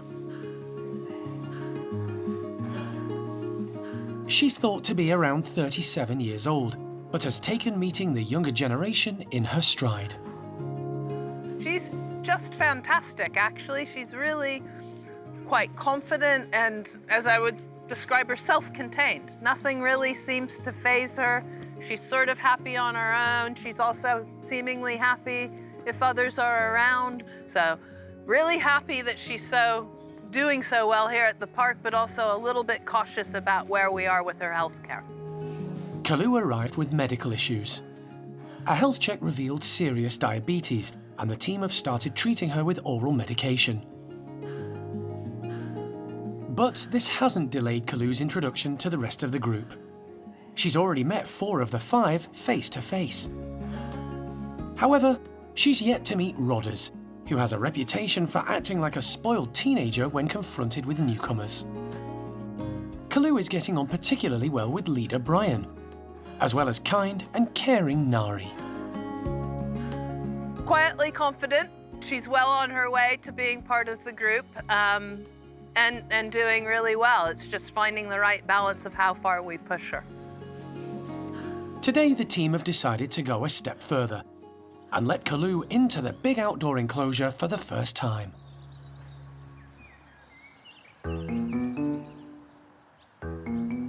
Her 3 new friends are already outside, with Bryan heading off to do his morning checks and displays. And Lulu and Nari chilling out, content to lap up the early morning sunshine. For the moment, Rodders and Ash are being kept indoors. Now it's just a question of waiting for Kalu to navigate her way through the bedrooms and tunnels to the outside. Bryan goes back to offer some encouragement. Where's Kalu? Where's Kalu? Kalu finally makes it to the entrance, and everyone is there to greet her. Pleased their new friend is considering joining them. There's a brief moment of uncertainty before the temptation proves too much. Kalu steps outside and begins exploring her new home. At first, she stays at ground level, checking out the fences and boundaries and coming to terms with her new neighbours. In South Africa, she was used to seeing dogs and goats. Here, she's surrounded by other noisy chimps and fluffy orange orangutans. It's probably her first encounter with them. But she appears to take everything in her stride, even enjoying a group treat of sugar-free ice lollies. And remains unperturbed as Bryan and Lulu enjoy a fun play session, while Nari peruses the latest wildlife magazine, just delivered. The atmosphere is calm and relaxed, but Alison and the team do have one concern: the climbing frame. Kalu is older than many of the other chimps at the park and lacks muscle condition compared to the others who regularly use the apparatus. Our enclosures are big, and our climbing frames are very big and very tall, especially in Bryan's group. And, you know, Kalu, as an older lady now, and not only an older lady, but a chimp that's been kept in an enclosure with virtually no climbing frame at all, but we're gonna have to watch that. Don't want her to get too overconfident, get spooked, and have an accident off of the climbing frame, because accidents can happen to anybody. When she does start climbing, she takes it slowly. One careful step at a time. She doesn't have the strength and stamina of her housemates and isn't as confident. But she's determined to reach the top. And she does, calmly surveying her new home. It's a special moment. Kalu has been welcomed by the group, embraced her new home, and is on top of the world. There are big plans afoot for the park's woolly monkeys. Over the years, Monkey World has successfully bred 25 offspring. But the 3 resident groups have needed some careful management to achieve this. Now the park has become a victim of its own success. The family groups are under pressure with too many members, especially males. We have a load of boys, and as the boys grow up, they will live in multi-male groups, but of course, you know, in a captive situation, they're in each other's face more than they would be in the wild. So we need to reduce the stress in our houses, and we can rehome 3 of the boys. So we're trying to target which 3 boys are not the best family men, perhaps cannot remain in their groups because they're with their mothers and other closely related individuals, or who simply aren't really stepping up to the plate in terms of being that dominant male in the group. Working with the last remaining wildlife parks that care for woolly monkeys, Alison has come up with a plan to ease the problem. Part 1 was bringing the only other breeding female in captivity to the park. Pichihua arrived a few weeks ago from the Netherlands and will soon join one of Monkey World's 3 family groups. But first, some of the boys need to be moved. Paulo, Manny and Carlos are to become part of a temporary bachelor group. Eventually, the plan is for the trio to move to Appenhoel Primate Park in the Netherlands and join 3 other males already there. So Paulo will be first. These 2 boys are in the same house and are going to be a little bit more of a struggle. But putting boys together in one group, without females, comes with its own problems. So the team have decided to intervene. This morning, the #1 priority is to get some hormonal implants into our 3 male woolly monkeys. Just a tiny little under-the-skin implant that will sort of take the testosterone motivation out of them a little bit. Wildlife vet John Lewis is going to give the implant to all 3 males. It should minimise stress and reduce any competition or aggression between them. First on his list is 12-year-old Paulo, who heads up the pond woolly group. Thanks to regular training, the woolly monkey team have managed to crate him without any stress and given him an anaesthetic by hand injection. It should be a quick and straightforward procedure, so John is going to perform it in the playrooms. It means he can keep the anaesthetic level to a minimum, and all 3 can quickly return to their group once they've come round. Paulo is weighed, so the team have an accurate and up-to-date record.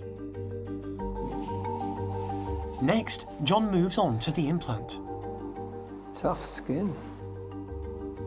It's a small capsule which sits just under the skin and releases medication to reduce the amount of testosterone the monkey's body produces. It won't affect them long-term, other than to reduce the male drive. Okay, let's put a little tiny stitch in there.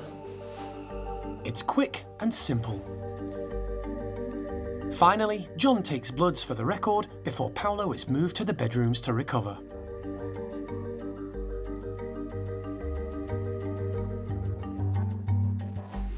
He's had an implant which will reduce his production of testosterone. In other words, he's a male, it'll calm him down. We've taken a blood sample and enough to store as well as to use today for diagnostics. He's had his weight determined. And he's fine, he's up. Climbed up to the top of his cage. You know, he's going to be a bit hungover for a bit, but that's all right. Happy Paolo is recovering and the team are monitoring him, John moves on to the next two on his list. 8-year-old Manny and 4-year-old Carlos, and the whole procedure is successfully repeated. It's always a relief to have got them up again after an anaesthetic. But I mean, this morning was relatively straightforward. No need to put them into deeper or longer anaesthesia just to finish off a job, which was easily finished, so no problem. It'll be a few weeks before the implant takes effect. Alison and the team will monitor all 3 boys closely before deciding when the time is right to put them together as one small bachelor group.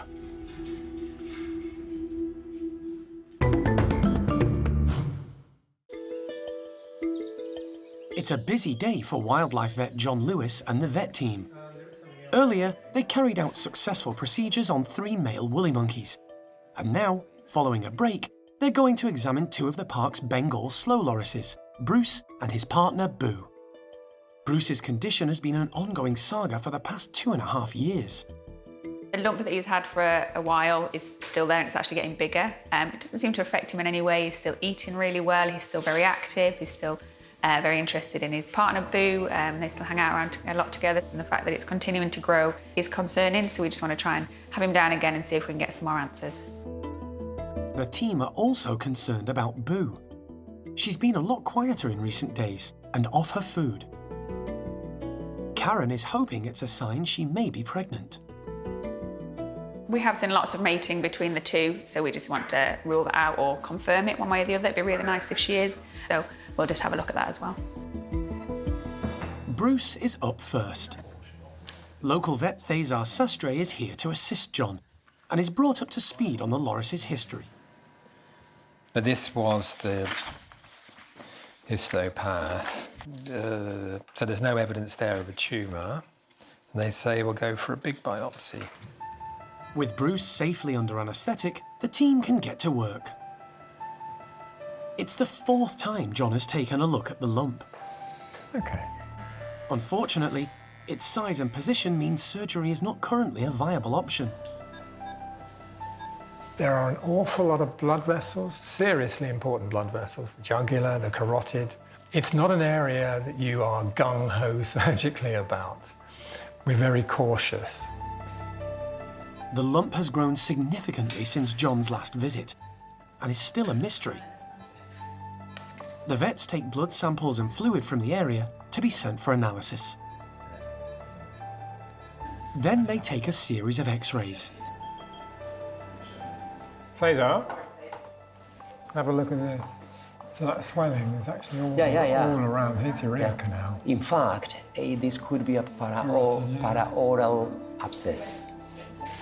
There aren't many options open.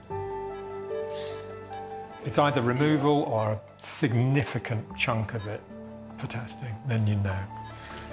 With surgery ruled out for now, they opt to take a large biopsy and send it to a specialist pathologist. The identification of the tissue type will tell us what future medical treatments are available and would be realistic. But we need the results of that test now. Hopefully, this will shed some light on Bruce's condition. While he recovers, his mate Boo is brought in and quickly put under. The team give her a quick health check, but Karen is more concerned about whether the loris is expecting. An X-ray should provide the answer. There's absolutely no evidence of her being pregnant, but there is evidence, by feeling, that she has significant fat deposits on either side of the abdomen, which may be fooling the keepers into believing that she's had abdominal swelling. It could be very early pregnancy, but they're looking for a late pregnancy, and it isn't. So that's clear. It's inconclusive all round, but the result of Bruce's test should provide an answer to his problem. As for Boo, the team will need to keep a close eye on her in the coming weeks.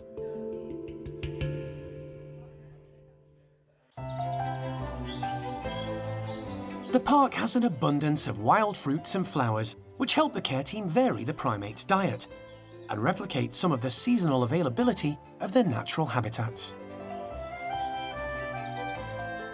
Today, a proliferation of wild strawberry plants, still laden with ripe fruit, have been placed in the enclosure housing the park's largest group of marmosets, Ruby's family of 6. We've got Mum Ruby and Dad Oscar, and then they have 2 sets of twins. They've got Merry and Pippin, the older pair, and they've got Frodo and Rosie, the younger pair. They're definitely our most high energy group, and they're a really lovely family, a very sort of natural family. But the parents couldn't be more different. Mum Ruby is one of the biggest marmosets ever to live at the park, while Dad Oscar is one of the smallest. The pair get on well and share the responsibilities of managing their tight-knit family. The succulent fresh strawberries should be a great enrichment for all 6 monkeys.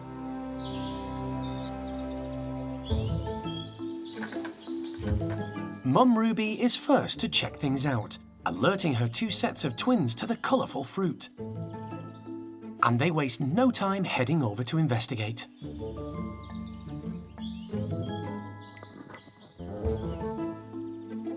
The tiny, bright red fruits are something new for the youngsters, and the excited foursome soon gets stuck in.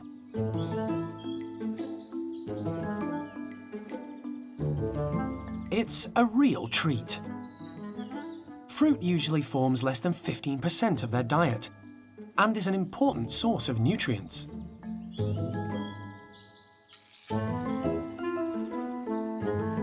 Unlike the majority of marmosets who arrive at the park having been rescued from the pet trade, often from tragic circumstances, these 4 youngsters have had a stable upbringing. They are learning how to marmoset, basically. They're learning the social skills, they're learning how to interact, what's acceptable, what's not, and they're becoming sort of proper marmosets, which is something we struggle with some of our individuals not being proper marmosets. They don't quite understand what they're doing a lot of the time. And the reason for that is that their babies are often taken away so young, like a couple of weeks old, in the pet trade, so that they can be hand-reared to make them, you know, more friendly for people to then get them as pets, that they are completely deprived one of the most natural things in the world, which is a mother raising its child.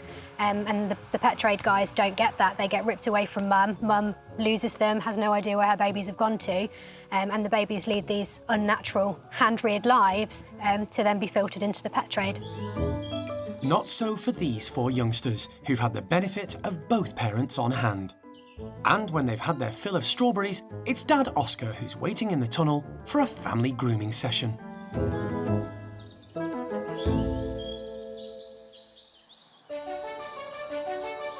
Malagasy is home to the park's 11 ring-tailed lemurs. It's a magnificent tree-filled enclosure where the group can climb and forage for edible leaves and buds. However, Malagasy lacks fruiting trees, but that's about to change, if only for today. For safety, a cherry tree in the park has been felled. It's laden with ripe fruit, which the lemurs love. The team have brought some of the fruit-filled boughs over to Malagasy and are busy securing the branches high up in the enclosure's tree canopy. It promises to be a delicious change for the lemur group. They live in a very large forested enclosure here, and they are given every opportunity to explore their environment. But what the primate care staff do to encourage them to use the trees and to therefore use their core strength and use their skills in being arboreal animals, they actually feed them on raised pulley feeders that we can pull up into the trees, and we can actually get the lemurs to go into fairly inaccessible places. Oh, hello.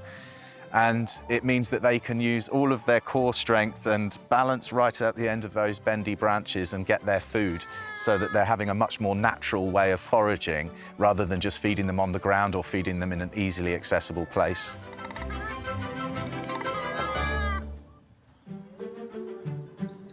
The lemurs are watching closely and are intrigued. But once they're all outside, they take their time to assess the change. Friedrich is first to take a leap of faith, with his twin brother Kurt close behind.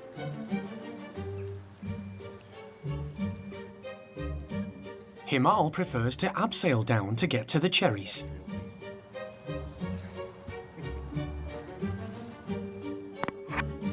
Encouraged, the rest of the troop join in. Ring-tailed lemurs are more terrestrial than most other lemur species. They spend a lot of their time on the ground, especially when travelling to find a food source. It's wonderful to see the group in the tree canopy, demonstrating their natural agility on the bendy branches. Unlike some primates, lemurs can't hang from their tails. They use them purely for counterbalance in locomotion and for communication. A bit like hoisting a flag. But when it comes to moving and climbing, they have one big advantage: very powerful legs. Yeah, they're like springs. So the very muscly top part of their leg there is actually incredibly muscly. They're only a small lemur, and so those legs are actually a huge part of their body. And so when they really need to use them and spring and leap very large gaps of sort of 6 meters or so, that you see those legs working like a sort of spring and catapulting them from one to another. There are 11 members of the troop, 9 males and 2 females. And in lemur society, it's the females who rule the roost.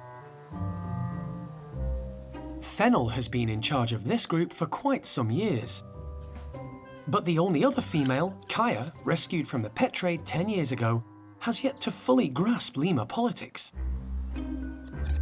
Fennel is the dominant female in this group, but nobody's told Kaya that. So Kaya also thinks she's the dominant female, and because of Kaya's history, she's very people-focused and she's very, very confident, and so she can cause real problems for the rest of the group because she has no fear. But today, with the cherries all finished, and the troop also making short work of the leaves, they're a pretty harmonious group. Satiated and relaxed, the lemurs gather for a bit of social bonding. A midday huddle in the warm sunshine.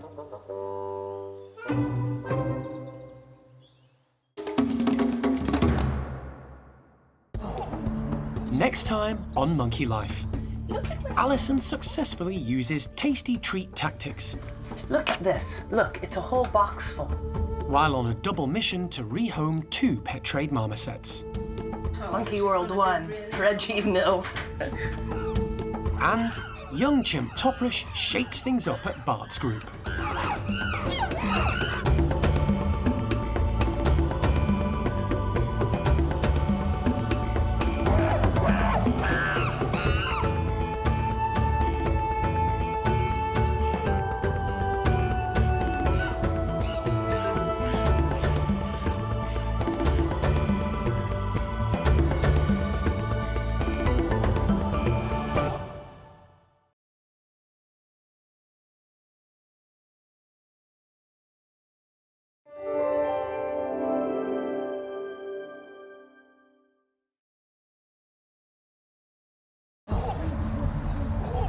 Today on Monkey Life, Alison successfully uses tasty treat tactics. Look at this. Look, it's a whole box full. While on a double mission to rehome 2 pet trade marmosets. Monkey World 1, Reggie no. Wildlife vet John Lewis is momentarily stumped during a complicated dental operation on aging ugly monkey Sam. Oh my God. He has multiple dental issues. And young chimp Toprish shakes things up at Bart's group.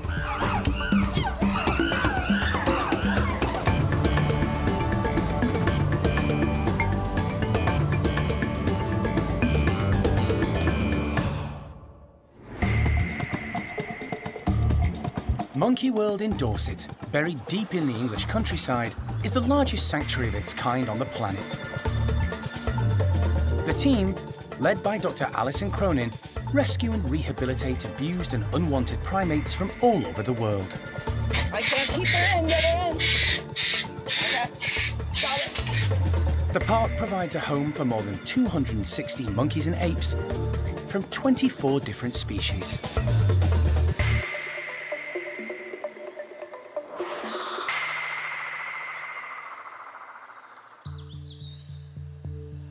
In recent years, the park has been inundated by the sheer number of marmosets needing to be rescued and rehomed. The small primates are victims of the British pet trade. There have been so many, Alison has started working with other trusted wildlife parks who can take on healthy marmoset pairs and free up space for new cases at Monkey World. That's why Alison was able to respond to an emergency plea from the RSPCA last week to rescue Millie Martin, a female marmoset allegedly abused by her owner. And the appeals for help keep on coming. Today, Alison's in the Midlands on a double mission. The first is at a home in Worksop, Nottinghamshire. 2 female marmosets today to get back to the park as quick as possible, so we're just gearing up to go get Reggie. Reggie's owners bought her from a pet shop and were told she was a male. They only realised the mistake as she got older. Good morning. Morning. Morning. I'm Alison. Hello, Alison. Nice to meet you. You too. It's Alan. The couple have done their best to look after Reggie for 7 years, including giving her access to an outdoor enclosure. But unfortunately, due to a change in circumstances, they're now unable to care for her, so called Alison for help. Yes, we can hear you. She wants to get Alison's keen to gather information about Reggie's personality, her health, and what she likes to eat. 3 days to settle down. So In terms of her diet, Her diet, her main thing is she has baby food, fresh fruit. Okay. Fresh fruit. Her favourite fruit's mango. Satisfied she's got all the information she needs, Alison takes her first proper look at Reggie. Look what I've got. Look at what I've got. Oh, it's very exciting. Look. Look. Oh, I know. Yes, they fed you well. You have little boobs. Yes, you do. Good girl. Alison's a little concerned that Reggie is overweight, but she does seem friendly and isn't too stressed at seeing new people. She looks fantastic, nice and solid. She likes insects. I'm sitting here right now trying to work out a way that I can marry our box up and get Reggie just to walk into our box so that there isn't any anger issues. We've already established that we like insects. Hi, you're a good girl, and I'm okay. So it would be nice if we could get her just to walk into the box willingly rather than making it a battle of wills. Alison is hoping Reggie won't be able to resist the temptation of waxworms waiting for her in the travel box and will walk straight in. The family are less convinced. No, she'll not walk into there. She'll not walk into there, not a chance. But Alison has done this many times before. Look at this. Look, it's a whole box full. It's a whole box full. Look, it's going inside the box, but it's going right in the back, right in the very back. We're being very excited about the waxworms. It's extremely good. It's extremely good. And we're putting them right in the back of the box. With the trap laid, it's time to find out if Reggie will succumb to temptation. Are you ready? Okay. So you're right this side, I've got my hand here. Come on. Oh, look at this. It doesn't take long. Come on then, what is it? The sight of tasty waxworms in the box proves too tempting for Reggie. Come on then. Tail's still out. No, it's gone. So everybody's in. Tail's just in. There we go. Mission accomplished. Monkey World 1, Reggie nil. Although I think we're all winners here. It's time for the family to say their final goodbyes. Bye-bye, babe. I'll let you know, and as soon as we get to the park, I'll send you a message. Thank you so All much. right. Thank you very much. Before Reggie is loaded into the back of the car. But the day isn't over for Alison. Next, we're heading to Stamford and to go see Jenny, the marmoset who lost her partner, Forrest. So I'm hoping everything's as straightforward and lovely for Jenny as it's been here. Part 1 of this double mission is complete. 60 miles further south, another female marmoset is waiting for Alison's help.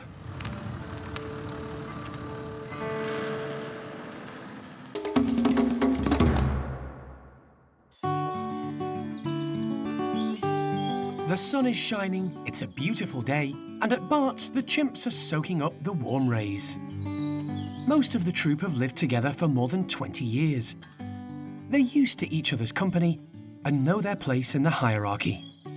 But the arrival of young female chimp Toprish from Turkey nearly 2 years ago has shaken things up a little, meaning peace and quiet may not reign for long. Toprish is doing really well, and I think overall it's been a great addition to Bart's community.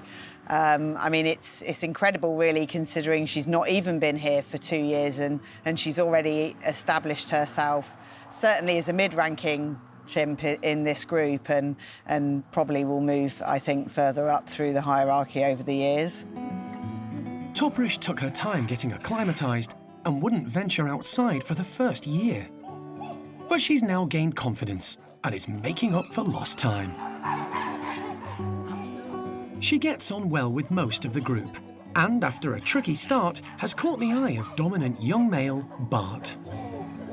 Welcoming new individuals into his community wasn't something that Bart had really had to confront before, so he struggled a bit, but now they're thick as thieves. She is one of his favoured ladies, and things are changing now, but certainly initially he really wasn't disciplining her, and that was allowing her to get away with a lot. And making the other females be wary or conscious of how they behaved around Toprish because they knew she had the backing of the alpha. Their relationship has had an impact on the hierarchy and status of other group members. The result has been more frequent squabbles.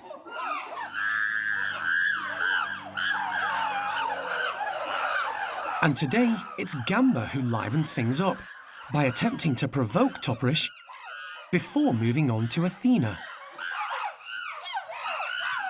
Toprish shows just how far she's come by leaping into the affray to back up Athena.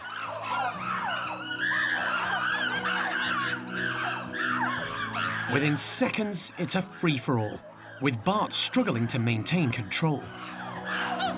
Disputes within chimpanzee communities are really normal and a natural part of life. They're very gregarious and social animals, and they are going to have disagreements. And I think Toprish has a good relationship with everyone in the group. She just knows where and when she can push things, and she's very aware of kind of having the backing of some of the dominant individuals.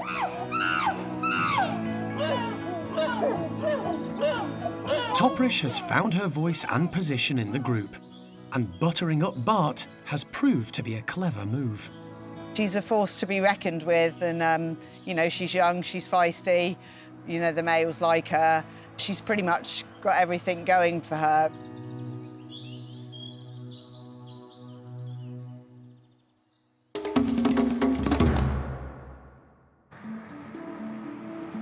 After successfully picking up female marmoset Reggie from Worksop, Alison has journeyed 60 miles south to Stamford in Lincolnshire on the second leg of her dual mission. Yeah, second marmoset of the day. Hope we go as well as we did with Reggie. I know, you're gonna be a good girl. You're staying here for a moment. With Reggie happy and settled in her travel box, Alison collects the second crate to fetch Jenny, another female. She was originally bought as one of a pair from a pet shop, and she's been on Alison's waiting list for 4 years. Hello. How are you? I'm fine, thank you. Good, good. Jenny's mate died recently, and now, lacking companionship, she's shot to the top of the list. Yeah. On your Monkey World jumper. I love it. For Jenny's owner, who's looked after her for 9 years, it's going to be an emotional day. Unlike Reggie, Jenny has been kept indoors in a cage without any outside access at all. Not ideal for primates who love the outdoors and need sunlight. Is she pretty much always just in her cage? Yeah, she comes out. Well, she comes out in the front room and runs around. As always, Alison is keen to get as much information as possible about the marmoset. Likes, dislikes. Favourite fruit seems to be banana. Mm-hmm. Loves the mealworms and locusts. And how much did you buy them for? They were $1,000 each. Wow, that's a big spend, and the cage and everything. Yeah. So will you have marmosets again? No, if I had seen Monkey Life before I got them, I would never have got them. Yeah. Never. The owner has realised primates aren't suitable as pets. Once Alison has had a good look at Jenny, she has concerns about a swelling around the small monkey's jaw. It's got a dental abscess, so we're going to need to get her to the park and get on some antibiotics, get that swelling down, because when the vets either go to check or remove the tooth, the bacteria can go into the bloodstream, so you always treat with antibiotics before you do any dental work. So I'll call ahead to the vets and get them into the park in the next day or two.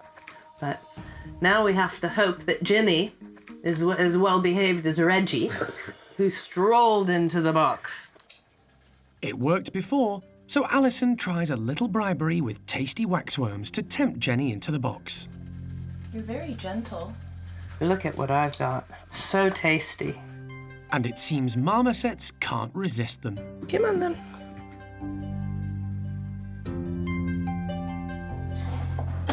It's 2 out of 2 for Alison. Jenny is safe and secure and ready to go. But the reality of losing her pet is all a bit much for the owner. I'll let you know as soon as we get back to the park. Oh, don't. It'll be good. I hope so. It'll be good. Yeah. You'll be good. Alison has a 200-mile journey ahead of her. Thank you very much. You look after no, honestly. Thank you very much. You look after yourself. Yes. She wants to get both marmosets settled in their new surroundings at the park before it gets dark.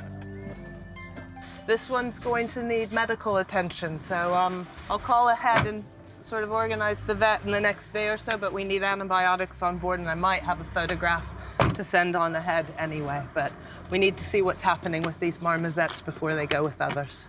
But yeah, not bad, not bad. Time to get home.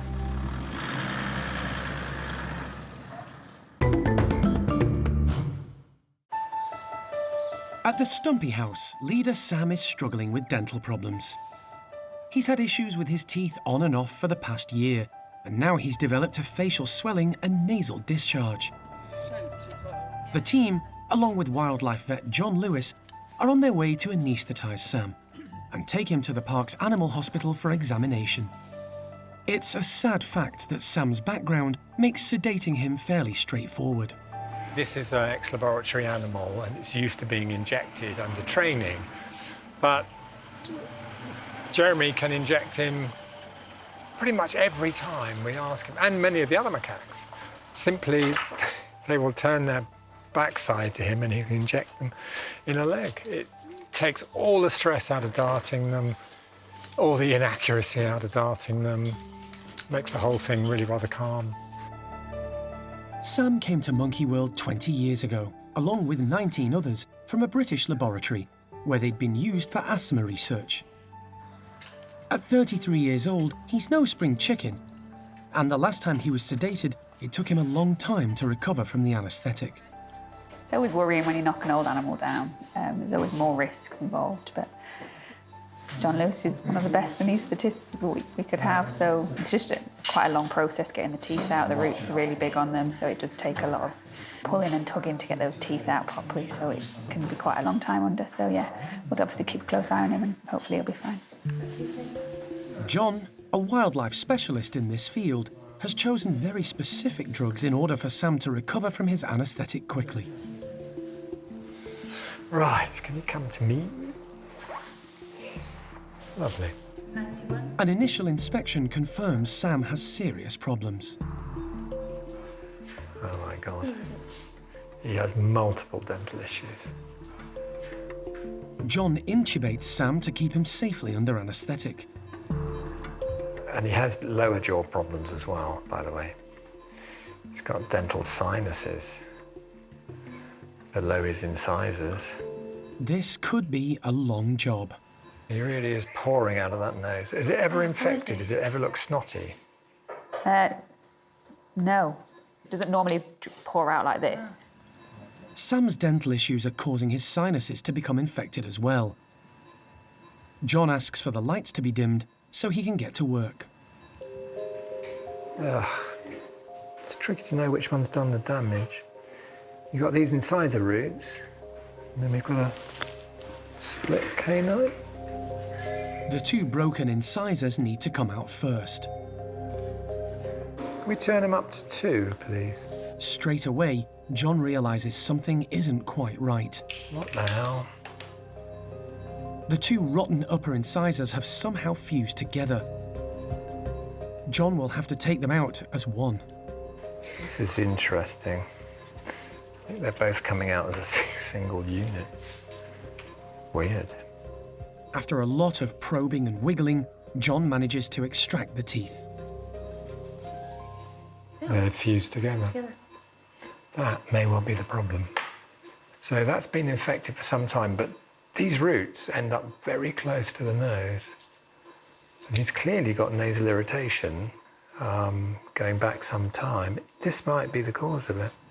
The upper incisors may be the main cause of Sam's sinus issues, but to be on the safe side, John's also going to remove the broken canine. Taking incisors out is one thing. Removing a canine is actually a far, far bigger job. The problem is, the roots are longer than the actual tooth. These are big teeth. It's going to be a long, time-consuming job. And ideally, the whole canine needs to come out in one piece. Come on, you know you want to come out. It takes almost 40 minutes of gentle persuasion and pulling, but eventually, to everyone's relief, the whole canine does come out in one piece. Yeah, oh, there we go. So as you see, they're quite long-rooted. So they're the teeth most likely to be giving you a problem in the nose. So they're gone. On closer inspection, John can tell the damage to the tooth was caused by some sort of trauma, which isn't unusual in stump-tailed macaques. They are really rough, tough animals. And they're always breaking teeth and so on. In the wild, in captivity, it's nothing unique to captivity, but at least we can do something about it.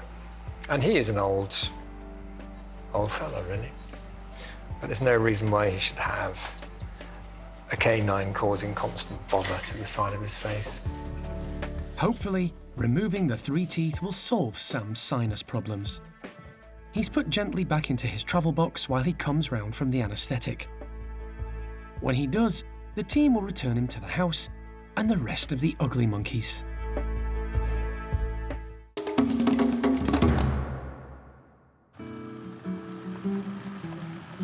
Alison has arrived back at the park with 2 female marmosets, safe and secure in their travel boxes. Oh, need to stop doing this. Yeah, it's been a bit of a long one. The care team have spent the day preparing separate bedrooms for the newcomers. Reggie is first to be introduced to her new home, with Karen doing a quick weight check while she's still in the travel box. Hello, little one. Very orange. At 420 grams, she's not the heaviest marmoset at the park, but she is overweight. Reggie and Jenny are being given bedrooms next to another new arrival, Millie, rescued just last week. Okay, they can look at each other though and consider whether they want to be friends, so that's nice. You're right, if I just go in and open up. Yeah, should be fine. Karen wastes no time letting Reggie out.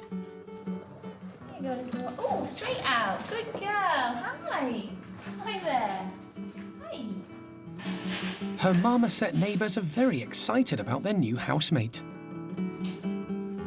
She's, making quite a few nice calls back and forth to the others. At the moment, she seems more concerned about what's being offered for dinner, which is hardly surprising because she's not a small lady, but starting to explore and so on. She's a little bit bunny hoppy with those back legs, so Karen and her team will get some D3 into her, which is good and important, and we have that baby food that she's used to. So tonight anyway, she can have her normal food. So quite confident. A little bit concerned about the next one out of the box, but she's quite good, aren't ya? Is that a good girl? Hi. Yes, are you gonna be nice? With Reggie settling in, Karen collects Jenny. She's a lot more nervous and isn't keen to come out of the travel box. Come on then. Oh, come on then, it's okay. Oh, there we go, we're moving. Karen gets her first good look at Jenny and is concerned by her appearance. Her face just looks shocking, really. Yeah, really bad. She's quite flighty, well, very flighty. She was quite nervous in the box and hasn't really settled so far, but obviously there's lots going on today. Whole new environment, lots of new sounds, new people. But yeah, we need to get the issue with the mouth resolved, so she will go on pain relief and antibiotics now. And then we'll get the vets in and do a dental at least and a full health check as well. It could be a while before the pair are completely settled and healthy enough to be fully introduced and form a bond as housemates. The team will do their best to get them both fit and well in the coming weeks, in the hope that they will form a lasting friendship.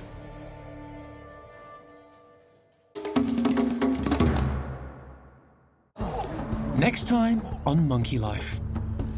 Concerns grow when vet Thesar examines a lump on the face of newly arrived pet trade marmoset Jenny. The mass is rather big. Now that lump, who knows where it is? And an experimental new enclosure means Bengal slow loris Axel goes outside for the first time.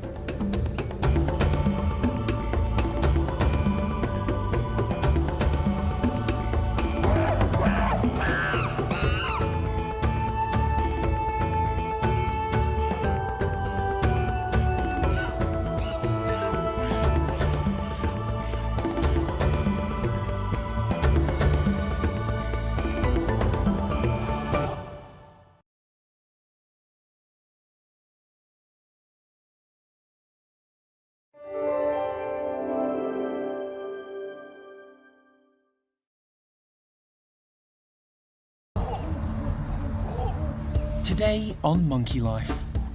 Concerns grow when vet Thesar examines a lump on the face of newly arrived pet trade marmoset Jenny. The mass is rather big. Now that lump, who knows where it is? Paolo goes all out to impress the rest of the boys as the park forms its first ever woolly bachelor group. These are potentially very dangerous introductions. I mean, in the end, we might end up having a few cuts and scrapes and fights. And an experimental new enclosure means Bengal slow loris Axel finally goes outside, but still doesn't know what time of day it is.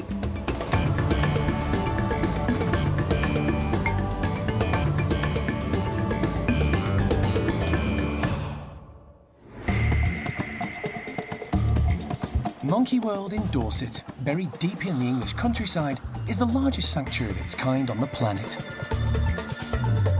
The team, led by Dr. Alison Cronin, rescue and rehabilitate abused and unwanted primates from all over the world.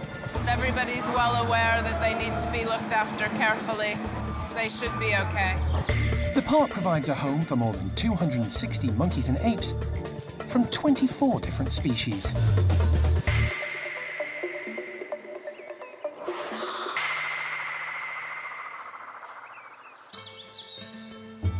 It's been just over a week since the park welcomed its two newest arrivals, female marmosets Reggie and Jenny. Both are victims of the British pet trade, whose owners could no longer care for them. Reggie was in good health, but there were concerns for Jenny. She has a large lump in her mouth that needs investigating. The team suspect an infection and have been giving her antibiotics, but it's time for the local vet to take a look. We really need to see what's going on inside the mouth, whether there's any teeth that need to be removed and deal with that infection. And then we can think about getting her some companionship. Nicely. She was really good. Steph delivers Jenny in a specially designed anaesthetic box. Vet Thezar Sastre gets ready to check her over. Right, so let's prepare the anesthesia first. Over the past week, the care team have monitored Jenny closely, making sure she takes her medication, putting her on a healthy diet, and keeping an eye on the lump. Okay, that's fine. And the swelling is definitely going down. When she's chewing, you can still see something there, but when she's got her mouth closed, there's a faint lump, but it's not anywhere near as visible now as it was when she arrived. Well, let's have a look. Let's see what we've got. Yeah, you are a little thin. That's it. Once the anaesthetic has taken effect, Thezar gives Jenny a full examination. She's very thin. He wants to make sure there are no sinister masses elsewhere.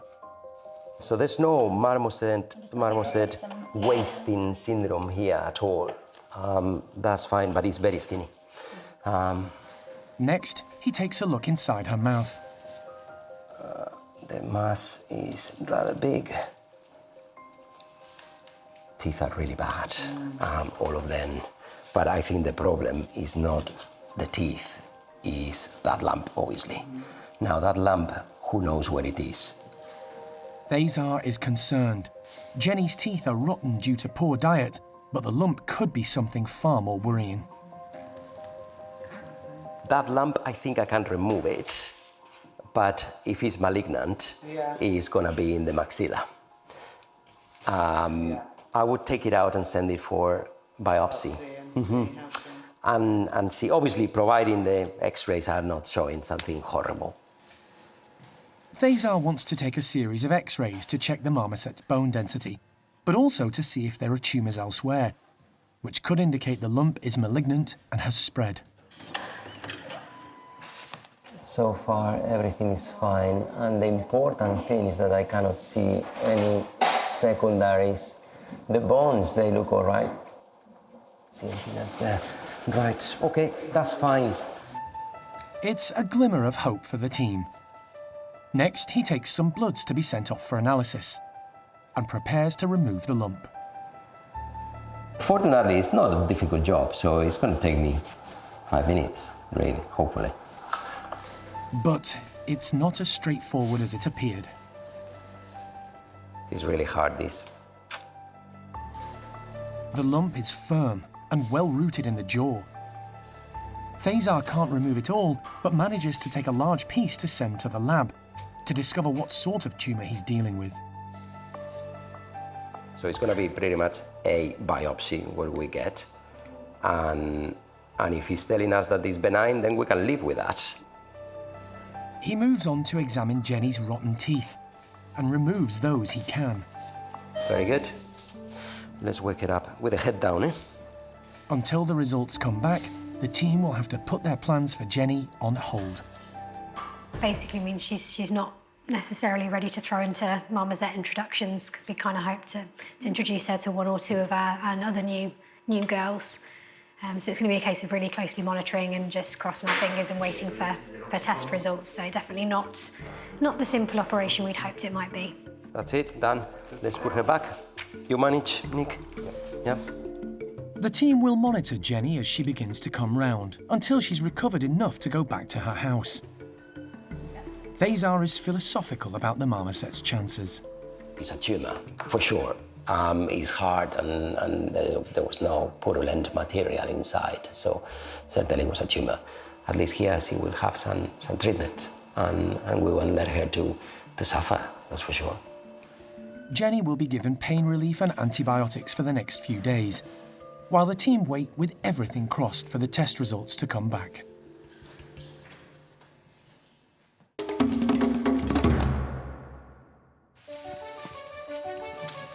Breakfast at Sunny's Capuchin enclosure is scaling new heights this morning.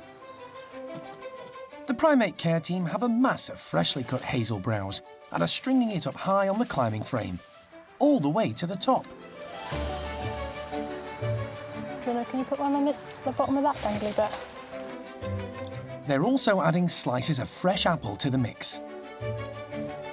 What we've decided to do is basically make fruit trees, so it simulates their natural feeding behaviour from the fruiting trees out in the wild. So we're using apple today, and we've basically just stuck it onto the bushes that are in their enclosure to provide some lower level feeding for some of the animals that have a few mobility issues. But we've also got some browse, some hazel browse that we've cut, and we've put it right up the top of the towers as well. So we've tried to spread it throughout the whole enclosure to make sure that everybody is able to get some of the food. The challenging enrichment is something new for this group of capuchins, and for Donna and the team. I actually haven't really done this enrichment to this extent in terms of putting the browse right at the tops of the towers. So I'm really excited to see who uses that and how well they can access the food, because some of it is quite difficult to get to. So they're going to have to, you know, if the branches can't support their weight, they're going to have to try and pull them towards them so they can get the food. So yeah, hopefully it works. The group of 22 are led by dominant male Sonny. He might not be the brightest capuchin, but he makes up for it in stature, and the females love him. All the group, apart from female Terry, who was rescued from the pet trade, came from a Chilean laboratory in 2008. They're mainly individuals who struggled in some of the park's more feisty groups, some mentally and others physically. The enclosure has been designed to push those who are more capable and, at the same time, assist those with more limited mobility. It's been built to make the most of the space, providing lots of different areas. Important for this group, who don't always get on. But all the capuchins are taking to today's task with relish. Robustus female Dot uses her core strength to reach out and prize an apple slice from a branch.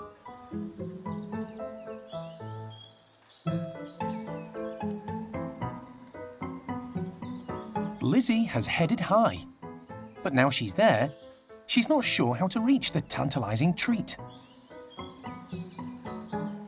Time for Plan B.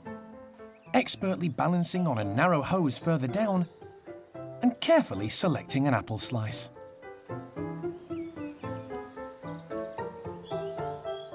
Female Scrapper finds some easy pickings and hurries off to eat the fruit in peace, away from the others. The females are enjoying their breakfast. In this group, they outnumber the boys. There's only 2 males in the group, so the other one being Bruce. Sonny is probably the most impressive and in terms of looks, and he's the one that all of the females gravitate to.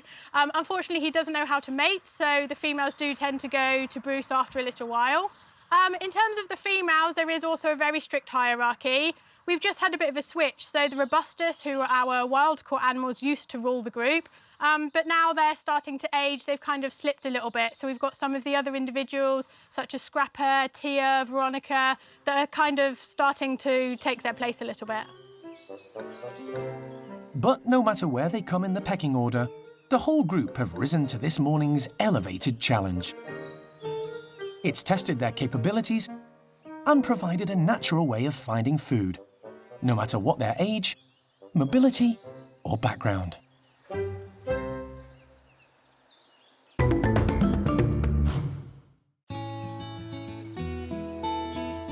With the recent settled weather, most of the park's primates are spending their time outside in their enclosures. But it's not just about relaxing in the warm sunshine. To keep them all in tip-top physical condition, they need to be active, and the primate care staff do their best to encourage this. Today, the park's squirrel monkeys are getting a medley of hanging enrichment. Steph is putting out cups filled with woodwool, concealing tasty mealworms. She's adding fruit kebabs, secured in hard-to-reach locations, and pieces of fabric tied and knotted with even more delicacies for the group to find. We have to make sure we put food out in a multitude of places. You want to make it challenging for the young guys, but also have a few pieces that are a little bit easier to get to for the older ladies. Although I have to say that the 2 old girls, considering they are older, are actually pretty good mobility-wise. And Lucille, you would think, was a much, much younger monkey, the way that she throws herself at enrichment. There are now 5 squirrel monkeys in the group, Sadly, Topsy passed away from old age a few weeks ago, leaving a mix of 2 boys and 3 girls. And they all love to hunt and forage for food. Lucille is getting stuck in. But with all the enrichment on offer, she's not sure what to try out first.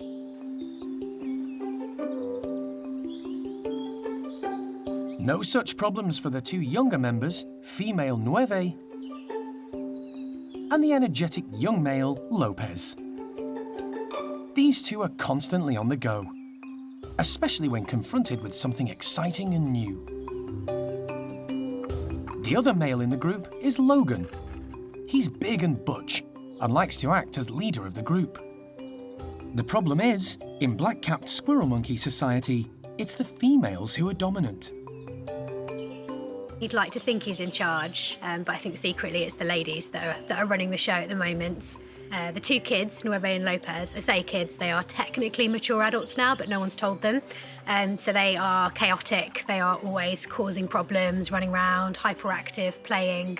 The 2 other girls, Turvy and Lucille, are older, so they take life at a bit more of a steady pace, although Lucille is very quick to jump into enrichment and things like that. But yeah, it's definitely the girls, I think, that rule the roost. It's just they let Logan pretend that he's actually in charge. Steph is encouraged to see Turvy outside today, enjoying the enrichment. The elderly squirrel monkey was very close to her friend Topsy. The 2 females had been here for years together. They were same age, both little old ladies. But it's actually been really nice to see how close Turvy's become to Lucille since then. The 2 older ladies are kind of sticking together a little bit, so I've seen them this morning. Actually, they went back to bed together and had a lovely sort of cuddle session together. So she actually seems to be getting a lot closer to some of the others because of losing Topsy. The group are thoroughly enjoying the day's enrichment. Squirrel monkeys have excellent hand-eye coordination, with forward-facing eyes just like humans. This gives them great depth perception, making hunting for insects easy. Keeping this group busy and occupied in a captive environment is a constant challenge, but one the care team relish. It's the start of a very busy few weeks for the woolly monkey team at the park. Plans have been set in motion and big changes are afoot for the 23 monkeys that make up the 3 woolly troops. Following the arrival of 10-year-old female Pichihua from the Netherlands, who now has Ayla as a temporary companion, the group's structure needs a rejig. It's a massive jigsaw puzzle, with the pieces not quite fitting together. The problem is, there are just too many male woolly monkeys. We've got so many coming-of-age men in our woolly groups that we need to relieve the pressure. The one thing that we've learned about keeping healthy and happy groups of woolly monkeys is that social stress needs to be kept to a minimum in the captive situation. They have no way of getting away from each other, so when the houses become too crowded, especially with guys throwing their weight around, then something needs to be done in order to reduce that stress, and that means allowing some of the males to emigrate out of their natal group. So for the first time, we're starting a proper bachelor group here at the park. Alison is aware of other primate parks with successful small bachelor groups and has decided to try a similar idea at Monkey World. The team has renovated an enclosure that used to house gibbons, adapting it to the needs of woolly monkeys. The previous residents, Jake and Zoe, have moved to the main gibbon complex. 4-year-old Carlos is brought across from Levar's group and is first to be released into the new house. He's still a youngster, and today will be a big deal for him. But he'll have the chance to settle before the arrival of resident number 2, Paolo. Paolo is 12 years old and a fully grown male. He's been leader of his group for a number of years. But recently, tensions have arisen with housemate Enzo, another adult male. The team have decided Paolo isn't the best choice as leader and might be better off away from the politics of a mixed-sex group. But the new plan is complex and challenging. these are potentially very dangerous introductions. What we're relying upon is our knowledge of the individuals and the fact that on the whole, woolly monkeys are somewhat peaceful species of primate and hopefully will not turn on each other instantly. I mean, in the end, we might end up having a few cuts and scrapes and fights. Both males are let into the playroom and, predictably, adult Paulo begins displaying, while youngster Carlos keeps his distance. I'm hopeful. The woolly monkeys are reasonably peaceful and, generally speaking, don't want to tear each other up as much as other species of primate we have here at the park. So I'm hopeful that it'll reduce the stress all around the park and that we'll continue to have very healthy and happy woolly monkeys. So that'll be group number 4. The pair will be given time to settle in before being joined by Manny and Claude, with the possibility of another young male from Chippy's group in the future. It's a crucial time for Monkey World's woolly monkeys, and, in particular, the males heading to the bachelor group.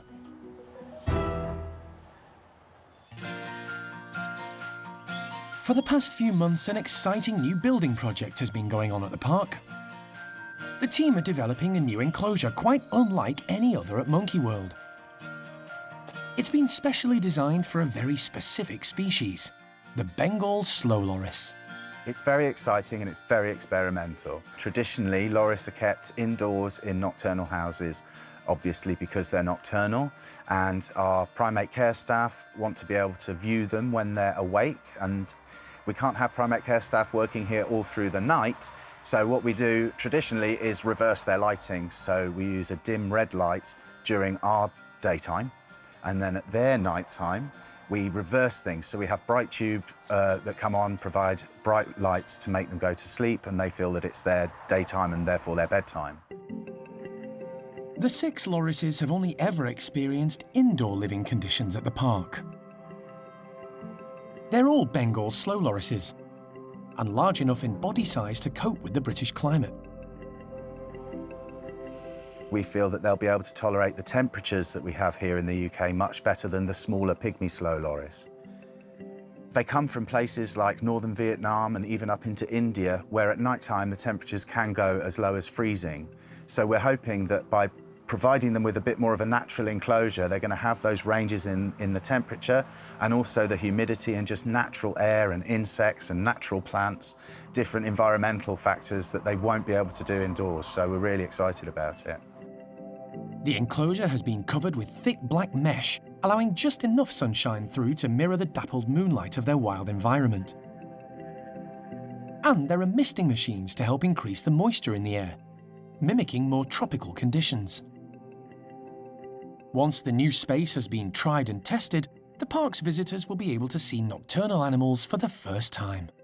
It's completely new for Monkey World. We've never actually been able to show our visitors any of our nocturnal animals. We've only been working with loris for a few years, and during that time we've had some exceptionally exciting stories, and so far the visitors haven't been able to share any of that or see any of that. So now, for the first time, they're actually going to be able to immerse themselves into a sort of twilight world and see some of these nocturnal primates at their best, acting naturally and behaving completely normally. But before that can happen, the lorises need to see it for themselves. Primate care staff member Karen is going to encourage Axel and his partner Nikki to try it out first. But to reach the new outdoor enclosure, the pair will need to make their way along a darkened tunnel, and the species aren't known for being quick movers. Obviously, up until this point, there's been a dead end at the end, so it might take them a while to realise that actually now it's open and it's got a big enclosure to go into. So we'll see how long it takes them, but fingers crossed they'll make it out today. Axel and Nikki have had access to the tunnel for a few weeks in order to get used to it. But Karen may still need to be patient. Come on, Axel, out you come! It takes 2 hours before Axel finally makes it to the end, and realises it now opens out to something new and spacious. Surprisingly unperturbed, he's soon off exploring. It's amazing how quickly a slow loris can move when he wants to. There are all sorts of new smells and sounds to get used to, and a whole new expanse to explore. Plus, there's the added bonus of hidden insects and grubs in the foliage. Karen's only problem now is how on earth to persuade Axel back into the tunnel and the safety of the house. Patience will be needed, and possibly the lure of a tasty waxworm or two.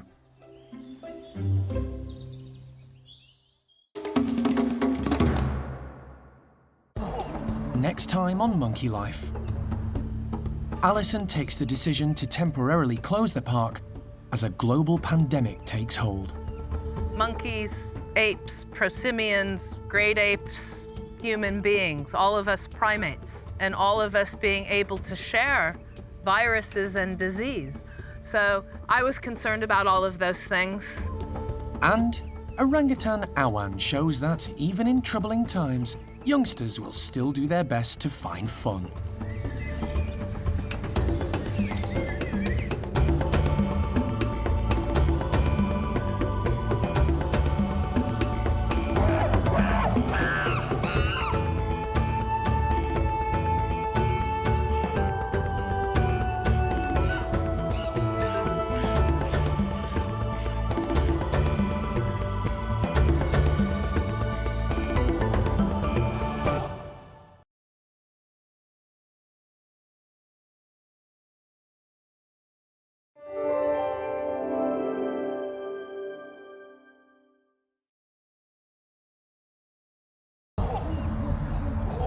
Today on Monkey Life, Alison takes the decision to temporarily close the park as a global pandemic takes hold. Monkeys, apes, prosimians, great apes, human beings, all of us primates, and all of us being able to share viruses and disease. So I was concerned about all of those things. The team's work continues, especially when one-eyed Chimp Clin suffers a life-threatening injury. It's split in such a way that both the inner line of the eyelid and the outer eyelid is damaged. And Orangutan Awan shows even in troubling times, youngsters will still do their best to find fun.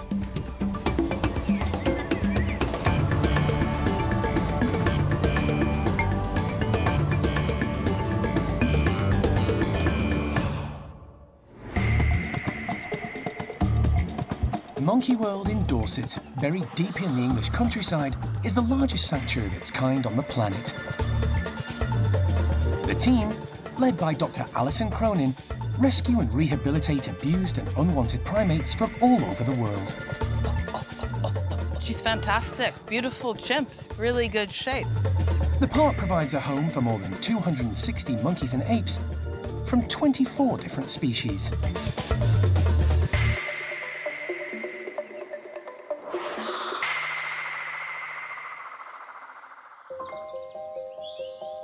The country and the world is in the grip of the coronavirus pandemic. The effects of COVID-19 have been far-reaching, taking their toll on people, businesses, and economies. Across the UK, animal parks, rescue centres and zoos have all been seriously affected, and Monkey World is no exception. On the 13th anniversary of the death of Jim Cronin, the founder of Monkey World and Alison's late husband, she took the tough decision to close the park to visitors.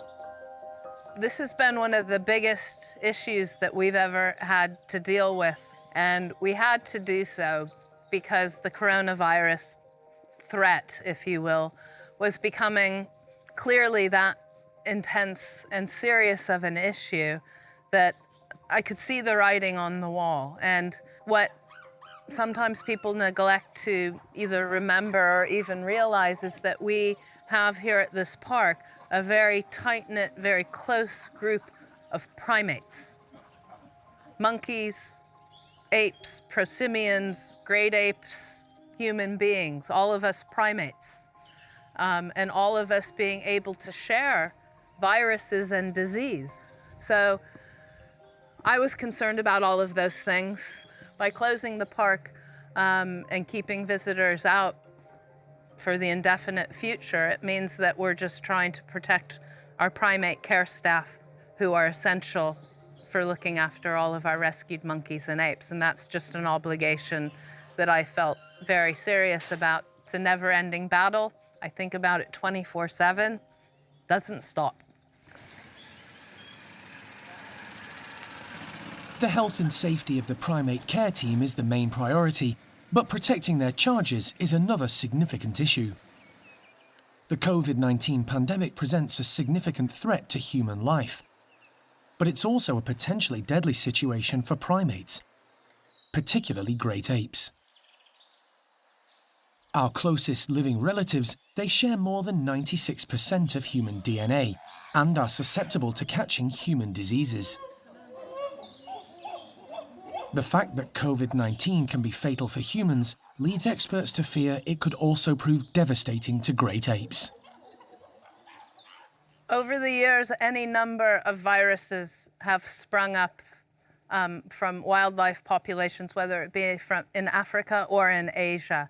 And what is clear is that our close genetic relationship with the great apes potentially makes them more susceptible to sharing these viruses than perhaps the smaller monkeys. I hesitate when I'm saying all of this because there is no concrete evidence or proof or long-term studies on any of these things. But this particular strain, COVID-19, has quite a profound effect on people, and its transmission is alarmingly quick and efficient. And so that's the concern. What happens to a group of captive chimpanzees if their human carers bring it to them? To be honest, the unknown is perhaps the greatest sort of scare of all. We just don't know. Maybe it wouldn't affect them at all, but it's a risk we can't take. Aware the situation is likely to last for some time, the park has started to stock up on vital supplies of food and medicines for the primates, plus essential PPE for the staff. It's a notable change to the care team's working environment. It's very, very different working here at the moment. Obviously, we're being very, very careful with everything that we do, trying to keep to the social distancing rules. So yeah, we're being very, very careful with everything. I'd say general work-wise, we've had to slow down a little bit with regards to going in and out of the houses and things like that to get out with our gloves and our masks and the PPE that we need to wear to make sure that we keep the animals safe. So it certainly is very different, but we're keeping going and doing the best we can with it. Life is very different for all the monkeys and apes too. Gone is the personal interaction with the keepers. Look at them, Patricia, she's got to play with them. Unless needed for medical conditions or administering drugs. But the biggest difference for everyone at the park is the lack of visitors. How this will affect the primates remains to be seen. What's very, very clear is that especially the chimpanzees, but I would include a lot of the other primates as well, love seeing visitors and are sort of looking around now because there are no people to check out. They love checking people out, and a lot of the time they even engage with our visitors and play, games of chase back and forth from the windows, but it's always on their own terms. That's been taken away from them now. And it's not just the chimps. Donna looks after the park's 5 capuchin groups. It's difficult to tell how much it's affecting the capuchins. Some of the individuals do interact with the public a lot. Some of them don't really pay any attention at all. But it may well be that without the public here, we do see a bit of change between the interactions of individuals as well. So time will tell really, but it is a very different atmosphere at the moment.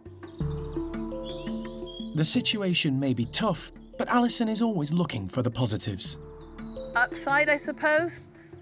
And I always try and balance things out and not get too focused on any one thing. Upside is that it encourages them to be more involved with each other. And that's a good thing. But they're definitely missing not seeing all of our visitors, for sure. It's a quiet and different place now, and not better for it. With no end in sight and guidelines and rules changing weekly, the team at Monkey World are trying to adapt to the new normal as best they can. Nothing is ever going to be foolproof, but we've tried to cover every aspect of where there's going to be overlap, where disease could enter the park, and how we're going to mitigate it finding its way to our rescued primates. So everybody is working really hard and dedicated, giving days off and stuff, and I'm just trying to keep my eye on the ball and make sure that we have enough money to ride through all of this and to carry on at the same standard of care, because, you know, I don't want any of the monkeys or apes to have a lesser quality of life just because, once again, human beings have done something that affects them. The nation may be in lockdown, but for the primates and staff at the park, life continues, albeit with some added precautions. Kat is busy setting Tien's orangutan group a challenge. She's attempting to put large pieces of melon into specially designed puzzle feeders. Unfortunately, I'm not an orangutan and I only have 2 hands. It's proving to be something of a test for her too. My hands are nowhere near as strong as an orangutan's, and then they've got 4 of them. So hopefully for them, it won't be as quite as tricky as it is for me. But obviously I'm putting it inside. Once this is fastened, the holes are much smaller, so they're going to have to really manipulate the hose and then using their nails break up the melon inside. So it's going to be really a challenge for them, even though they are very clever and very strong. So hopefully it will keep them busy for a good long time. The feeders are a useful way of hiding breakfast. It was pretty tricky putting the melons in, so they should be pretty tough to get out. The group, led by Tien, are let into the enclosure. Normally the feeders are suspended, but today Kat is giving her charges an easier option by throwing them in so they can tackle them where they fall. Tien wastes no time in attacking the puzzle feeder. He has the strength to pull it apart with ease, but the tightly woven hose proves a bit of a challenge for his huge hands. In the wild, orangutans exploit seasonal foods, remembering where to find them in the forest. Some fruits are well protected, so they have dexterous hands and feet to manipulate them. Tien manages to free the entire melon and heads off to eat it in peace. Ame's technique is slightly different. She pulls the feeder apart with her hands and feet, then uses her teeth to bite off pieces of melon bit by bit. Lucky has already got her hands on a prize and headed up high to eat it. Melons are a real treat for the group. Fruit is restricted in the diet of all the park's primates due to the high sugar content. So today, the orangutans are relishing the sweet flesh. Ame has headed to one of the hammocks, out of sight of the others, to enjoy another prized piece of melon. But Tien spots her. Male orangutans are not as active or agile, but spurred on by the thought of the sweet fruit, he's straight up the pole. Ame is no pushover, but she's not going to argue with the huge male. Even one of the youngest members of the group, Awan, has managed to find some melon and is on the lookout for more.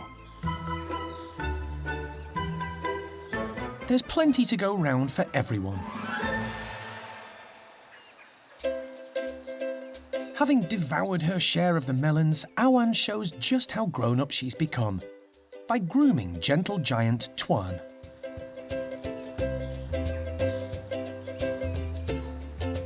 But she's still a youngster at heart. A discarded tub trug piques her interest and proves there's always fun to be had.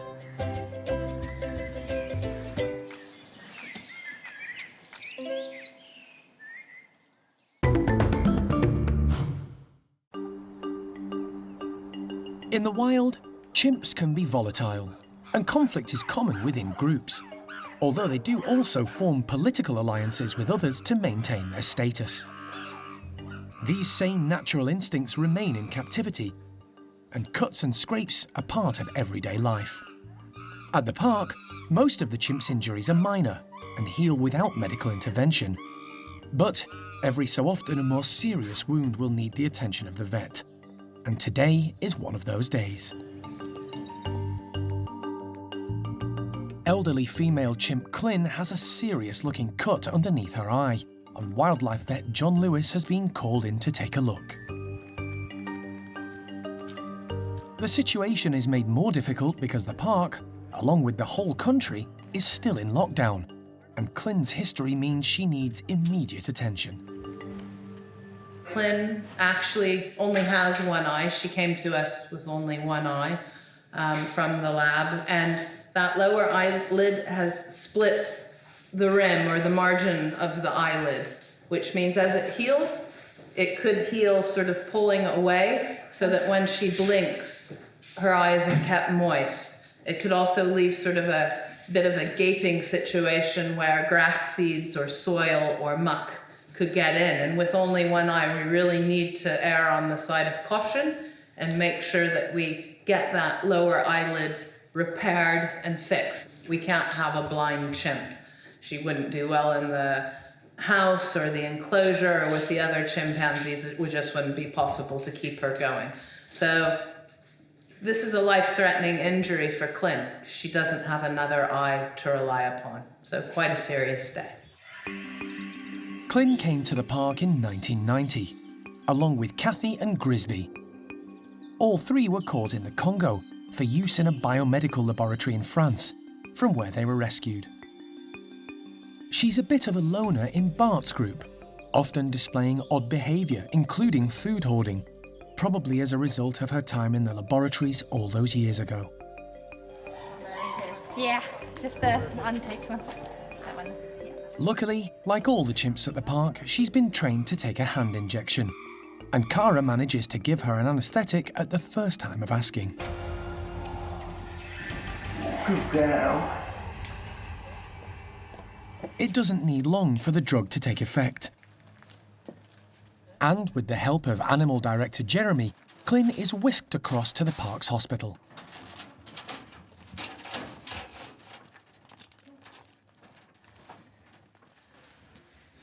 The chimp team take the opportunity to weigh Clin before she's intubated. Then John can get his first good close-up look at the damage under her eye. It's split in such a way that both the inner line of the eyelid and the outer eyelid is damaged. Chimps make an awful mess of each other. They can do a lot of damage, and presumably somebody's done that to her. It's going to be an extremely intricate operation, not helped by the swelling around the wound. Unfortunately, that bit belongs in there. Well, that can be done. Okay. It's doable, I think, in a reasonable fashion. John will need to realign both the inner and outer eyelid and carefully stitch it so that the tear duct can function properly. Without this, Clin's eyesight will be dramatically impaired, and for a chimp with only one eye, that would be a disaster. Looks getting a bit better. It may be a small cut, but it requires a steady hand and plenty of patience. Clin's future is in the balance, but John is an expert and takes his time. After numerous stitches, he manages to successfully close the wound. That looks okay. It gets more tricky down here. But I don't think we can do much better than that. I think that's quite good, actually. The delicate part of the operation is over, but there's plenty of hard work ahead for the care team. Once Clin is returned to the house, they'll need to watch over her and ensure she doesn't damage the stitches so the wound can heal. She's given pain relief and antibiotics, and will have to be kept isolated until the team are happy she's recovered enough to mix with the rest of the group again.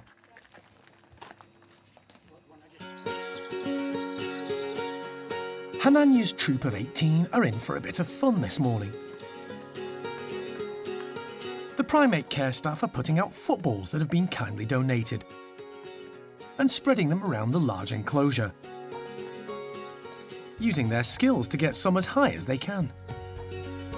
A few of the footballs have been smeared in honey, one of the chimp's favourite treats.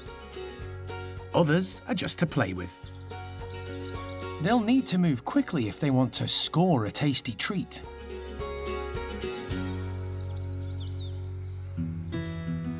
Cherry leads the way out, along with some of the other more dominant females.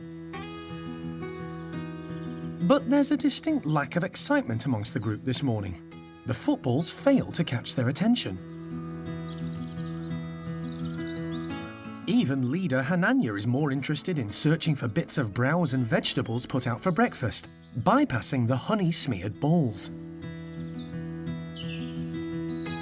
The care team, watching from up high, change tactics. To grab the chimp's attention, they throw in some extra footballs. Over his head. Hey, Nat. Patricia. The group can't ignore incoming shots heading their way. Patricia is straight on the ball. And two of her teammates, Arthur and high-ranking female Johnny, join her for an inspection. The scent of sweet honey has got their attention. Arthur heads off to find his own ball. But is it a honey treat or an own goal? Cherry has definitely struck lucky with hers. The group clearly have a taste for the task now, and there are plenty of balls to go around for everyone.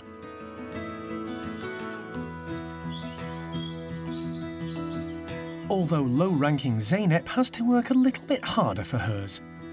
It's landed in the middle of a prickly gorse bush. Thelma gets involved too, and this morning she has mischief and trouble written all over her.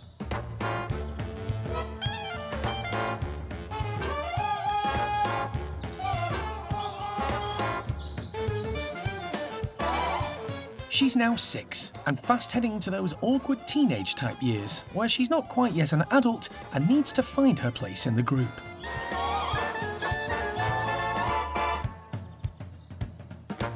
But when your main guardians are the more dominant individuals in the troop, like Mum Cherry and Hananya's second-in-command Simon, you can still get away with most things. And she knows it. This morning, low-ranking Zeynep is the victim of her mischief. Thelma is well aware her privileged position will protect her from any retribution. Leader Hananya finds himself in the middle of the melee and attempts to calm things down. But Thelma is proving to be a little terror and keeps on provoking poor Zeynep. Hananya has had enough and steps in to put Thelma in her place. Trouble averted, it's time to relax. Cherry and Cookie lap up the sunshine, while some of the group set off on the morning patrol. But Patricia hasn't given up on the balls just yet. The honey may be gone, but she wants to make sure nothing is hidden inside.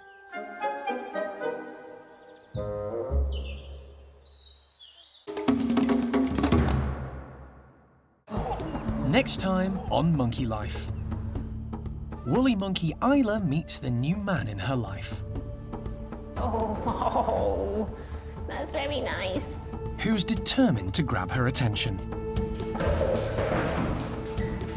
And Saki monkeys Desmond and Chloe demonstrate they're still nuts about each other.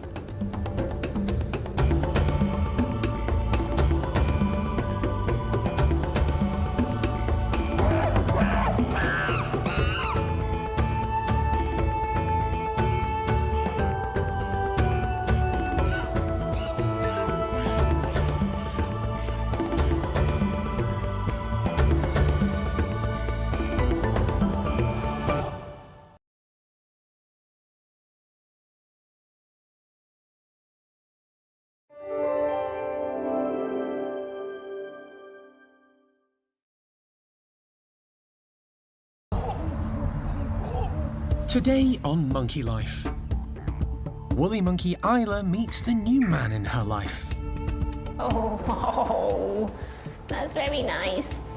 who's determined to grab her attention. Orangutan Jin cuddles up to the new woman in his life. They are actually in love. They just don't leave each other alone. And Saki monkeys Desmond and Chloe demonstrate they're still nuts about each other.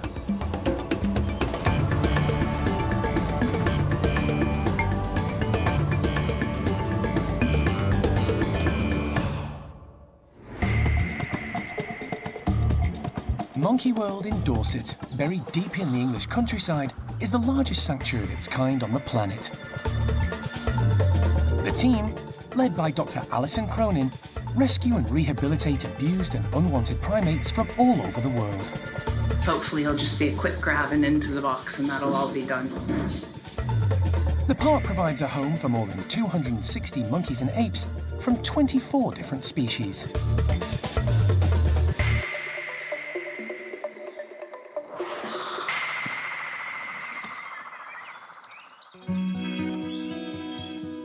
It's been just over a week since the park set up their first bachelor group of woolly monkeys. Moving the various individuals around from 4 different groups has been a massive jigsaw puzzle, but all the pieces are starting to come together. 3-year-old Claude has become the 3rd member of the newly formed bachelors, leaving what has now become Enzo's group to join Paolo and Carlos. Their new home is a wonderful outdoor space. So we've had a busy week. Paolo and Carlos went together just really, really well. 2 really nice boys. They're quite big. They like to sort of flex their muscles a little bit, but overall they're really nice. So they just formed a really sort of like tight little friendship straight away and had a lot of fun together in their first couple of days. Claude's only a young lad, he's only 3.5, but he's quite a big boy, so he was a little bit wary of Carlos, but for such a young boy, he was surprisingly confident, showing interest, but never really wanted to quite sort of go over and say hello on the first day, but now that they've had a bit of time together to relax. Carlos is only just coming up to 5, so he's not an adult yet. He's just a very big, scary-looking boy for other boys to meet. But yeah, he's quite nice. So they're all doing really, really well, those 3 so far. Moving Claude from the pond woolies has freed up space for female Ayla to join that group. For the last few months, she's been living with Pichihua, a 10-year-old female recently arrived from the Netherlands. The team have plans for her too. She'll be joining Levar's group at the top woolies, once Manny has left there to become a bachelor boy.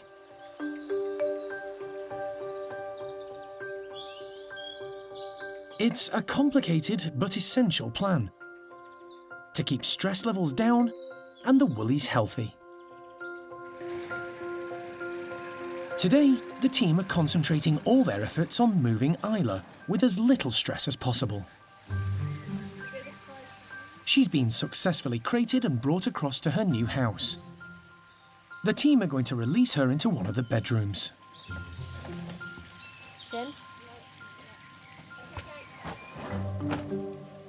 In order for Ayla to get used to her new surroundings, the 3 females in the group, Pakaya, and her daughters Oriana and Enya, are outside. The new boss, Enzo, has been kept inside, but in the playroom, away from the bedrooms. Taking on the responsibility of his own troop has been a big step for the dominant male. Enzo is quite a small male to really be able to take over a group. Him and Paolo, however, seem to have a slight switch around in dynamics. The girls much prefer Enzo, so he seems to have a little bit of a way with the ladies, so he was already naturally taken over that part socially within the group, spending time with Pakaya, fathering little Enya. So we don't think he's going to have any complaints with having another lady to look after. And now that, Paolo's not in the group anymore, we'll probably start to see him sort of bulking out a little bit and becoming that sort of more strong-headed, dominant male character. Once Ayla looks settled, the primate care team open the slide to the playroom to allow her to meet Enzo. Apart from the few months she's just spent with Pichihua, Ayla has lived with and had the support of her mother since she was born. Understandably, she's wary of the new male. But within a few minutes, the pair are snuffling, the woolly way of saying hello. Oh, that's very nice. Ayla feels comfortable enough to eat, but her lack of attention frustrates Enzo, who puts on a macho display to impress her. She's not sure what to make of it, but it's early days with plenty of time for Enzo to grow into his new role, with Ayla as one of his ladies.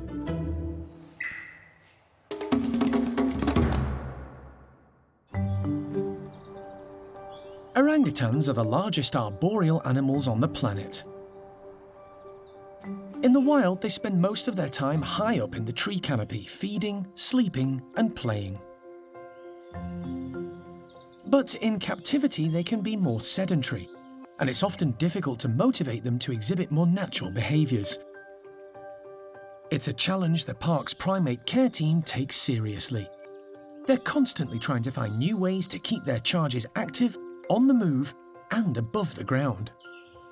Today, James is trying out a new idea. He's going to attempt to encourage the nursery orangutans up high, despite the fact the group are already settled in their outdoor enclosure. I've designed these with some Kongs that we get donated, call them the arboreal tree feeders, and what we do is we chuck these up to a cargo net, and it just makes all the orangutans go up and then feed a little bit like fruit hanging from the trees, more natural, and they really, really enjoy it. The feeders have been stuffed with healthy snacks, including beetroot, apples, cranberries, and raisins. But freeing the treats from the feeders will be a fiddly job, even for the nimble-fingered orangutans. Sylvester has a head start. He's already halfway up the climbing frame. He's 11 years old and a good problem solver. He unhooks a Kong and starts to work out how to reach the food. He has large hands, so it's a bit tricky, but he doesn't give up. While Sylvester is in his element up high, nursery matriarch O'Sheen is hard to persuade off the ground. She gathers up all the feeders that have fallen to the floor and begins to work her way through them, helped by Rika. It's the youngsters who have truly taken on the task, having fun and keeping active while they're at it.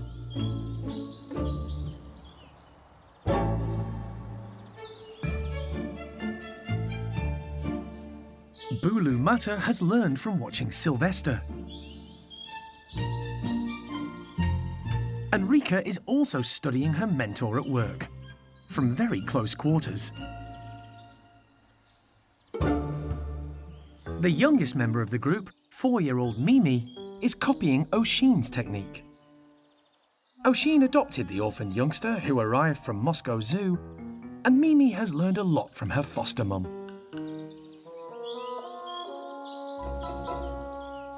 Including not to share food. But she needs to be on her guard. Rika is watching closely. And when Mimi heads off to find more feeders, she moves in. Mimi heads back to distract her with a roly-poly play fight.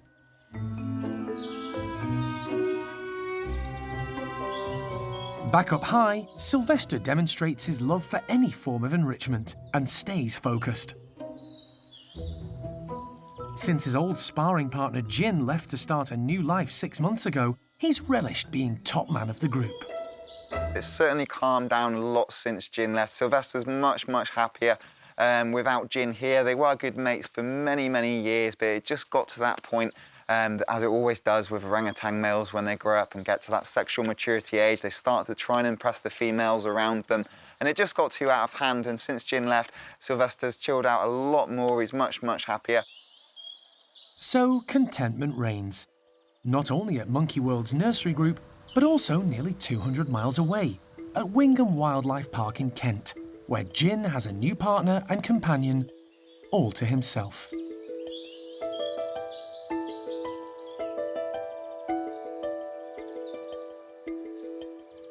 It's the first time the wildlife park has cared for orangutans, and Jin and his new partner Molly have moved into a new home, purpose-built just for them. The newly loved-up pair got on from day one. delighting their keepers. Every animal we bring into the park takes a while to settle down, and we always say at least 2 months to settle the animal down, but with Jin and Molly, they just seem to just fall in together. It was just really, really quick. We was really so pleased, everything just happened so well. At 8 years old, Molly is younger than Jin by 2 years, but he's clearly smitten. Jin and Molly, right from the start, they really hit it off. Jin is definitely Molly's shadow. If you're looking for Jin, just find Molly and he'll be right by there. And he'll do anything for her. If she's outside and she wants some food, he just knows and he goes indoors, he'll bring it out for her. Blankets, whatever she needs, she gets from Jin. He's really gentle, and Molly, I think she saw an opportunity to have someone to have under her thumb. But he's certainly, he's probably the most gentle primate we've got in the whole park. He really is absolutely lovely. I think it's been the perfect pairing, it really has. The move from their previous homes was necessary for both orangutans, for similar reasons. In the wild, orangutans are semi-solitary and don't live in social groups like some other primate species. It means captive orangutans often need to be found new homes as they mature. But now Jin has his own household, and a female he adores. He was fun when he come, and he still is fun now, but he's in love. And he's like a teenager boy that he's found his first girlfriend, and no one else matters but Molly in his eyes. And you can see he cuddles her all the time, they sleep together all the time, they're just inseparable. Every time she moves, he moves, he follows her around. It's really hard when you say an animal's in love, but they are actually in love, they just don't leave each other alone.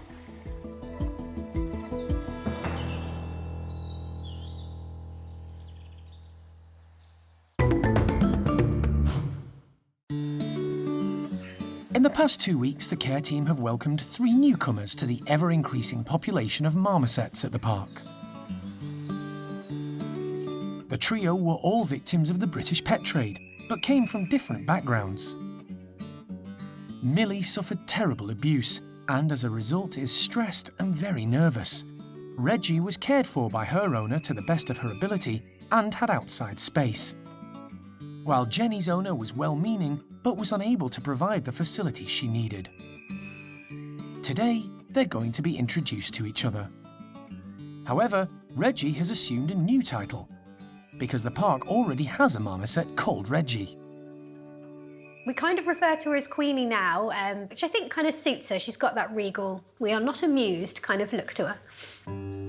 The introductions were put on hold because Jenny had a very large lump in her mouth which needed examining.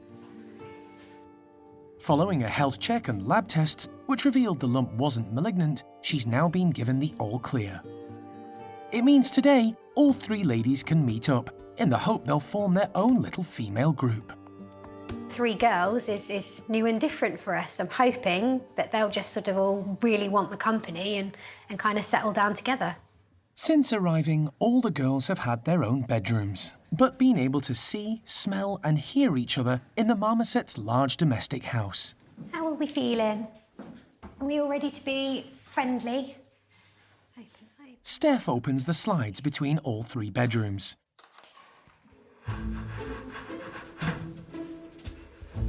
They might be small, but marmosets can still be aggressive and inflict some serious wounds if things go wrong. Who's that, Jenny? Jenny is the bravest and most inquisitive of the trio, moving through the rooms, scent marking as she goes. Her confidence stems from having lived with another marmoset in her previous home, although her mate died a while ago. The other 2 haven't actually left their own rooms yet, but she seems quite relaxed and chilled, whereas Millie's just frozen in position at the moment. Millie is extremely nervous, not surprising given her traumatic background. She hasn't lived with other marmosets and was mistreated by people, so the team have worked hard to build a rapport with her in a very short space of time. At first, Queenie is also nervous. She's lived on her own since being taken from her mum for the British pet trade. She makes little calls, then overcomes her fear, moving into the same room as Jenny. They're both sort of interested, but they're both playing it a bit coy. They're kind of moving past each other, but not sort of reacting. Perhaps sensing the caution and lack of aggression, Millie also starts to explore the other bedrooms. It's nice and calm, touch wood. There's been no negatives. Millie even braves close proximity to her other housemates. It's a huge step forward. Millie's starting to get a bit more confident now. She's moving around the rooms, so they're sort of passing each other more frequently. So we'll just keep an eye. If we can get them together for the whole day, and then maybe everybody separate overnight and then go again tomorrow, great. So yeah, we'll just take it at their pace, really. Steph will monitor the trio for the rest of the day.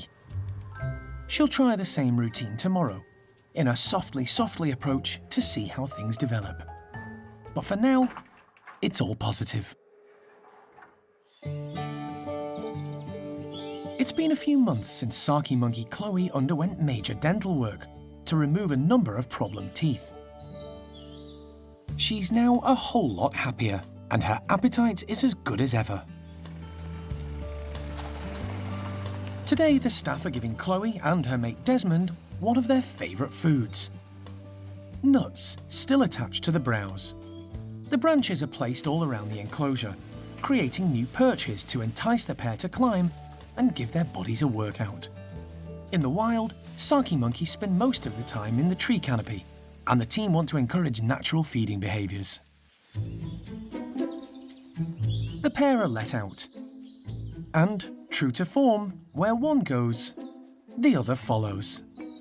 Chloe and Desmond are absolutely devoted. It's a remarkable relationship, considering the two have been together for less than 2 years. Their bond is incredibly tight. They regularly greet each other with little nose rubs and continuously follow each other around.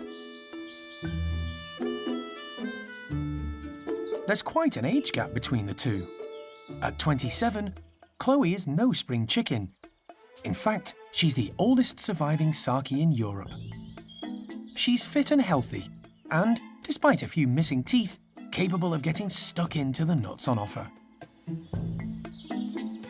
Desmond is approximately half Chloe's age, and a bit more cautious than his mate.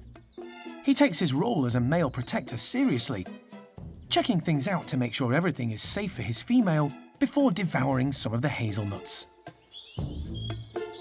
The pair used to live with the neighbouring squirrel monkeys. But some of the youngsters in that group proved too boisterous for Desmond and Chloe, and the team decided to give them their own space. Recently, however, they've been joined in their enclosure by a common marmoset called Loki. Rescued from the pet trade, he struggled to come to terms with adapting to life with other marmosets. Loki had never lived with others of his own kind, and his social skills are non-existent. He just can't make friends with other marmosets. Now he's joined the Saki monkeys, and while they're not best buddies, Loki now has companions to enrich his life, even if they don't constantly interact. With the heavier Saki monkeys content to stick to the enclosure's lower branches, and the more nimble Loki able to scamper around the higher canopy, it seems to work. But then, very little could come between these two loved-up Sakis.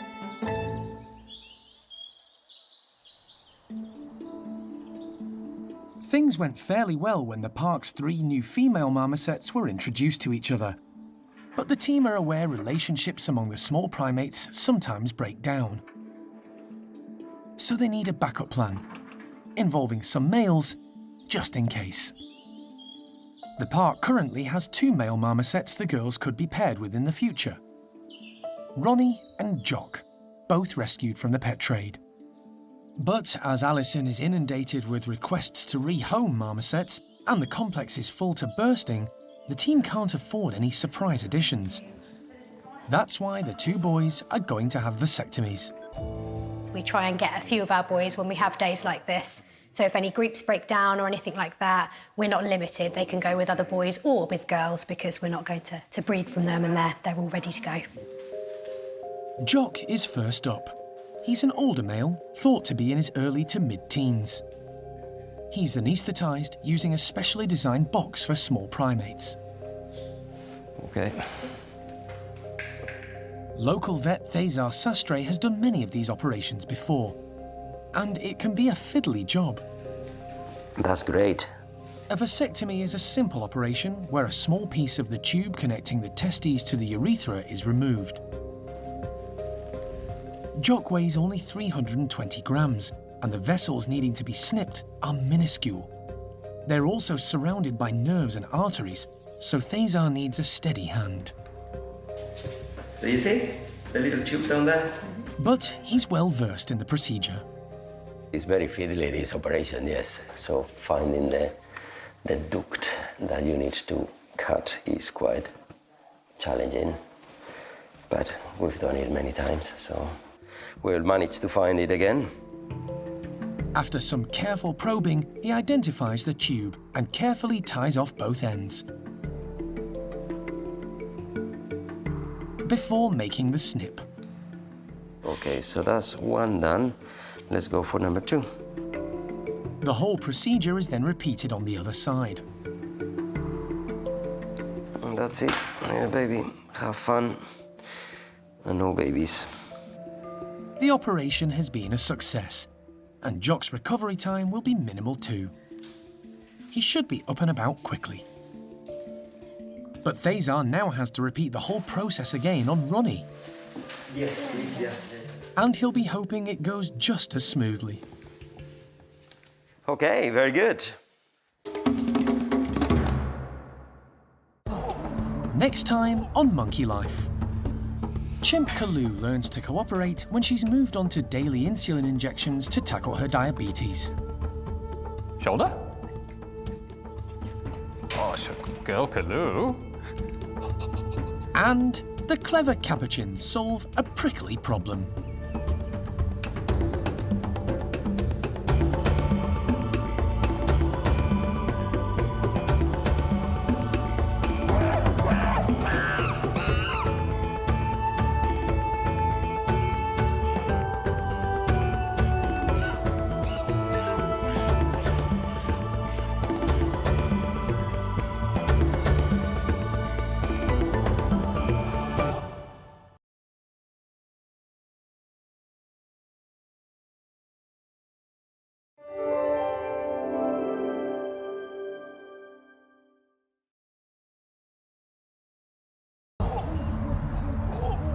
Today on Monkey Life, Chimp Kalu learns to cooperate when she's moved on to daily insulin injections to tackle her diabetes.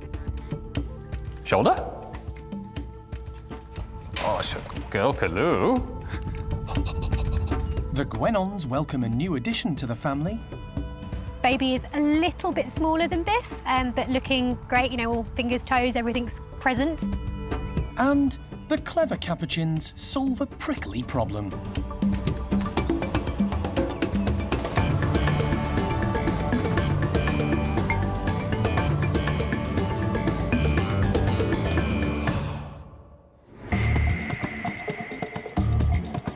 Monkey World in Dorset, buried deep in the English countryside, is the largest sanctuary of its kind on the planet.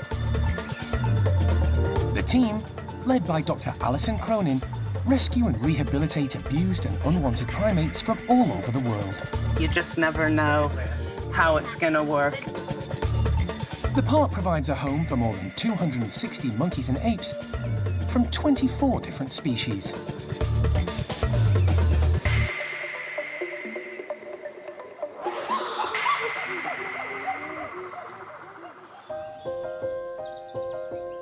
It's been 5 months since Chimp Kalu arrived at the park.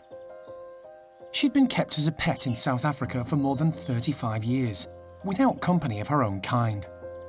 But despite this, the elderly female is settling in well with Bryan's group. Introductions so far have gone fairly smoothly, and Kalu is now enjoying the outside enclosure. But her health is giving cause for concern. Kalu's an older animal and she obviously lived on her own for a long time, so it's quite difficult to separate whether it's just behaviourally that she's an older chimp that's stuck in her ways and this is all new to her, or whether actually she's just not feeling very well. And so I think we have to rule out the latter and make sure she's as healthy as she can be so that she can cope with introductions, which for any animal is a stressful time. Blood tests taken in South Africa and a later health check at the park showed Kalu has type 2 diabetes. As a result, she was put on oral medication to reduce the amount of sugar she releases and absorbs, and her diet is carefully managed. But she hasn't improved as much as the team would have liked. Oh, Kalu! Hey, beautiful. Hi. Oh, this is good. They've now taken the big decision to move Kalu onto daily injectable insulin. Shoulder? Oh, it's a good girl, Kalu. But the change in treatment creates a whole host of different issues for the primate care team and Kalu to overcome. Good girl. Well done, Kalu. Yeah, I mean, it's a big decision to put an animal on insulin because you're making a commitment that you can get that animal over to you firstly on a daily basis in a reliable way and at the same time each day to provide them with that medication. And it's quite an advanced behaviour and one that has to be reinforced at quite a high level to make sure that you don't lose that behaviour. So it was a big decision.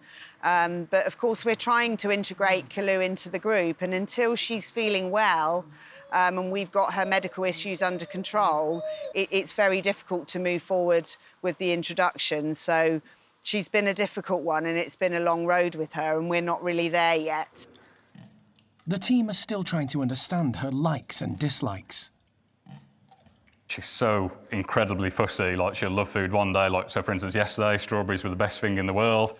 Today, they weren't worth getting out of bed for. So it's just a constant battle with you because you change your mind every day on what foods you like. Yeah.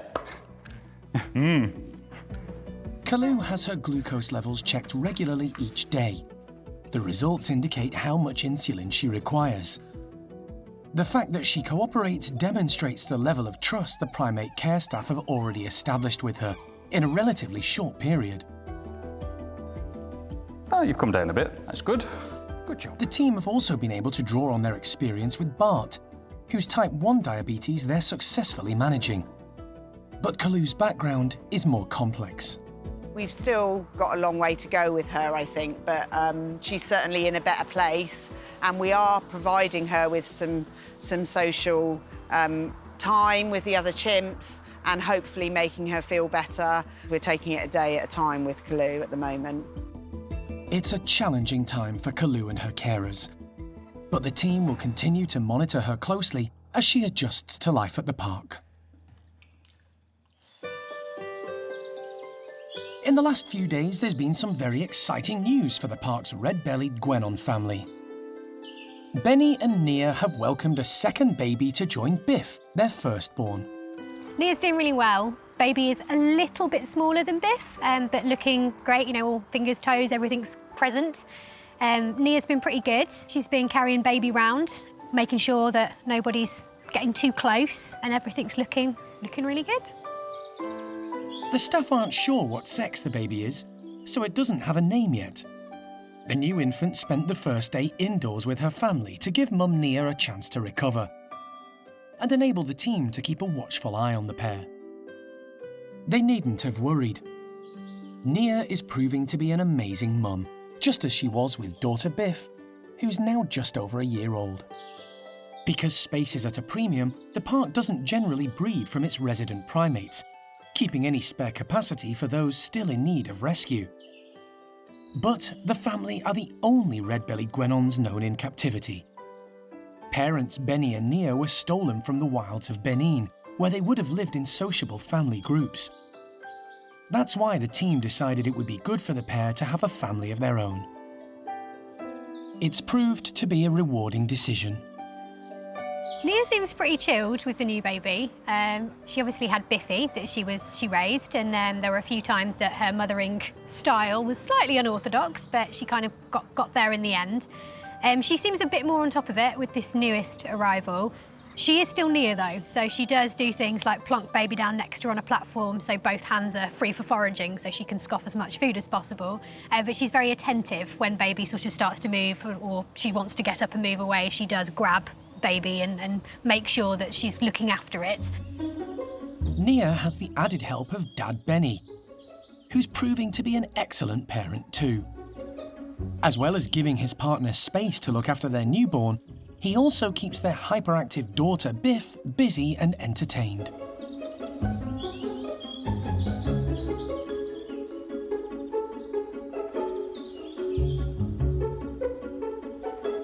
The guenons have 2 additional housemates in their enclosure, Patas monkey Mitza and the park's oldest ring-tailed lemur, George. Mitza seems keen to get a look at the new addition to her home. She's a very observant monkey and extremely patient, even when little Biff is teasing her. She can be very tolerant. The new infant is proving an interesting distraction. Mitza's not quite brave enough to go close, but Nia's very chilled out about it. She's certainly not chasing Mitza off, and she seems pretty relaxed. You know, she knows Mitza and George are no threat. George, who knows if he's even noticed there's another guenon there. The only person that Nia's really told off is us occasionally. If we come over to see what the baby's doing, she does sort of jump over just to make sure we're not trying anything. But everything seems really chilled there. Guenon Nia is taking motherhood in her stride, with plenty of love to spare for both her babies.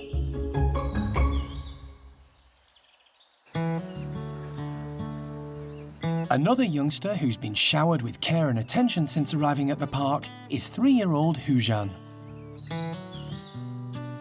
He's now a fully integrated member of Tien's group of orangutans.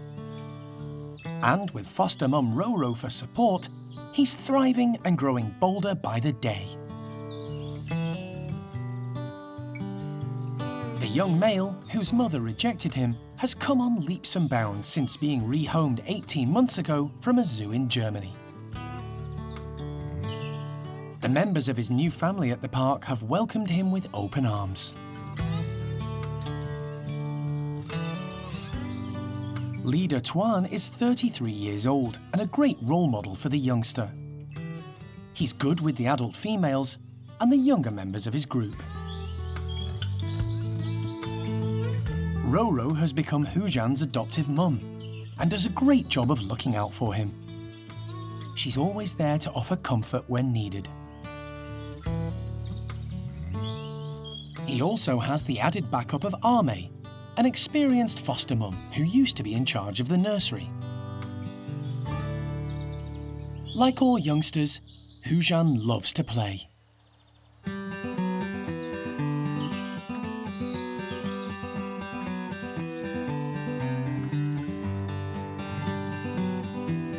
He spends most of his time outside on the climbing frame and cargo nets. He has amazing strength and agility and navigates the network of hoses and climbing poles with ease. He also has a friend and playmate in 8-year-old female Awan. She's now growing up fast.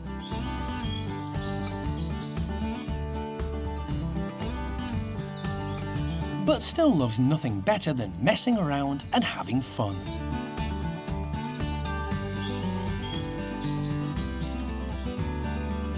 It's been a life-changing 18 months for little Hujan, but he's come through with flying colours. He's a happy and well-socialised little chap, comfortable with all his orangutan family.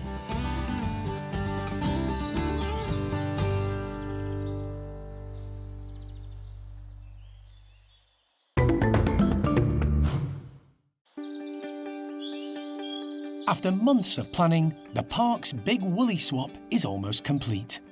The penultimate piece of the puzzle, moving 8-year-old Manny from the top woolies over to join the newly formed bachelor group, is about to take place. It's the most challenging piece of the jigsaw for the team, and a big move for feisty male Manny. He's lived in the same group since the day he was born, But now he's reached maturity, competition with his dad, Levar, means he has to move on. He's a very serious monkey, so the other 3 boys in that bachelor group are fairly silly and a bit playful. Once they're relaxed, we know that they'll all get along. We're not sure how Manny's going to take kind of coming into that group with 2 new males that he doesn't know. We're just going to have to sort of keep a close eye between him and Paolo, because he might see him as his immediate sort of threat. But because, again, Paolo is not a challenging male, we're hoping that Manny will just kind of move in nice and smoothly, and then all just get along. Manny has been put into a travel box to be transported to his new home. At the bachelor group, he'll join 3 other males.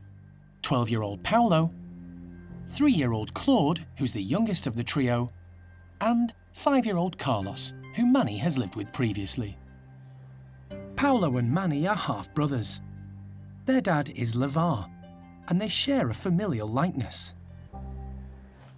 But they're very different characters, and the care team will need to monitor their meeting closely. Paolo is watching as Manny arrives at the house. All 3 resident males are agitated. The many recent changes have made them wary. They'll want to size up the competition and make their mark straight away. Okay, I'm going to open.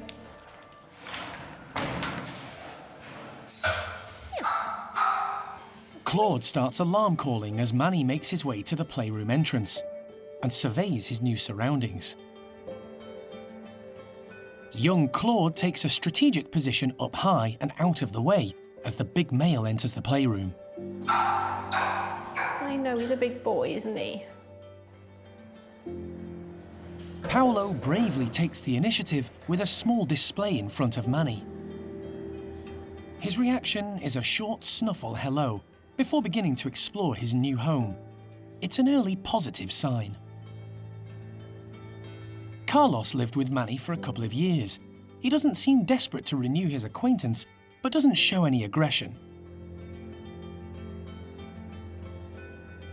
Surprisingly, it's Manny who does his best to rekindle a friendship. The gesture is accepted, although they still keep their distance. But today's introductions suggest the experimental new woolly bachelor group has every chance of success.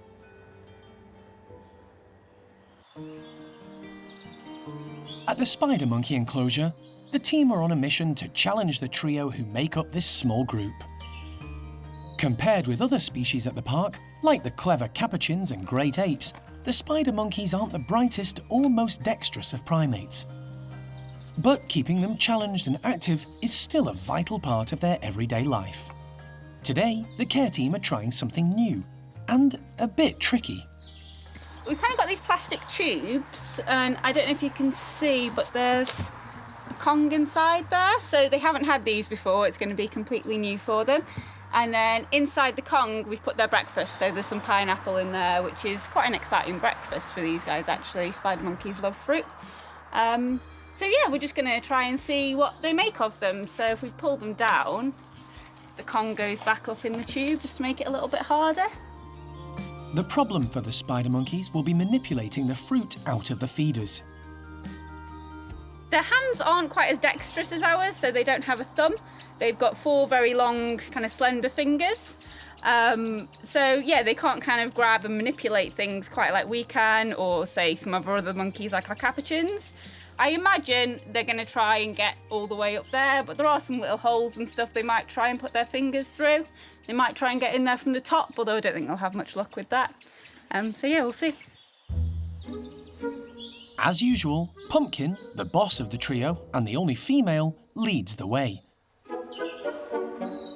She's a very food-orientated monkey and wastes no time trying to tackle this morning's puzzle. But she's already a little perplexed. She can't work out how to get inside the tube to reach the food she loves. Perhaps there's an easier option elsewhere. All 3 spider monkeys are a little bemused. They can see the fruit, they can reach in and touch it, but they're flummoxed when it comes to getting the fresh pineapple out of the tube. Pumpkin thinks she may have the answer. She uses her long prehensile tail as a fifth limb to free up both hands, so she can manipulate the feeder. But even with this useful advantage, she has no luck. Flint may have cracked it. He's gone for one of the shorter feeders, which is a bit more manageable. It takes some figuring out, but after a short while, using hands, feet and teeth, he extracts the Kong with the fruit still inside.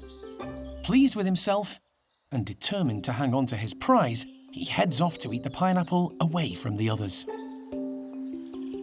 Elderly Hickory bides his time, happy to watch and learn as his other two housemates try again.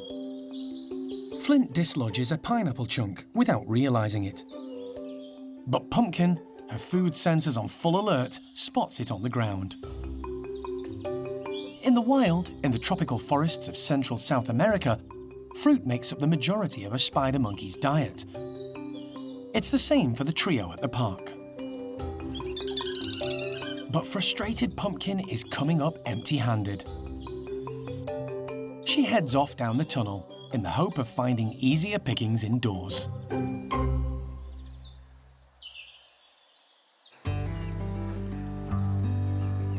There are 5 groups of capuchins at the park, and they're continually on the go. Keeping these small monkeys challenged and active is a constant battle. They're considered the most intelligent of all the New World monkeys. Today, Toby is taking advantage of some of the seasonal fruits and plants found around the park. He's giving Franco's group of 15 some juicy ripe blackberries still attached to the prickly brambles, and teasel plants with mealworms stuffed into the seed heads. He's placing them all over the capuchin enclosure in awkward and hard-to-reach places. Throughout the year, we like to vary different things we put in, and obviously throughout the seasons, we have different things available. Obviously, they have the stuff that grows naturally in their enclosure, but anything we can give them to sort of challenge them and make it more enriching for them is really good.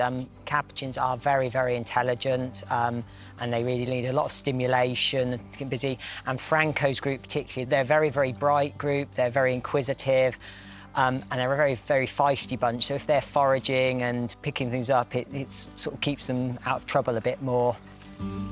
The capuchins will need to assess how best to access the treats and use their dexterity and brain power to avoid the spiky plant tops and prickly thorns.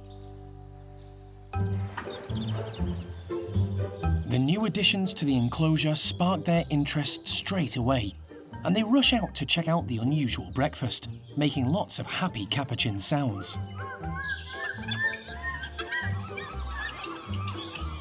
They're soon tucking in.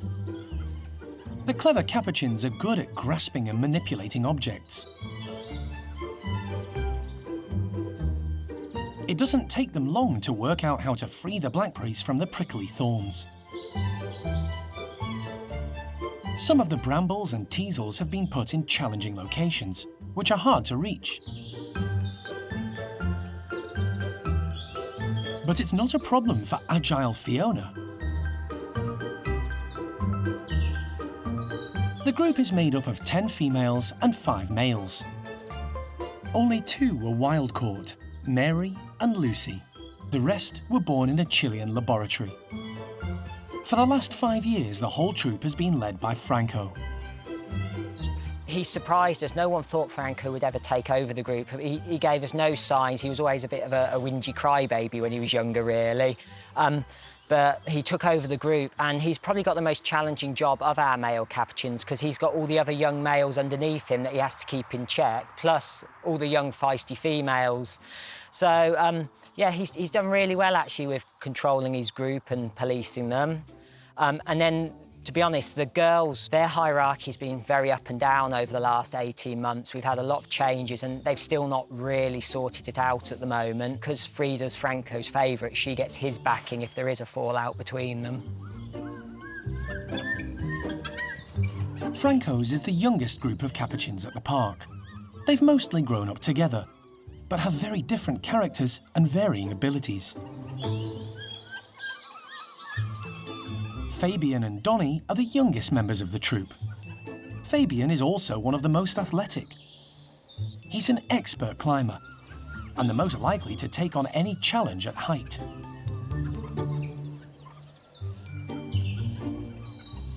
He's also extremely intelligent and good at problem solving.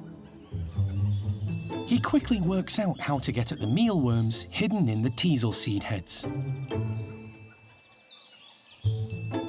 Today's enrichment has proved to be a success for the primates and the staff. It's one of the fun parts of the job is being able to challenge them because they are so intelligent. It really is fun challenging them, giving them new things and watching and seeing if they can solve it. And to be honest with the capuchins, quite often if they can't solve it, they'll just destroy it and get the food anyway. And again, that's part of the fun of working with them. It's nice to see when they really have to work for something, and it keeps us on our toes as well.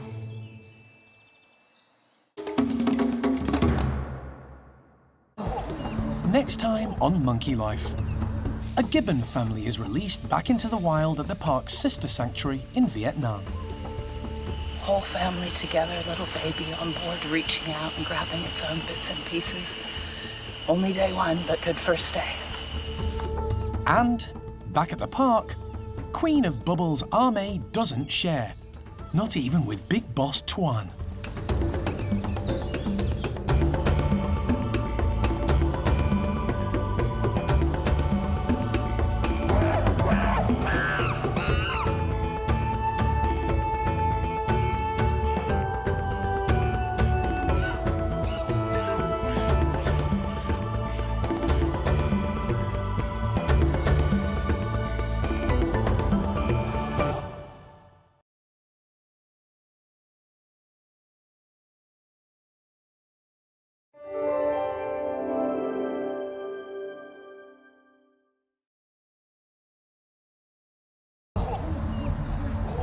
Today on Monkey Life, a gibbon family is released back into the wild at the park's sister sanctuary in Vietnam. Whole family together, little baby on board, reaching out and grabbing its own bits and pieces. Only day one, but good first day. But despite months of careful planning, in a matter of days, the team lose track of the family. From that point onwards, I think that was the last time they were seen, was when I was there. We never saw them again. And back at the park, Queen of Bubbles Arme doesn't share, even with Big Boss Tien.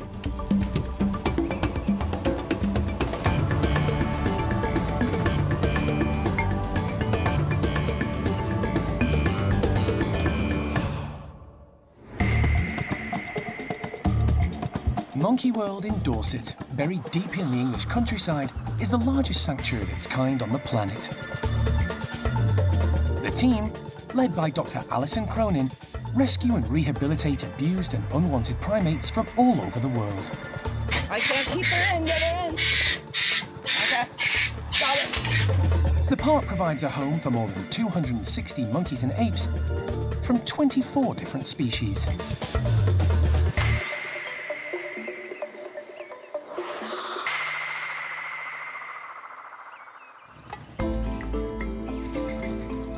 The world may be on pause, coping with the COVID-19 pandemic, but life carries on at Monkey World and its sister sanctuary in Vietnam. Dau Tien is an island reserve lying within Cat Tien National Park in the Dong Nai province, 160 miles northeast of Ho Chi Minh City. Set up 12 years ago with the full support of the Vietnamese authorities, it was the brainchild of Monkey World's director, Dr. Alison Cronin, and her late husband, Jim.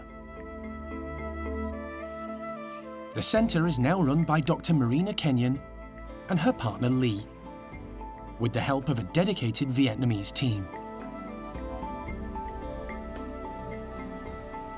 The coronavirus has just rocked the world, and it's no different even out in the middle of the forest in Cat Tien National Park. So Marina and Lee are trying to protect their primate care staff, our family on Dau Tien, both animals and, you know, all of the people who work there and look after our primates. So It's just really strange because since Tien's inception, all of those years ago, more than 10 years ago, I've always gone out there every year. It's sort of like my second home, and usually a couple of times per year. So it seems odd that right now I can't do that. Set in 56 hectares of lush native forest, the centre aims to rescue and rehabilitate endangered Vietnamese primates from Southeast Asia and ultimately release them back into the wild. The team have enjoyed huge success with pygmy lorises. 88 have made it back into the trees so far. They've had more limited success with langurs and golden-cheeked gibbons. Unable to make one of her regular visits, today Alison is catching up with Marina via a video call. Well, I wish I could come out and see you guys again, but it doesn't look like that's gonna happen until next year, I don't think. Yeah, things are changing fast out here. I think they're gonna get used to the fact they've got COVID and then maybe relax a little.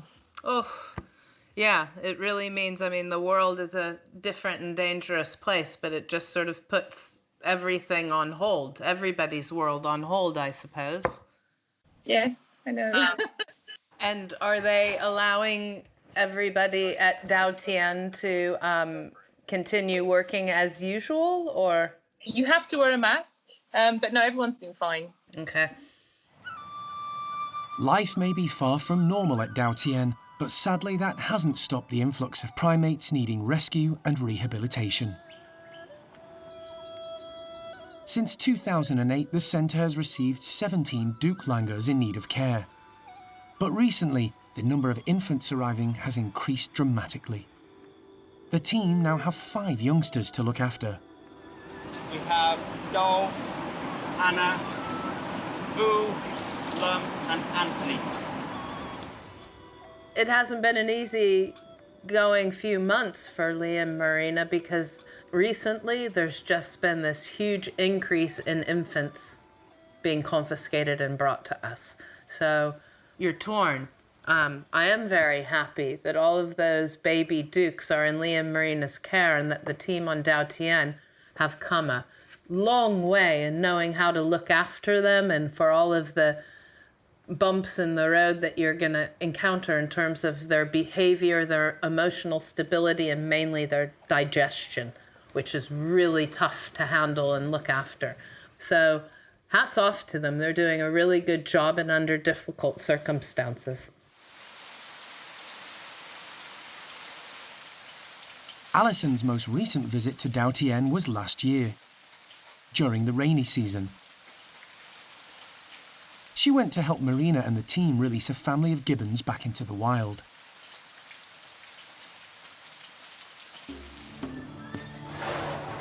They were Lim Wen, his mate Misu, and their 3 children. They were transported to a release site at La Na, part of Cat Tien National Park. The journey wasn't easy. The team had to travel over land and by boat, and then on foot through lush native forest. It wasn't the first time Lim Wen and Misu had been released. 5 years ago, the pair, then just young adults, were let out in a different part of the rainforest. Unfortunately, Misu spotted a wild male and took off after him, while Lim Wen panicked, became frightened, and headed to the ground. The pair had to be caught and taken back to Tien. 5 years on, with the family bigger, stronger, and more mature, it was time for a second attempt at release. This time to an area with no other gibbons, apart from a female called Bin, released by the team earlier in the year. The team hoped Savvy, Lim Wen and Misu's eldest son, would find her and pair bond. I've come back out to see Bin. She's about 2 kilometers away in the forest and actually doing really well. She's lost a bit of weight, but that's to be expected. And now we're bringing Lim Wen and Misu's family, there are 5 of them all together, We've gotten radio collars on 3 of them, on Limwin, Misu, and then their eldest son, Savi. And we're about to take them out into the forest to their release site, which isn't too far away from Bin. So we're hoping the eldest son, Savi, communicates with Bin and that they might actually pair up in the end. So it's a really exciting time, getting goosebumps, because this is like a big, vulnerable family group that we're now taking out into this new area to repopulate with gibbons. So fingers crossed everything goes okay. They've made it this far so far. It was a 4-kilometre trek through thick forest to the release site, carrying heavy cages along a saturated track. The going was tough, but eventually the team arrived at their destination, an area of forest perfect for a gibbon release, with tall fruiting trees and dense canopy.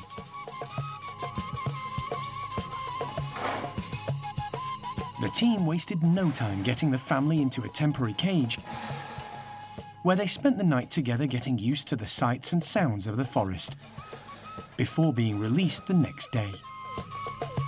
We've just got them here now, and all's really calm. They're just hungry, and the 2 adults are just spending their time looking into the trees, saying, "And yes, can we go now?" So it's all looking really good. But Limwin in particular is pumped up. He's an adult male now, ready to go. Early the following morning, the family were quietly released, and later, Alison, Marina and the team went back to the site to check on them. We've managed to find Limwin and Misu and their family. They're not far from the release site, but we've got fruit up in a supply basket for them. Not interested. We've tracked them down. Not sure even how many meters away from the release site, but to a wild fruit tree. They're eating leaves, eating fruit. Whole family together, little baby on board, reaching out and grabbing its own bits and pieces. This is the start of repopulating this whole area. It's just fantastic. So, only day 1, but good first day. 48 hours later, Alison headed home. But in the days that followed, concern grew. They looked rock solid, so I left Vietnam at that point in time feeling very confident that Limwin, Misu and their family were strong, and that they were in the vicinity of Bin, who was also still doing really well. And then from that point onwards, I think that was the last time they were seen, was when I was there. We never saw them again. The situation went from bad to worse when, a few weeks later, female Bin had to be recaptured. She had approached local fruit farmers, leaving the safety of the tree canopy for the ground, possibly looking for food. This made her a target for poachers. It was a big blow for the team. Since then, Marina has spent countless days in the forest, searching in vain for a sighting of the gibbon family. Although unable to track them down, she recently heard gibbons calling. You're thinking that Limwin might still be out there? I think Limwin's still out there. Mr. Bin thinks Miss Limwin is still out there. Whether with full family, we don't know. When we were searching, I was always drawn to this one plot of forest, which was beautiful, where I could smell gibbon feces.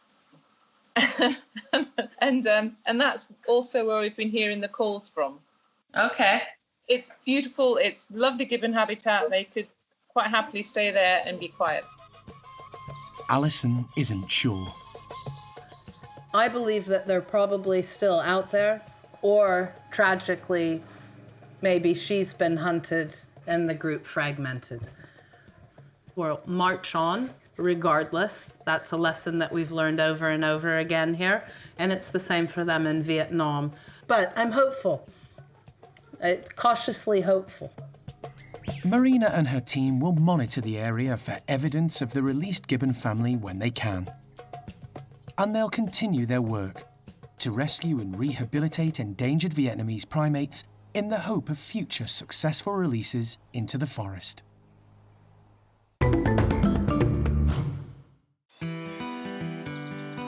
It's the start of what promises to be a very hot day at the park. With temperatures set to soar, the primate care staff are aware how important it is to keep their charges cool and hydrated. At Tuan's orangutan enclosure, Jarno and James are taking the opportunity to put out breakfast before the sun gets too high in the sky. They want to make the group of 5 work for their meal while temperatures are cooler. And there's a fun treat in store too. Straight away, when they come out, we're gonna make them working hard to get their breakfast, so they have to climbing around. And then, after they've been working really, really hard, we literally provide some lots of buckets, fill up with lots of bubbles as well, so they can chill out playing with bubbles. So that is, I think, sort of good deal. So work hard and then chilling out with bubbles, so perfect for them. Breakfast is being served high up on the climbing frame and in puzzle feeders all over the enclosure. Look at that. If they don't climb up, get high, all the time, of course, they're just getting lazy and their muscles starting getting weak and they just eat too much and they're just getting so fat. So yeah, what we try to do is try to get them as high as possible pretty much every day. The enrichment will give the group a full-on early morning workout. Atwan is first out of the blocks, sprinting across to the climbing frame. She ignores the bubbles in the tub for now, opting instead for some nice cool yogurt that's been smeared over the hosing. Roro, with Hujan glued to her back, checks out a bucket of bubbles on the ground, with the youngster paying careful attention. He's always learning from the adults, but today, Roro decides it's far too hot to be carrying him around and tries to offload her passenger. Eventually, Hujan gets the message. He's confident enough and more than capable of heading off and finding his own breakfast. Free from the burden of carrying her surrogate son, Roro heads up to join Awan, where there's a whole lot of fresh browse to enjoy. The enrichment is having a positive effect on everyone. Normally sedate leader Tuan is off the ground, but he can't seem to make his mind up what to try next. While most of the group tuck into breakfast, Ame has her eyes firmly fixed on the bubbles. Ame is the queen of the bubbles. That's why we provide as many as top truck possible. Once we only did once top truck. Literally, Ame not letting somebody else to play with it. She loves bubbles. She even dunked her face inside the top truck as well. But she's not the only one. Awan's enjoying a good wash. Bubble Queen Ame doesn't share. No one's getting their hands on her tub, not even dominant male Tuan. As for Hujan, he's making the most of being independent. For such a small chap, he's a brilliant climber. But gathering in the food once you've reached it isn't so easy when you're small. And other more mature and experienced orangutans know climbing isn't always necessary, if less skilled housemates are kind enough to drop it down from up high. And when it's such a hot day, what better way to cool down than a quick dip in the bubbles?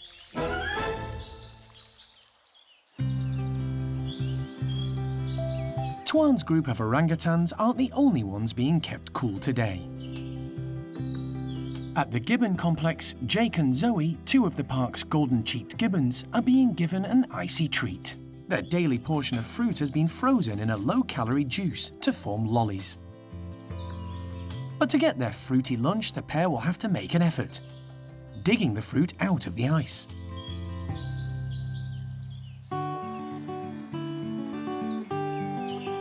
They don't waste any time and attack the ice lollies with relish.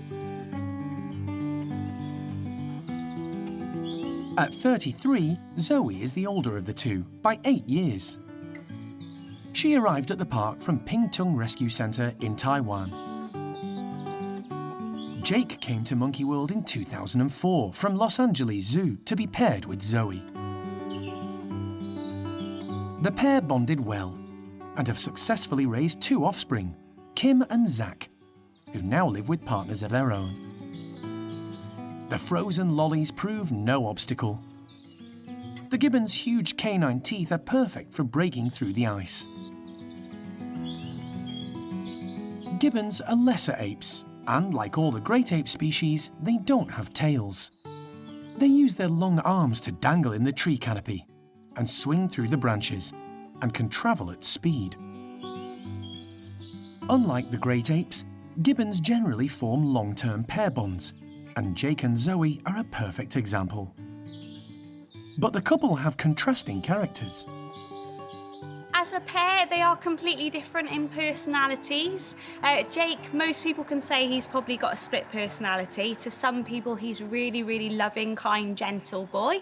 Whereas to others, he always likes to crash around the enclosure, show how masculine he is. Whereas Zoe, she's completely different.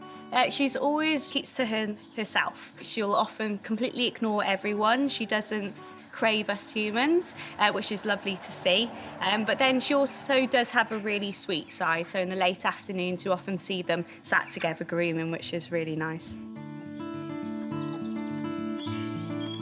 They're a happy and contented pair, and testament to the work and dedication of the care team who look after this endangered species.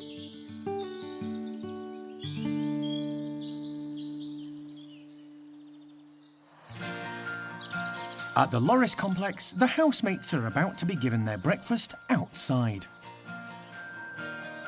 The new enclosure has been specially designed for these nocturnal primates.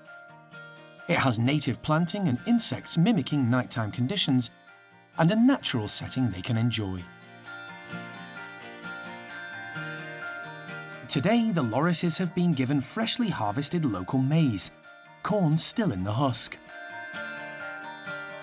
They're not particularly tough, you know, it is got quite a tough outside, but Loris aren't like some of the larger, more evolved apes that could work it out and work out how to peel it like you might see the chimps or even the capuchins doing.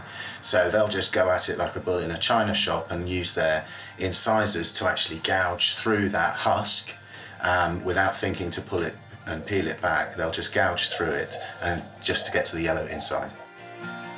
One Loris who loves his new enclosure, particularly when food is involved, is Axel.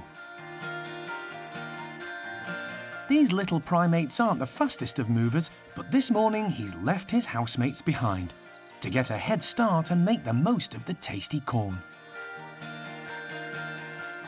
He's barreled out into his outside enclosure after smelling the corn and has attacked it pretty much and ripped it to shreds with his really strong teeth, which is excellent because in the wild Loris gouge tree bark to get at the sap and the exudates that come from the trees, and in captivity that's quite hard to replicate.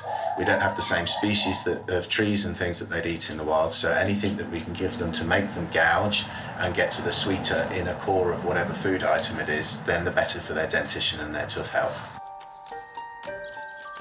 Lorises are incredibly flexible, using their vice-like grip on branches to hang and twist to reach food, before engaging their sharp teeth. Axel is in his element. The problem for the team is he likes his food in the enclosure so much that when it's time for bed, he doesn't want to leave. But Nick has come up with a solution. We have been doing recall training with the Loris, so when we do operant conditioning, if we give them a food item such as nectar or gum through a syringe, that we ring up a small little set of jingle bells at the same time so that when they hear those bells, they know to come through the tunnel or into another room, expecting the food item that they favour. Axel Rose. But getting him back inside with the whole corn on the cob out there might prove to be a bit more tricky. But we'll see how we go, and there's no problem with him hanging around outside on a nice day like today. But Axel demonstrates even a Bengal slow Loris can speed up when there's a treat to be had.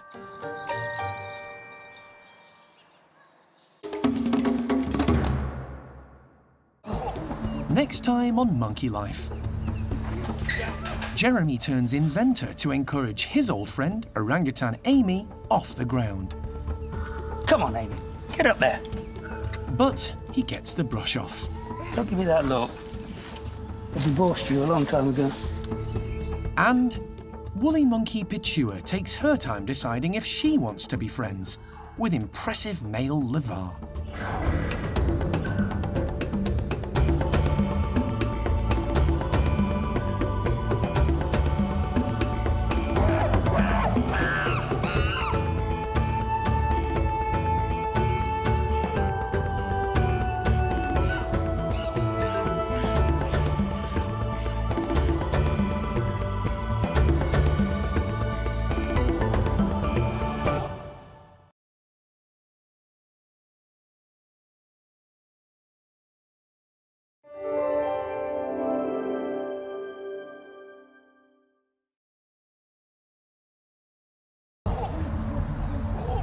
Today on Monkey Life, Marmoset Queenie gets a visit from an old friend. Beautiful girl. And is happy to say hello. It's amazing, absolutely amazing. She looks so content and happy. Jeremy turns inventor to encourage his old friend, orangutan Amy, off the ground. Come on, Amy, get up there.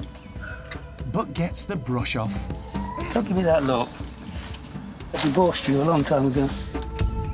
And woolly monkey Pichihua takes her time deciding if she wants to be friends with impressive male Levar.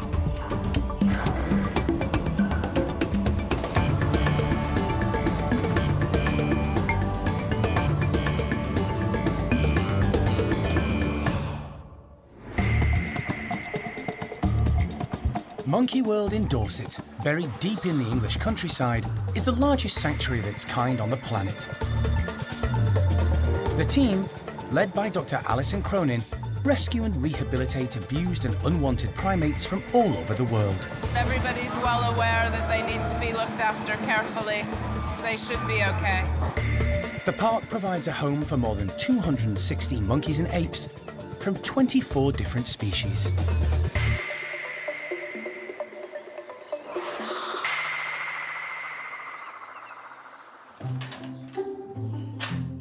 Over the past 7 months, the primate care team have undertaken a complicated and complex shake-up of the woolly monkey groups, due in part to the number of male woolies at the park.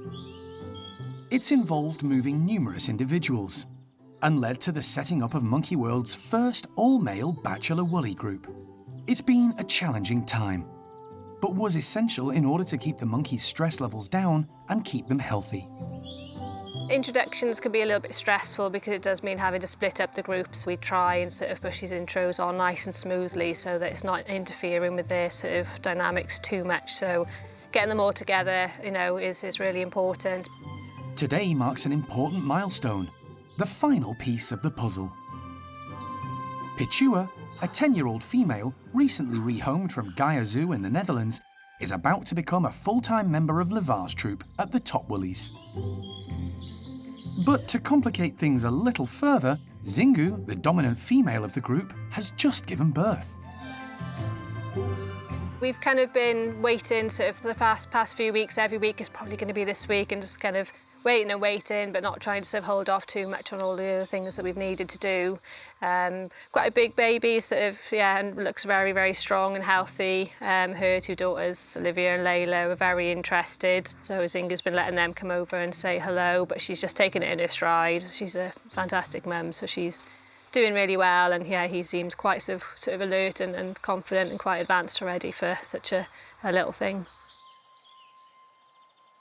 It's not just the newborn infant and Pichihua who are going to have to get used to new surroundings. Completing the picture, female Ayla is going to be let outside for the first time with Enzo's group at the Pond Woolies. Good girl. It's going to be a busy morning for the team. Starting with Pichihua, who's in a travel box on her way to Levar's house. Good girl. Once inside, she'll be given a bit of time to get used to her new surroundings before being introduced to the big man himself. It's going to be a much more natural kind of home environment for her, a nice strong social structure, really nice group of monkeys, so yeah, we're really excited to just kind of see how the introductions go, and yeah, we've got a lot of optimism in how she's going to settle in with this group. With Pichihua in place, some of the team head over to the pond woolies to open the slides to their outdoor enclosure. They're hoping Ayla will follow the group through the long tunnel connecting the house to their magnificent tree-filled space. New boss Enzo leads the way. Making up the group are Pichihua and her 2 daughters, Oriana, and the youngest member, Nia. They're an incredibly close-knit family who have a very strong relationship with Enzo. Time will tell if Ayla can fit in and develop the same affinity. The group make contact calls to encourage her. And after a few minutes, Ayla makes the journey across to the large outdoor enclosure. She was really brave. She was quite excited, I think, just this big open space. She went straight up onto the high beams, exploring through the trees. Quite impressive for her first day. She was quite bold, and she seems to be really enjoying that space and being a woolly monkey, really enjoying those higher up areas. So yeah, I think it's been a really successful first day. While Ayla settles in and gets to know her new home, back at the top woolies, Pichihua is about to come face to face with the new man in her life. Kind and gentle giant, Levar. They're meeting in one of the bedrooms, and Levar greets his new lady with an impressive display.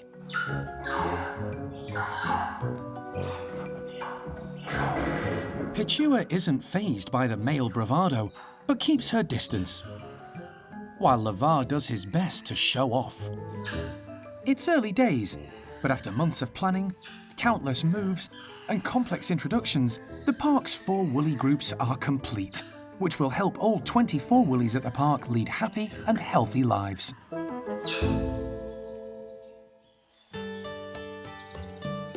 It's not just the woolly monkey residents whose lives and circumstances have changed recently. It's been 8 months since common marmoset Queenie left her life as a pet trade animal to live with others of her own kind at the park. The care team introduced her to a number of other marmosets, both male and female, with varying results. But now they think they've found the perfect combination. Queenie's now really settled. She's living in the squirrel monkey house, not with the squirrel monkeys. She's actually living with a male marmoset called Mickey, and they're getting on really, really well. She actually seems a little bit dominant over him, which is nice, but they groom, they interact, they bed down together, so they're getting on really well, and it's really nice to see. Today, Queenie is having visitors. Her previous owners, who asked Alison to rehome her, have arrived and are keen to see how well she's settled in. Jill and her husband Chris did everything possible to cater for her needs. But they realised that what Queenie needed most was companionship of her own kind.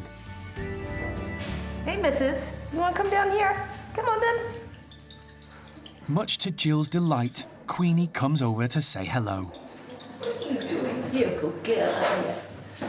Hey, my little baby.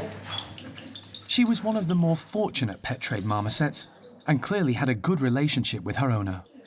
I mean, these masks don't help. Obviously, she can't see your face, but she just knew straight away. Clearly, you guys cared about her. Oh, yeah, there was no doubt that she was going to remember you. Yeah. But after a short time, Queenie returns to her mate Mickey. They've obviously developed a strong bond in a short time, and she's enjoying his company. It's amazing, absolutely amazing. She looks so content and happy. I know I made the right decision. I mean, much as we did its best for her, I knew she was lonely. I knew she needed a companion. And now she got one. It's a sentiment echoed by the care team. We obviously want them to see their animal doing well, and they are always doing well when they come to see them. But obviously the owner wants some recognition. They want the marmoset to recognise them, and most of the time that does happen, but not always. kind of sad for the owner, but it's what we want. These are monkeys and they're supposed to be with monkeys. So, and if they're not reacting to their own, it means they're happy and they're settled here. And that's what we really want to see. So it was nice for Queenie's owner to see her and interact with her, but it might not be the same next time. And that's to be expected, and that's okay. Queenie is thriving and content with her new life. And Jill is delighted the marmoset has found a companion to share it with. She said hello, and she's gone back to what her life is now. And that makes me feel great. Really great.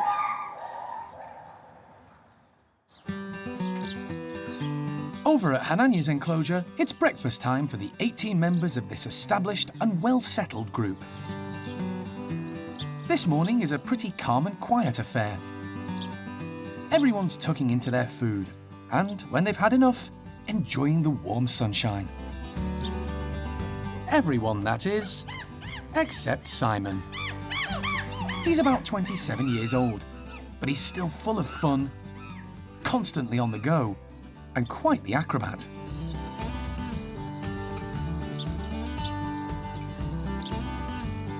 Simon may be young at heart, but he's also a very astute and clever chimp. He knows exactly how the politics of chimp society work, and he's the perfect foil for Hananya, operating as his second-in-command. Those two boys do kind of keep things ticking along and keep everyone happy. I think if it wasn't for the size difference and generally the females just fancy Hananya a whole lot more than him, then he would probably, I think he'd be an absolutely amazing dominant male.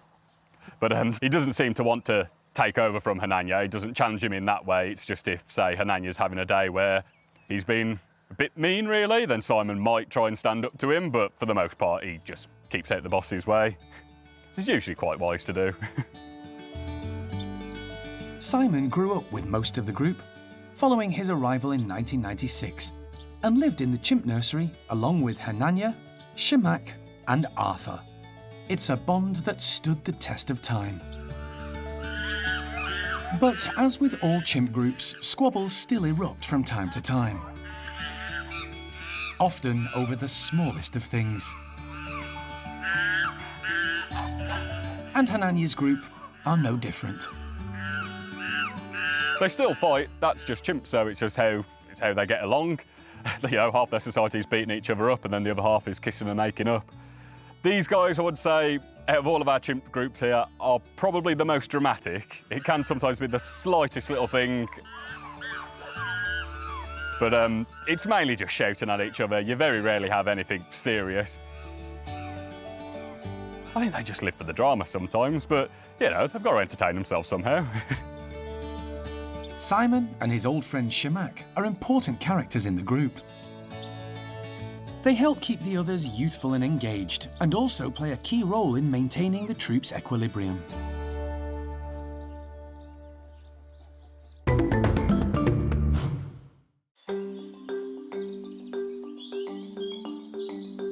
The park covers an area of more than 65 acres, giving the care team access to plenty of natural habitat, including trees, plants and shrubs for the benefit of the primates. In the wild, the majority of the monkeys and apes spend most of their time living in the trees. Unfortunately, at the park, the chimpanzees and orangutans made short work of the living trees in their enclosures. They had to be replaced with sturdy climbing frames and hoses. But many of the smaller primates are less destructive and enjoy the benefits of living in naturally planted enclosures. The habitat also provides shelter for all sorts of bugs and insects, perfect for squirrel monkeys, who love to hunt. This is a really nice open-topped enclosure for the squirrel monkeys to live in, and we have tried to put certain things in there because of the species that they are. So in this enclosure, we've made sure we've put a lot of plants that will attract native and wild insects. So as well as we feed them insects that we buy in, we also have provided them with this kind of environment so that they can catch their own wild insects, and also it's really good enrichment. It's probably better enrichment than we can ever really provide for them. It's a lot more natural for them to do, and it's a natural instinct that they can carry out. There are 5 squirrel monkeys in the group, 3 common and 2 black-capped.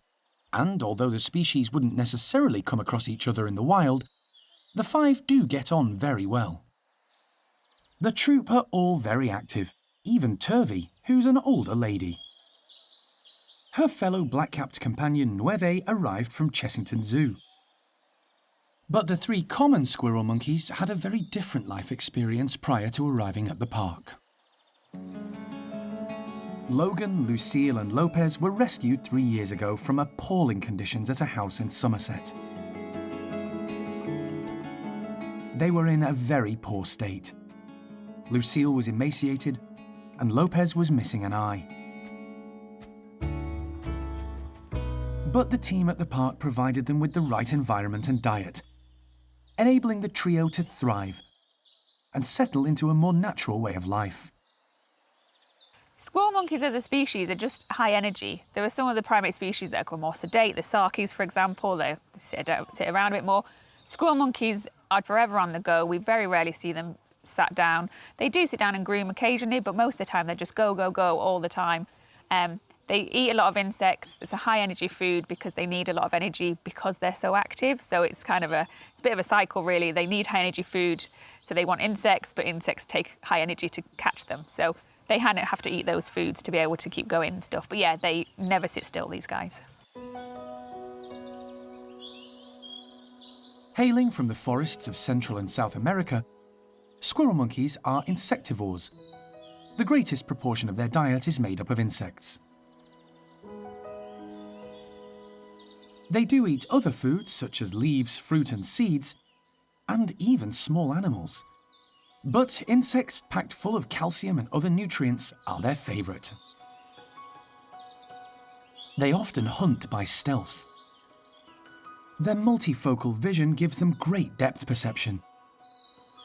Coupled with expert hand-eye coordination, it enables them to easily catch their prey using just their fingers. Unlike many New World primates, such as the woolly monkeys and spider monkeys, they don't have a prehensile tail. Instead, they use theirs for balance. They have incredible core strength, which allows them to reach out even when perched on the flimsiest of branches. The squirrel monkey enclosure is an ideal habitat. Its size and natural planting provides its residents with plenty of opportunity to hunt, encouraging them to exhibit natural behaviours. It's all part of the park's goal to rehabilitate so many of those in need.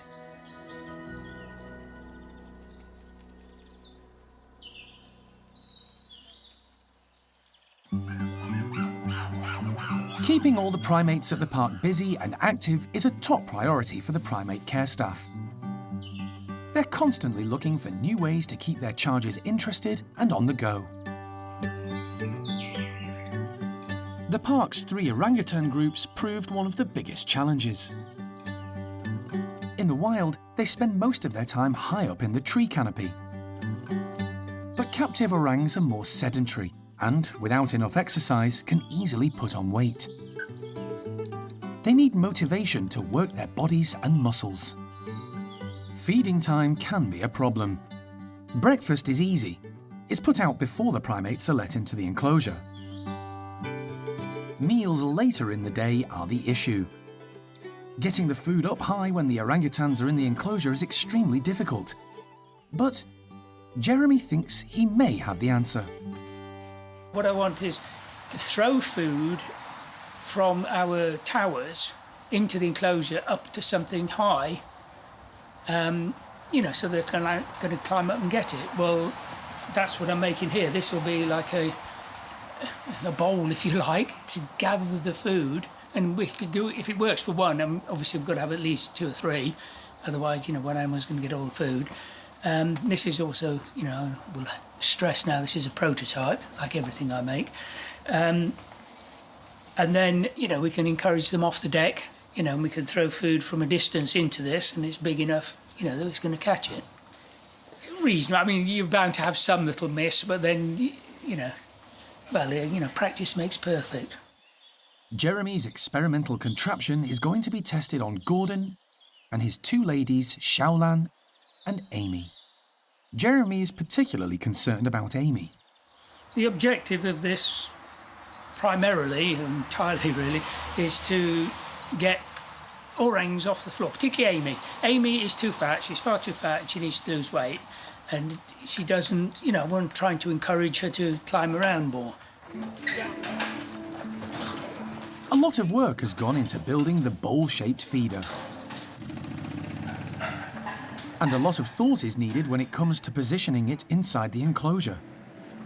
I reckon you've got a good shot of getting it in there, but if you did it down here where you can definitely get it in, it's almost pointless. It has to be high enough to encourage the orangutans to climb, section from the top. Yeah. We're going to use that to hang the basket. far enough away from the poles so they work to reach it, and secure enough to cope with the potential combined weight of 3 adults. Plus, it needs to be near enough for staff to throw the food in. At the moment, because this is what we got, I'd rather have that. So let's go for there. You've got half a chance of getting it in there, even if you lower it another 5 foot or something. It's a full-on team effort finding the best position. Then, with everything set, time for Jeremy's prototype to undergo its first major test. Xiaolan leads the way and immediately spots there's something new, making straight for it. Gordon and Amy are a bit more cautious, hanging back at first. It's not just the basket that's concerning them. All the hosing in the enclosure has been replaced too. Xiaolan reaches the new feeder and tucks in. Gordon decides if she can do it, so can he. Weighing in at close to 100 kilograms, he's the largest primate at the park. But that doesn't stop him moving nimbly and quickly along the apparatus to take a look. However, the big test is whether Amy will rise to the challenge. No such luck. Glued to the ground, she picks at some fallen scraps. Gordon and Xiaolan's been up there, and of course, the one person who's fat backside we want up there is sat on the ground waiting for the fallout, I think. She obviously knows that I'm a dreadful thrower, and the chances of me getting stuff in that is pretty remote. Come on, Amy, get up there. There's no way. Don't give me that look. I divorced you a long time ago.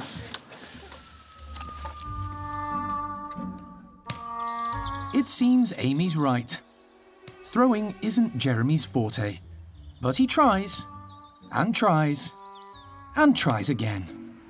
You know, I'm getting a bit old for all this throwing stuff about, so it would have been nice if it's closer, but that would have meant putting a whole load more climbing apparatus in, which maybe in the future we can do. But just to capitalise on this window, because they were in there anyway, let's get it in. Jeremy's aim improves, and when food does land in the basket, Gordon and Xiaolan are enthusiastic, immediately off the ground and climbing. But Amy's not for moving. A stubborn and focused female, if she doesn't want to do something, she won't. The whole thing was to get Amy more active and climbing and doing stuff. And so far her feet haven't left the floor. Whereas, as you can see, Xiaolan was the first up there. Mind you, she didn't come out first, and then Gordon was 2 seconds behind her. But that is typical of Amy. Amy will give things a total looking at for quite a long time before she commits herself to it. So, I know her, so I'm not surprised. So, but I bet you she'll be up there. You know, temptation will get the better of her at some point. But not just yet. However, it's a work in progress. And despite needing a few tweaks here and there, Jeremy's prototype feeder has been a success and is here to stay.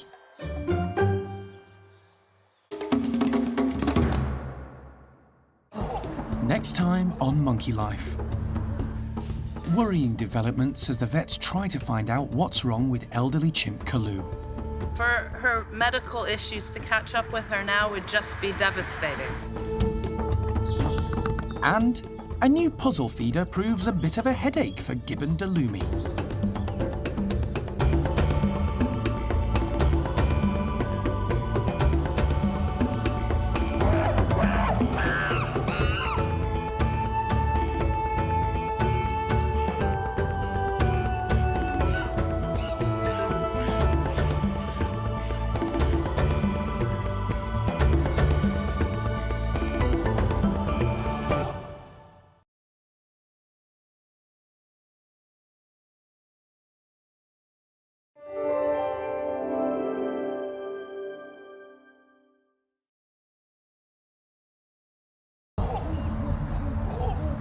Today on Monkey Life, worrying developments as the vets try to find out what's wrong with elderly chimp Kalu. For her medical issues to catch up with her now would just be devastating. The end of The Odd Couple. Patas Monkey Meetsa mourns the loss of long-term companion George the lemur. We're just making sure that we keep a really close eye on her, making sure we give her extra things to do, just so again she's not just focusing on the fact that George isn't here. And a new puzzle feeder proves a bit of a headache for Gibbon Delumi.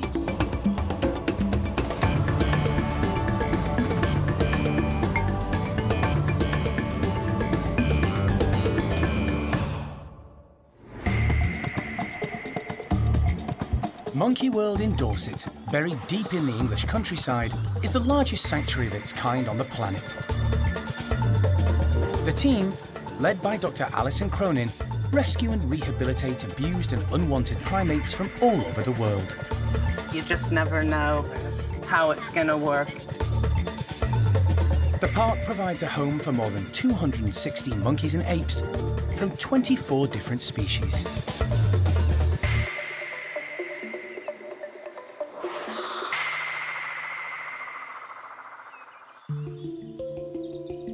Over the years, Monkey World has dealt with a plethora of physical and mental issues involving many of their primates. Much of it has stemmed from trauma, abuse and neglect in the monkeys' and apes' earlier lives. The primate care staff use their skills and experience to tackle and attempt to solve each individual's problems. But one newly arrived primate has them all but stumped. Elderly female chimp Kalu. You know, Kalu's been through so much in her life. It's just sort of, you know, we finally get her here at such a latter stage of her life so that she can put her feet up, hang out with some friends. She loves Bryan. She really likes Nari. Ash is okay, and we don't like rotters. That we know. So she's been doing really well, and I'm just so pleased that we gave her the opportunity. And for her medical issues to catch up with her now would just be devastating. It's just so sad, but you know, we have to stay focused on the ball and it's not about me, my feelings, any of our feelings. We have to stay focused and do the right thing for Kalu. And right now, that means finding out what is happening inside of her to make her so apathetic. Kalu! Hey, you! Good girl! It was apparent from the day she arrived at the park 6 months ago that Kalu wasn't fit. Health checks in South Africa, and subsequently at the park, revealed she has type 2 diabetes. Hi. She didn't respond well to oral medication, so the team changed tack and began to give her insulin injections instead. Good girl. Well done, Kalu. However, in the past few weeks, Kalu has started to lose more weight. She's eating less and less and has become listless and lethargic. Alison is worried and has called in wildlife vet John Lewis to take another look. She's just so finicky and fussy. She's really hit and miss. Today she'll eat something and then tomorrow she won't. The bit I can't deal with is between her ears. It's an extremely serious situation. The team must manage Kalu's diabetes. She needs both insulin and diet management, a big problem if she refuses to eat. At the moment, Kalu's struggling to process sugar. She's struggling to process potentially fats and proteins. Doesn't leave a whole lot else to keep a person going. Local vet Dave Harding has arrived to help John with his assessment. Cholesterol's a bit on the high side. Hardly surprising given that she lived on, cream donuts or whatever. Dave's going to carry out an ultrasound to check Kalu's vital organs in the hope of ruling out anything sinister which may be the cause of her health problems. Kalu is hand-injected with anaesthetic and, once fully under, quickly transported to the park's hospital.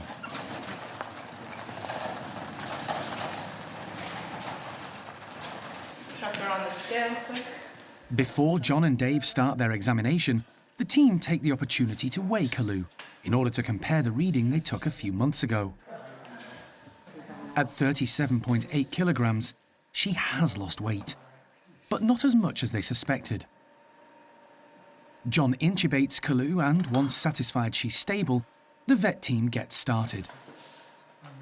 There's a lot to do, and they need to work quickly. Being under anaesthetic for any length of time can be dangerous, and they already have concerns for the chimp's health. A number of blood samples are taken for analysis and comparison. Do you want to do the ultrasound, Dave, now? Yes, yes. Because that's most important. We've got bloods, and we'll work on a drip, I think, for her now. With the light dimmed, Dave starts the ultrasound, carefully checking each organ and the area around the abdomen for anything untoward. Kalu's kidneys appear slightly enlarged. Yeah, it just looks irregular. Was that true of both kidneys? Yeah. But her liver, normal. The liver looks fine. Dave moves on to Kalu's stomach.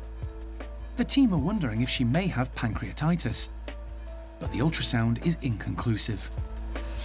I'm just looking at the guts and around the pancreas area. I can't see any obvious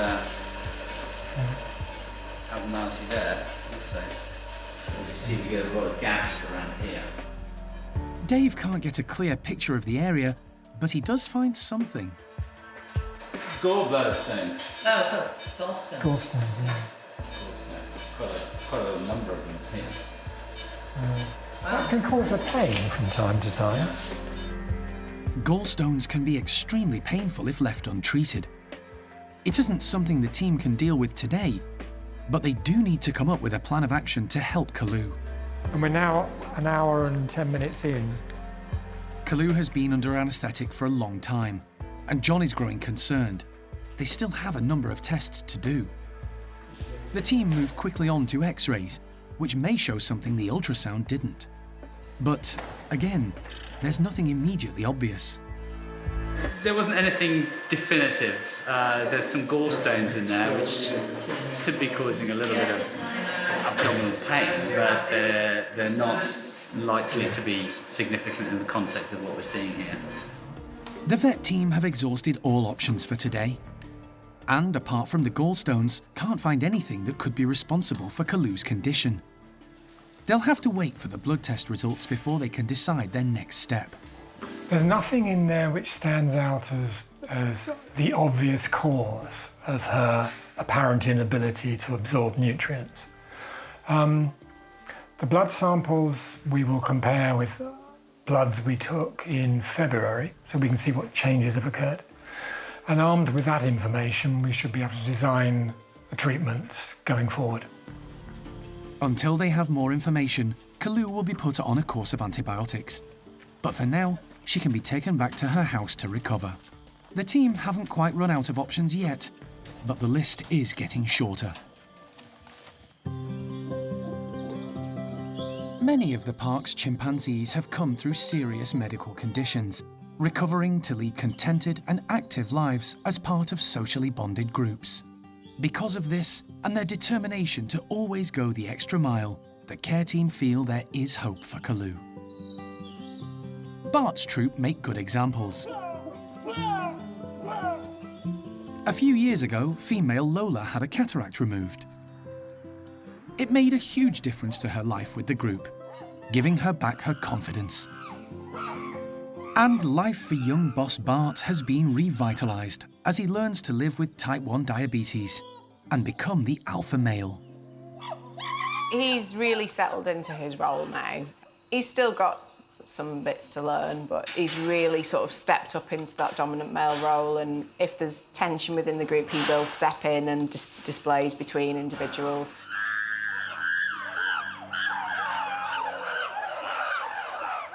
Sometimes the wrong person bears the brunt of his display, but for such a young lad, considering everything he's been through with his diabetes and losing his mum, and you know, he's doing a good job.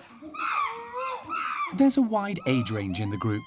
It includes Bixer, who at 43 is one of the oldest chimps at the park.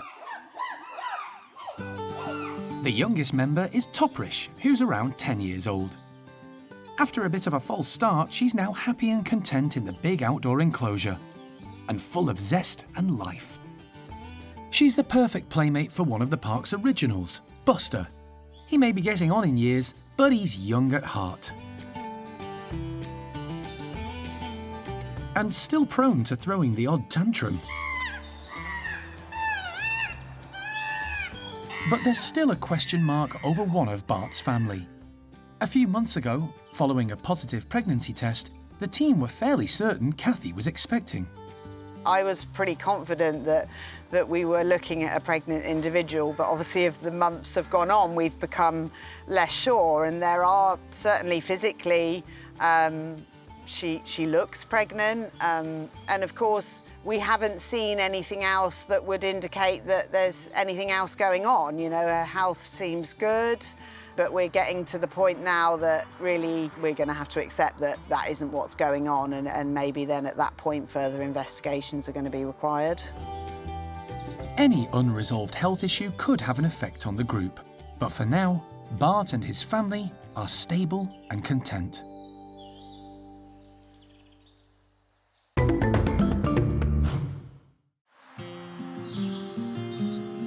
One of the park's elderly residents is in need of some extra love and attention. A few days ago, Patas monkey Mitsa lost her best friend and companion, ring-tailed lemur George. Since then, she's been off her food, and the team are trying to keep her busy with plenty of enrichment.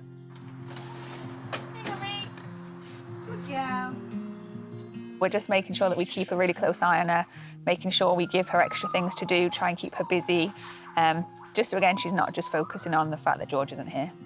He was a very old boy. He was 36 years old. He'd had a very good innings, but unfortunately his mobility was getting so poor, and we really think he was starting to struggle, so we had to unfortunately make the decision to have him put to sleep. The unlikely pair came together 6 years ago, after Mitsa lost her Patas monkey companion, Sissy Joe. George was something of a loner amongst the other lemurs at Malagasy, so the team decided to pair them up. And much to everyone's delight, they hit it off. The pair became affectionately known as the Odd Couple. Mitsa, I think, took on the role of George's protector and carer. She's doted on him completely and groomed him, and he's just basically lived like a little prince because she's loved him so much. So it worked amazingly well for a very long time. It was probably one of our strongest bonds in the park for the whole time they were together. There was never any issues. Sometimes Mitsa probably got a bit of George's food, but he was a little bit chunky anyway, so it didn't really do him any harm. But they were just a really nice pair that just loved each other really and just hung out and were really settled. George is thought to have been born in 1984 and was probably the oldest ring-tailed lemur in the country, if not the world. He never really got on with the other lemurs at Monkey World and kept to himself. In his later years, he suffered from arthritis and was on medication. Despite all this, he was a remarkable character. He didn't really do anything for anyone else. He just did what he wanted to do. If that meant when he was up in Malagasy, just sit in the middle of the pathway with the public walking by, that was absolutely fine, and no one could shift him even if he wanted to try. He's been looked after by so many people, both here and his previous collection, and everyone that we've spoken to about him have always just loved him instantly. He's just such a great character to be around and to work with, and yeah, he's had so many carers, so it was a really sad day when we lost him, and it was felt around the park. He may be gone, but he's unlikely to be forgotten. The memory of him will always be here, because when you go into Malagasy, the board over Malagasy has got a great big picture of George on it, so he'll never be forgotten, and we can go up there and see him every day. But yeah, he was a true character and a true gent. For the past 2 years, George and Mitsa shared an enclosure with the guenons. But following the birth of the family's second baby, they moved to a space of their own to give them some peace and protect George from the sometimes over-enthusiastic guenons who had started to irritate him. Now Mitsa is alone again, the team are considering moving her back in with the family of 4 for company. But first, they want to lavish some attention on the elderly Patas monkey and make sure she copes with the loss of George.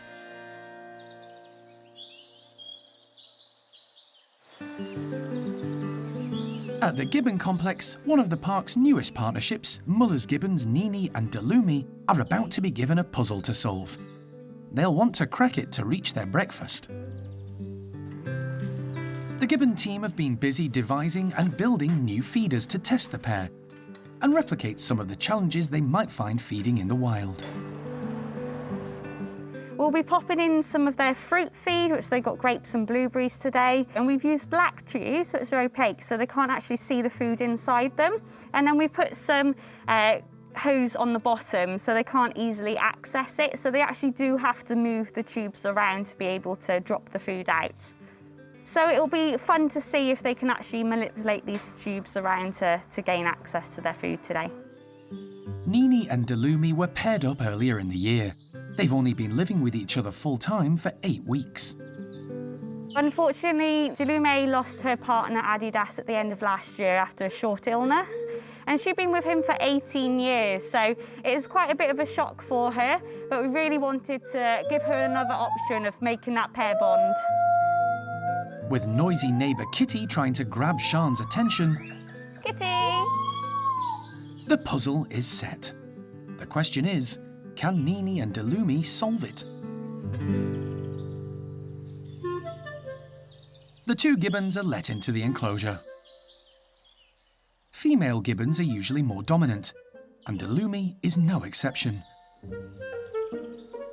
She's first to tackle the new feeder. She immediately spots the fruit at the bottom of the tube. But the puzzle gets the better of her. A little more finesse is needed. Nini is a feisty character. He's lived with other gibbons in the past, but the partnerships weren't successful. He's missing his lower left arm, possibly as a result of an injury when he was stolen from the forest for the illegal wildlife trade as a youngster. But he's adjusted remarkably well. Nini has spent most of his life with that one arm, so he's been able to adapt and evolve his swinging technique. He's incredible to see him go through the enclosures. He can still brachiate at great speeds. So even though he has lost that arm, it's still incredible what these animals can do. Nini demonstrates just how versatile he is, hanging from his remaining arm and using his feet to manipulate the tubes. He doesn't solve the puzzle first time, but gives it another go. Delumi is also persevering. She's determined to reach the fruit, and she's nearly there. She tips the tube far enough, but isn't quick enough to grab the prized fruit before it falls to the ground. It takes her a few seconds to realise what's happened. Then she heads down to gather her breakfast. Arboreal gibbons prefer to stay in the safety of the treetops, and she hangs from the fence rather than setting foot on the ground. As the morning progresses, both Nini and Delumi make repeated attempts to reach the fruit.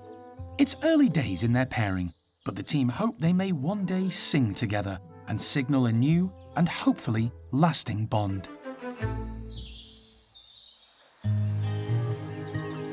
Another group enjoying their outside enclosure this morning are the stump-tailed macaques. They're considerably less agile than Nini and Delumi, but the group of 8 love to forage and are making the most of the natural planting. They particularly enjoy their outside space during the warmer months, when there are lots of fresh leaves and branches for them to browse. These stumpies aren't the most acrobatic of primates. Some have serious mobility issues, but the enclosure is designed with this in mind and has plenty to keep them busy. Which is a good thing, as they can be a grouchy lot. They're just a bunch of sort of grumpy old men and ladies living here. They don't really like anyone or anything. You give them something nice and they'll grab it, take it away from you, or then they might turn around and just give you a look or a swipe. They're not very subtle. There's not a lot of dignity involved in stumpies. There's a lot of pushing, shoving, grabbing, pulling, grunting. But that's part of their charm. I think that's how everyone who sort of sees them and works with them loves the stumpies. The leader of this group of ugly monkeys, as they've become affectionately known, is Sam. He's 33 years old which is quite an age for a captive stumpy, particularly given his past as a laboratory animal. Sam's recovered well from the dental issues that plagued him recently.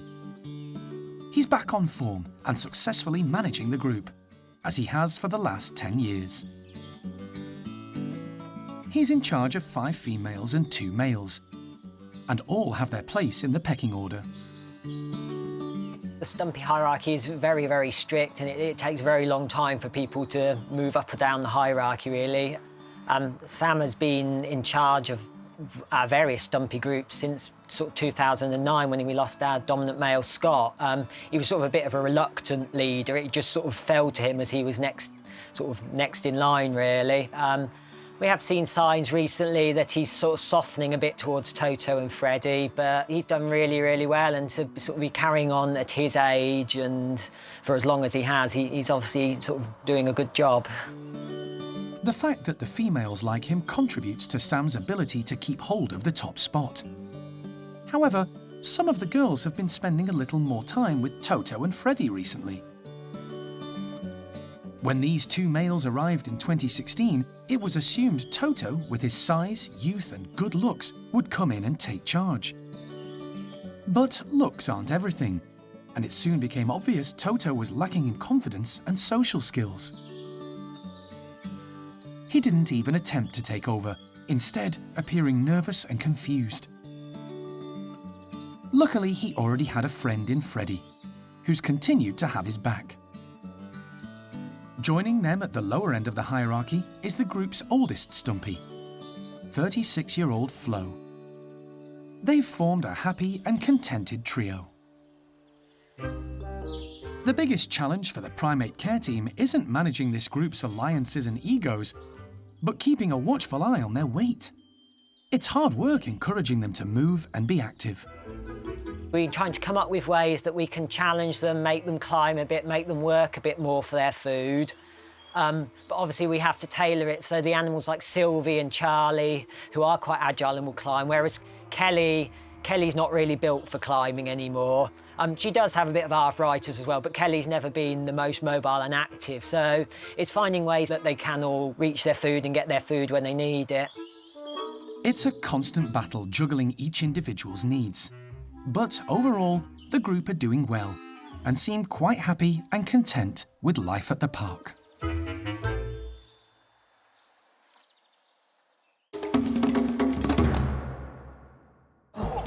Next time on Monkey Life.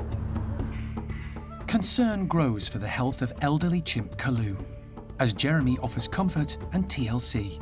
Tell you what, that might be nice. It's nutritious soup. And orangutan Oshin demonstrates if there's enough of an incentive, she's prepared to climb.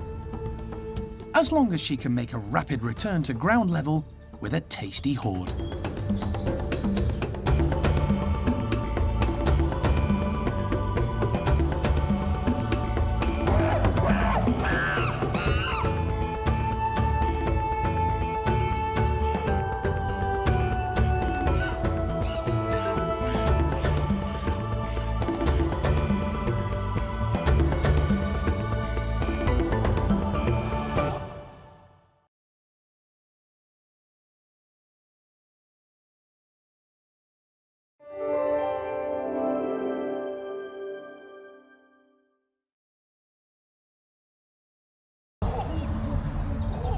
Today on Monkey Life, concern grows for the health of elderly chimp Kalu, as Jeremy offers comfort and TLC. Tell you what, that might be nice. It's nutritious soup.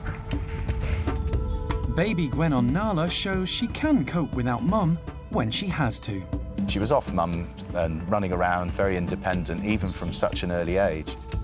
And orangutan Oshin demonstrates if there's enough of an incentive, she's prepared to climb, and returns to the ground with a hoard.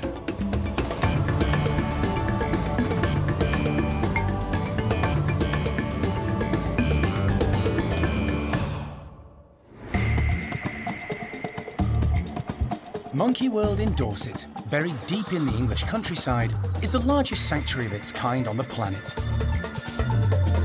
The team, led by Dr. Alison Cronin, rescue and rehabilitate abused and unwanted primates from all over the world. I'm shocked. This animal is living in fear of its life. The park provides a home for more than 260 monkeys and apes from 24 different species.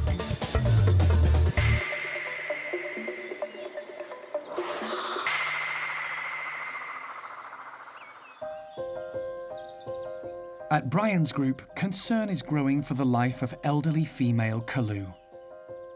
She took longer than expected to recover from the effects of an anaesthetic following a health check 2 days ago, and is still off her food and very lethargic. She doesn't want to go outside to join the other chimps and is listless and disinterested. The team are so worried that Jeremy has been going into the bedroom to be with her and give her some much-needed TLC. We're only 2 days post-vet check now. Signs of improvement, but I'm still very concerned about her, whether she's going to recover from this whole event. She likes the bits rather than the sauce. Jeremy's actually been going in with her just to give her a little bit of support, because that's what she's been used to, human companionship. Tell you what, that might be nice. Don't know why he only gave you that little bit. It's nutritious soup.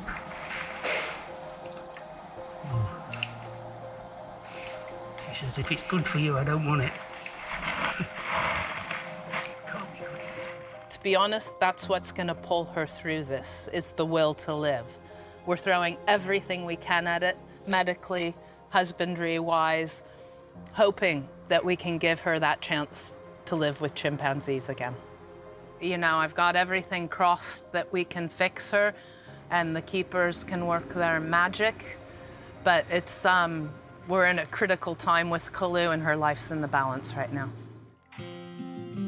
Not long after she arrived from South Africa 6 months ago, Kalu was diagnosed with type 2 diabetes. The team now suspect she's also suffering from pancreatitis, inflammation of the pancreas, which aids digestion. It also produces insulin to meet the body's needs. The two conditions often go hand in hand. Now she's getting nothing nutritionally. She might be eating, but her body isn't absorbing anything. And I believe, and that's what we all believe right now, is Kalu's problem, is that she's unable to digest all of her food. And it's really just taken a toll on her. She's, you know, an older lady. She's 37, 38 years old. We're not exactly sure how old. And she's suffering. Kalu's additional medical conditions were discovered during an ultrasound and series of x-rays. She's filled full of gallstones. Her gallbladder has like, I don't know, 20 or more. You can just see it white on the ultrasound. And that is uncomfortable as well. Whether it's truly causing her to cripple up and go off of her food and not want to get up, it's possible. We can't really do anything about that now. She's staying inside the house with the keepers and Jeremy visiting her. We just need to stay focused on trying to get her eating and drinking in a good routine, to get an appetite on her, and hope that we can build up her strength from what it was before. But this has just been a nutritional perfect storm nightmare for Kalu. And, you know, I'm glad she's here, because we can diagnose these things and then try and treat them, and try and give Kalu that family that she deserves for those last days or years of her life. So, and I'm hoping it's going to be years, not days.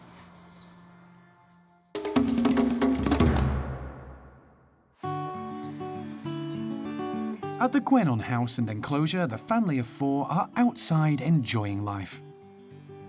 It's been 7 weeks since parents Benny and Nia welcomed their second baby.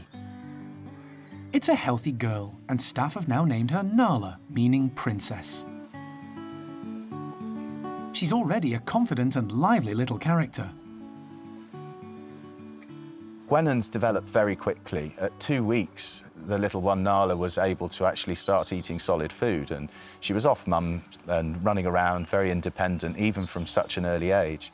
So, yes, she's still a juvenile, she's still suckling, and she's still being very well looked after by mum and dad. We have seen her playing with her older sister, Biff, as well.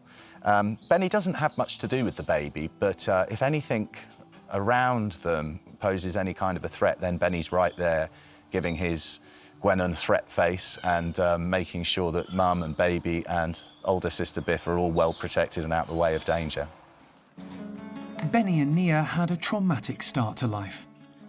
They were stolen from the forests of Benin and destined for life in the pet trade. But they were confiscated in transit by the authorities in Lebanon, placed in the care of a local animal charity, and eventually rehomed at Monkey World. They became the only legally kept red-bellied guenons in captivity in the world, and have thrived since arriving at the park. The care team have decided the pair's 2 daughters are enough to complete their family for now. So, to maintain the status quo, every morning before being let outside, Mum Nia is given the contraceptive pill. Nia. Artfully hidden inside a tasty grape. At the moment, we don't want them to breed anymore. We think that 4 with this enclosure and the way that we can manage them is enough, and it's enough for them. And so at the moment, Nia is being given contraception, and we give her a pill every morning, which will just stop her getting pregnant again. But it isn't the end of the world. You know, if ever we did want her to breed again, then we just simply stop giving her the pill and she can carry on breeding. But that's not something we're looking at doing for a little while yet. This morning, the family group have been given some fresh browse, along with logs covered in seeds and nuts.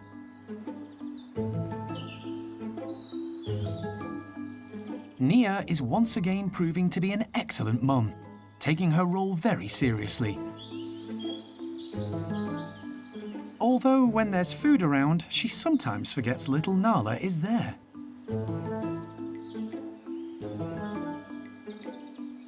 The infant doesn't seem to mind.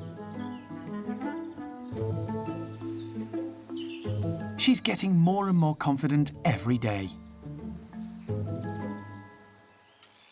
And she has big sister Biff to watch and learn from. In the wild, guenon groups are constantly on the move, foraging for food in the tree canopy. Babies have to cling on to mum or learn quickly to keep up. It hasn't taken long for Nala to grasp this lesson. While Mum Nia is occupied looking after her infant, 17-month-old sister Biff is spending more time with Dad Benny, keeping him on his toes. Watching over one very active youngster is hard work, but 2, well, that's going to be a real handful. I'm not sure if it will make life easier for the parents having 2 very energetic babies. I think as they grow up together, they're just going to get more of the playing that we're seeing will happen, and hopefully it will mean that Nia and Benny can have a bit of a break and that the girls will be able to entertain themselves as well. It really is a nice young family group, and really as natural as we can give them a life is what we've tried to do.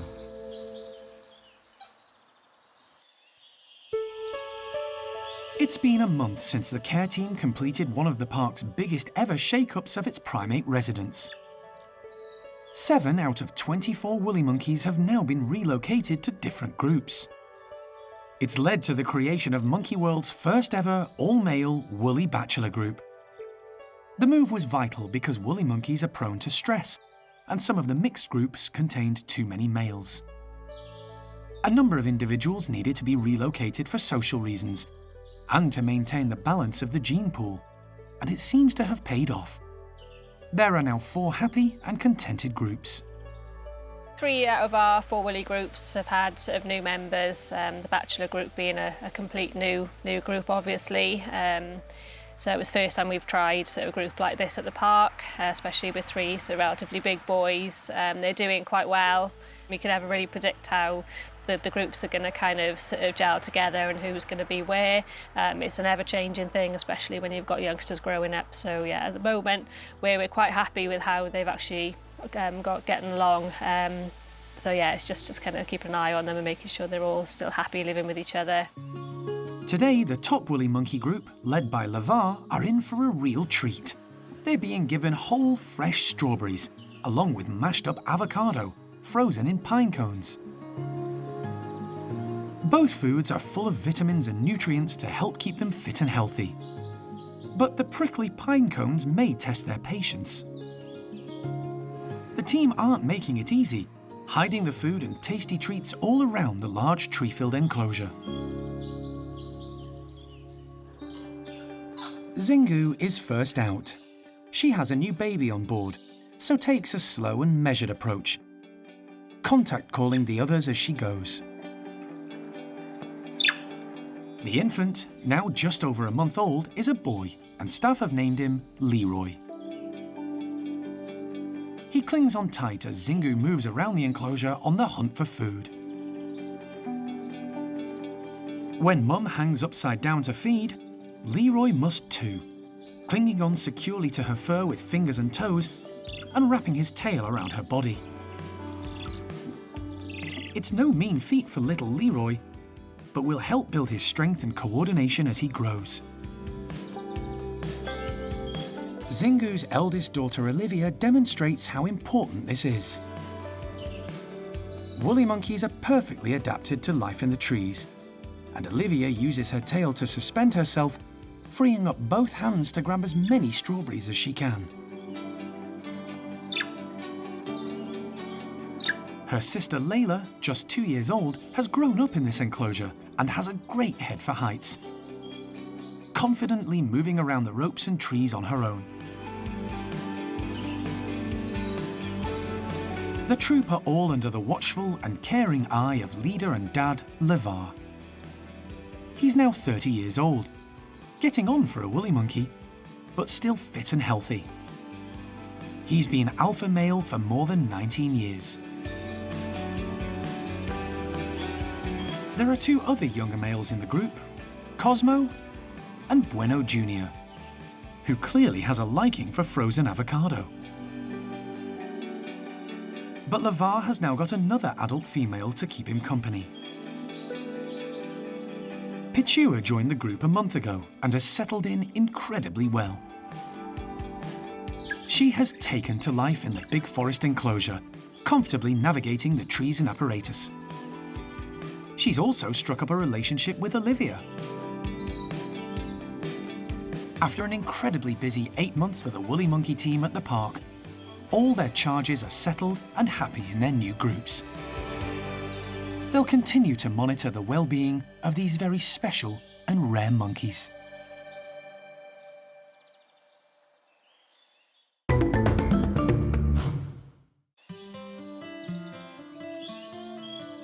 The park is experiencing some very warm weather, and as temperatures soar, keeping the primates cool and hydrated becomes a priority for the primate care staff.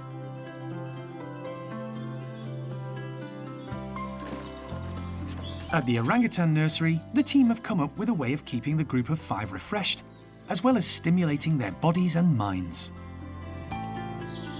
They're hiding frozen fruit inside Ketapat puzzle feeders. So they've been using these for a while now. Some of them are getting much better at them, some of them still do struggle, but it's a very good way of stopping any hoarding in the orangutan house. So all we do, it's a very quite hard pattern.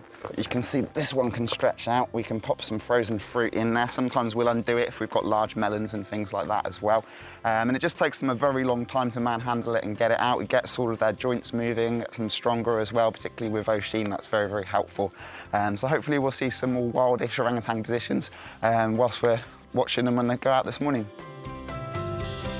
The ketapats, stuffed with refreshing frozen melon, are suspended all around the enclosure. But James is also hiding frozen nectarines in unexpected places. You'll never know. As well as sugar-free ice lollies. The slippery, icy treats should be a fun form of enrichment for the group.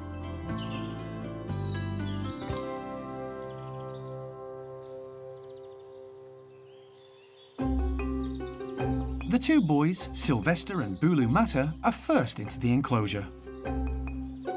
They're followed by Rika, who gets the point, climbs high, and snaffles some fruit in seconds. Now she needs to work out how to get to the rest. She works away at the puzzle feeder, demonstrating amazing core strength and agility as she clings onto the cargo net. But it's the youngest member of the group, Mimi, who dives straight in with great skill, sucking on a nectarine with an ice lolly nonchalantly slung over one shoulder. Rika is in Olympic gymnast mode, prizing out a nectarine with her hands while holding onto an ice lolly with her feet. Definitely a gold medal performance. In the wild, food sources, particularly seasonal fruit, can be scarce. So an orangutan's metabolism prepares for leaner times by storing fat. Orangutans also have the slowest metabolism of any primate. It's the same with captive orangutans. They have a general tendency to put on weight due to their often sedentary lifestyle. It's why the primate care staff are constantly thinking up ways to keep the primates active. Oisin is one of their greatest challenges. For the first 13 years of her life, she lived as a pet in South Africa. First in the family home, and later an enclosure. She walked upright, spending most of her time on the ground. Still her preference. She has a tendency to hoard food, but today, if she wants a treat, she'll have to work for it. The lure of the frozen delicacies up high forces her to climb. And when she puts her mind to it, and there's a reward in sight, she's perfectly capable.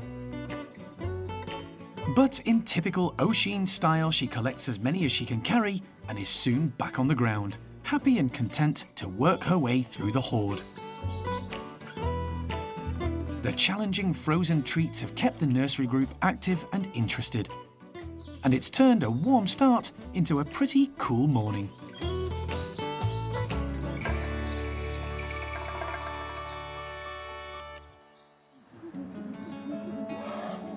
Primates are generally highly social animals, with many species living in large family groups or extended troops. They have well-developed communication and social strategies, which help build and affirm relationships. But many primates arrive at the park having been rescued from solitary lives. They don't know how to interact and behave with others of their own kind. None more so than the park's marmosets. Animals that come in for the pet trade are very different because they, most of the time, have lived on their own, taken away from the parents at a young age, so they don't have the social skills that most marmosets obviously in the wild or in zoos would naturally have. And that's one of the biggest things that we have to face when doing intros. Every marmoset in the park has their own personality, and we have to try and match those personalities, a bit like a dating site. And they're not easy, and they're not, they're time consuming, and it can be quite difficult if they don't get on. Because all you really want when they get here is to let them start their happy life, but before we can get to that, we have to get them through this introduction process. Putting individuals together isn't always easy. 6 months ago, Alison rescued 3 female marmosets. Oh, it's very exciting. All came from different circumstances and backgrounds, but they had one thing in common. They were all victims of the British pet trade. The team at Monkey World excel at matchmaking groups and pairings with their own kind, and got to work. It took numerous attempts, plenty of patience, and multiple introductions, but their futures are looking promising. So currently, touch wood, right now at the moment, 6 months on, we have all those 3 in comfortable pairs and happy and settled at the moment. So Jenny is living with Albert, Queenie is living with Mojo, and Millie Martin is living with Jock. Of the 3, Millie Martin is the team's biggest success story. She's a young female common marmoset who suffered horrific abuse at the hands of one of her former owners. When she arrived at the park, she was terrified, nervous of everything and everyone. Her rehabilitation has been remarkable. With the love and care of the primate care team, she's starting to flourish, and she has a new friend, Jock. It's really nice to see Millie now and to see her progression from when she arrived at the park, but she's still not perfect. She's still not completely happy and completely settled, and I think it's going to be a very, very long time until she is that way. But from the 6 months she's been here, she has made a massive, massive improvement, and we're really happy with how it's going. Today, the pair have been given a treat. Large pine cones stuffed with grapes and a little bit of jam. Millie arrived at the park malnourished and underweight. Today, she's looking far healthier. She's thoroughly enjoying today's enrichment, reaching and stretching, using her core strength to seek out the tasty morsels. And when she's tired, she's confident enough to join Jock in the hammock and allow him to groom her, an important step in social bonding. Millie is well on her way to a brighter, happier future.